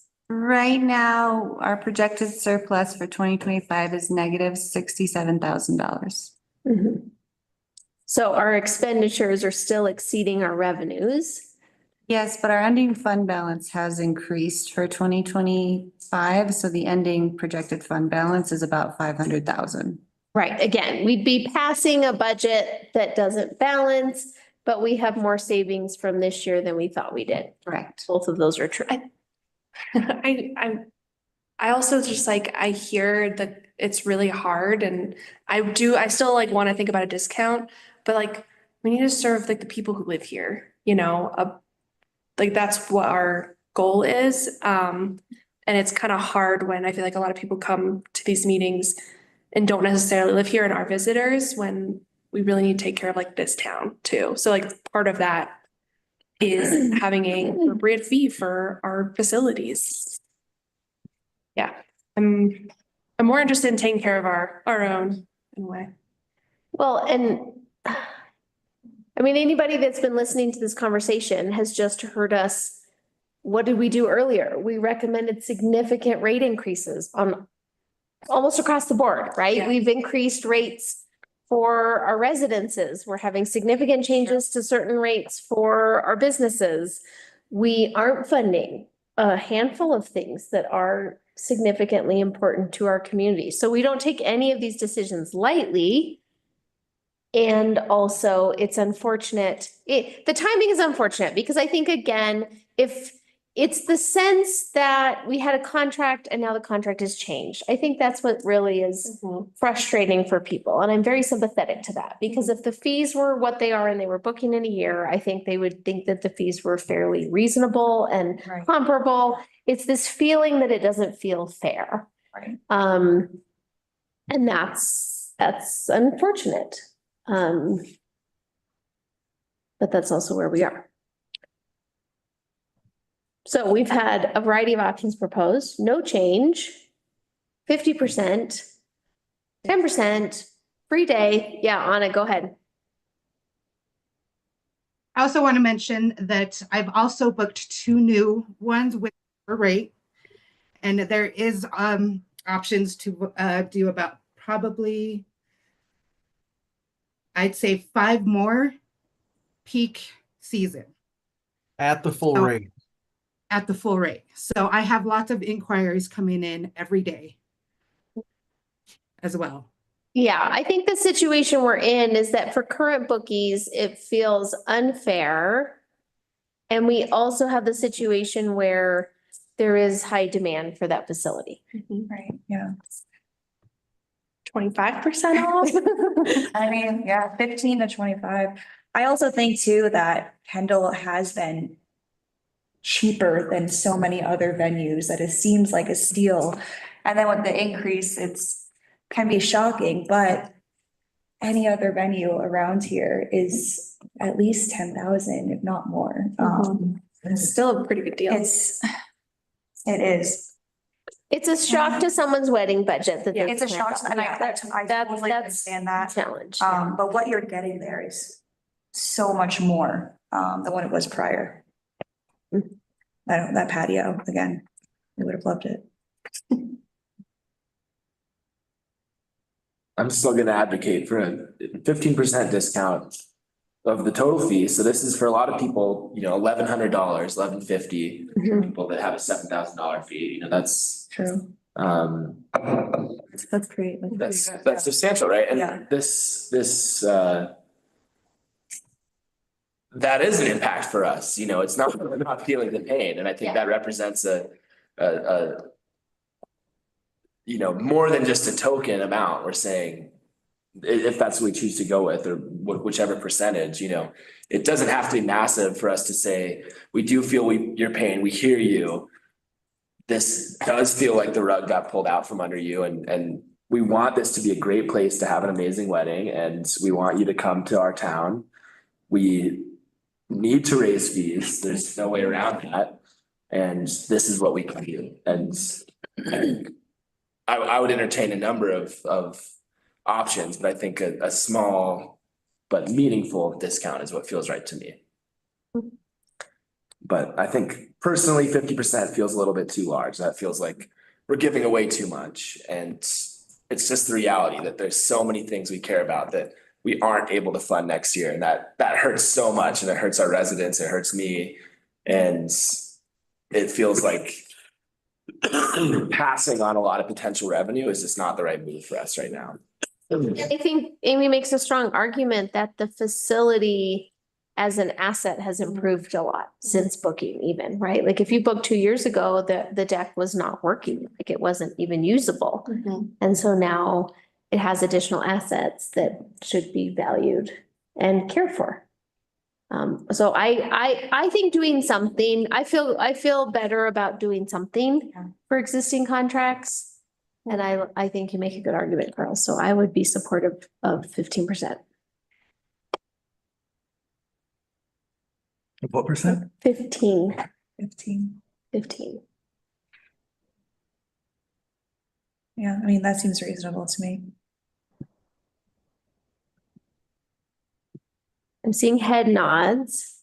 I know, Jim, you suggested 50. Ron, what are you thinking? 15. 15. I'm suggesting 15, as Carl said. Again, that's almost $1,000 for some of these. Yeah, I would say 15 too. Because again, like a part of me was at first thinking 50, but then also knowing that we're increasing fees almost immediately, so much for water and sewer in our town for our residents. And we're not giving them discounts. It's just, now I'm thinking, yeah, 15 does make sense to me. Right, we're gonna get a lot of emails from people whose water and sewer just went up and we don't. My water sewer is about to go up A lot. so much. Yes, yeah. The So. reality of a subject to change contract. Yeah. Yeah. What do you think, Ron? Let's make it happen. 15? 15. Jim, there seems to be consensus around 15% discount. I think that's wonderful. I don't agree. Okay, I think it should be higher. Should be at least 35 then. If you're not going to consider 50, 35. we're in negotiating mode now. Again, No, I'm not. If we're teasing and joking, then yes, we are. But I do personally agree. If this was me and I had an existing contract and they were changed and it was changed, obviously it says it in the terms and conditions. But I do say I empathize with these folks. I sympathize with them. I think there are other ways that we can offset that $15,000, and that's at the 50% that I originally suggested. And I think there's ways to offset that by increasing revenues in other areas, while still honoring the fact that we do want to increase this across the board. That's just me. I think 15 is nice. I don't think it does enough, and that's just my opinion. Thanks, Jim. Good. So further discussion, anyone persuaded? Would anyone like to make a motion, or really, do we need a motion? If we're reducing the fees by a certain amount, we'll need a motion to reduce. Yeah, it's that amount financial. for the existing contracts. Yes. So. Anybody want to put something out there?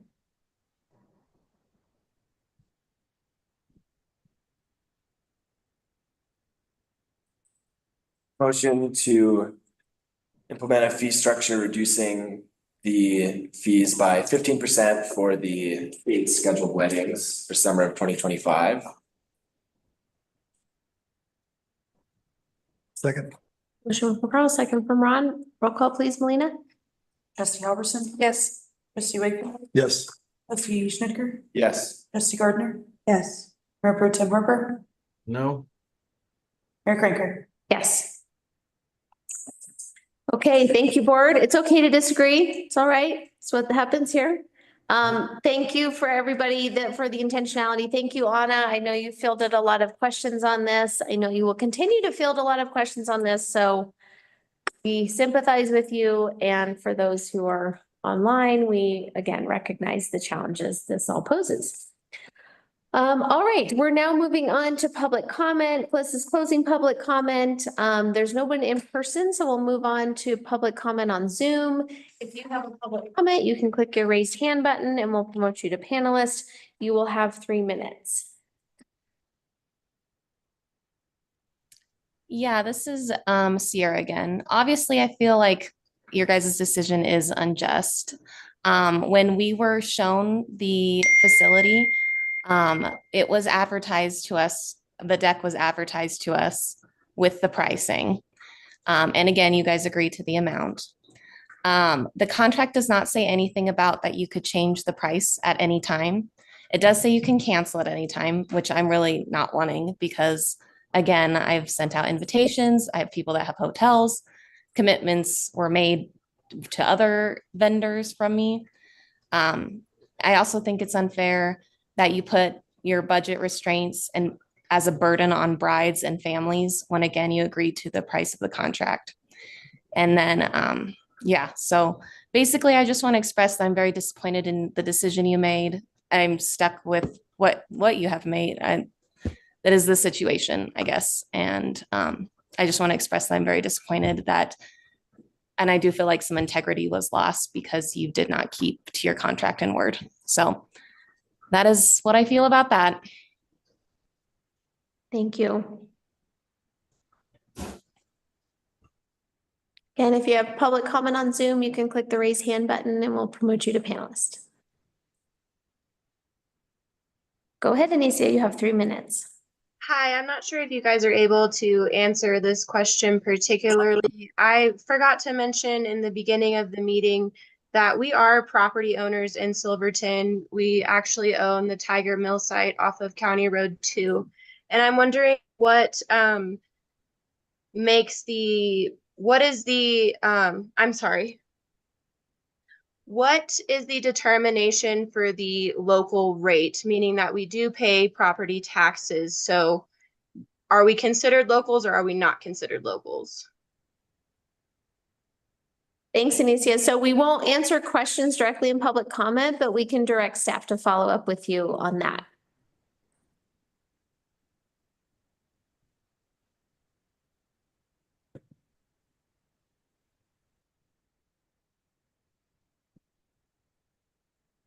Thank you, Joe. We see you. You have 3 minutes. Thank you. Yeah, just to reiterate on one thing that Sierra mentioned is that these contracts are not subject to change. They're just subject to cancellation by either party. Secondly, I thought I heard that the 2025 budget did not include the increased rates for Kendall. So I don't know how leaving the rates as is for current people under contract impacts the 2025 budget if the 25 the newly enacted rates were not part of the of that budget. So I don't know how you're taking a loss by honoring the current contracts if it was not factored into the 2025 budget. Thanks. Thanks, Joe. And I'll just state for the public record that we did have a clarification from Gloria that our approved draft budget did include the increased rates for 2025. Do we have any other comments on Zoom? Great. Judy, we can see you. You can unmute yourself. You have 3 minutes. Thank you. I'm along with with Joe and Sierra. I even had a lawyer look at this contract and they did not feel that it was appropriate that you guys added that additional $4,000 on that. And I don't know if your lawyer is still there. Is he still at this meeting? I'm not sure if you can answer that question or not. But I appreciate James taking the time to advocate for these individuals with this. I agree. I mean, I know you guys, I was even up there this summer. The deck is nice, but that was not, a feeling that these 10 couples being charged for that additional rate is definitely unfair. I think I'm not happy with at all with the 15% discount because that's actually not much at all. I'm a mom paying for this wedding. I did not budget this $4,000 into my daughter's wedding. On top of that, and she was looking, and Tucker and Sierra are looking so much forward into, coming to, to there and sharing that moment with them, and you guys doing this to them. But James pointing out a 50% discount, I think it's a fair, in a sense, a fair amount because you guys are, sharing that cost with whatever you came up with. But I looked at the contract over, I had a lawyer look at that contract and then it doesn't say anything where you guys can increase it. Any other contract, we own businesses. I work with individuals. I can never add more money to a contract if I see something happening or changing. When I commit to something, I commit to it and I finish it out. So I would I don't know if you can reconsider this or have a talk about it down the road. But this is very impactful to these young couples and very unfair. Thank you for taking the time to listen to us. And I appreciate James for taking the time for advocating for these individuals. Thank you, James. Thanks, Judy.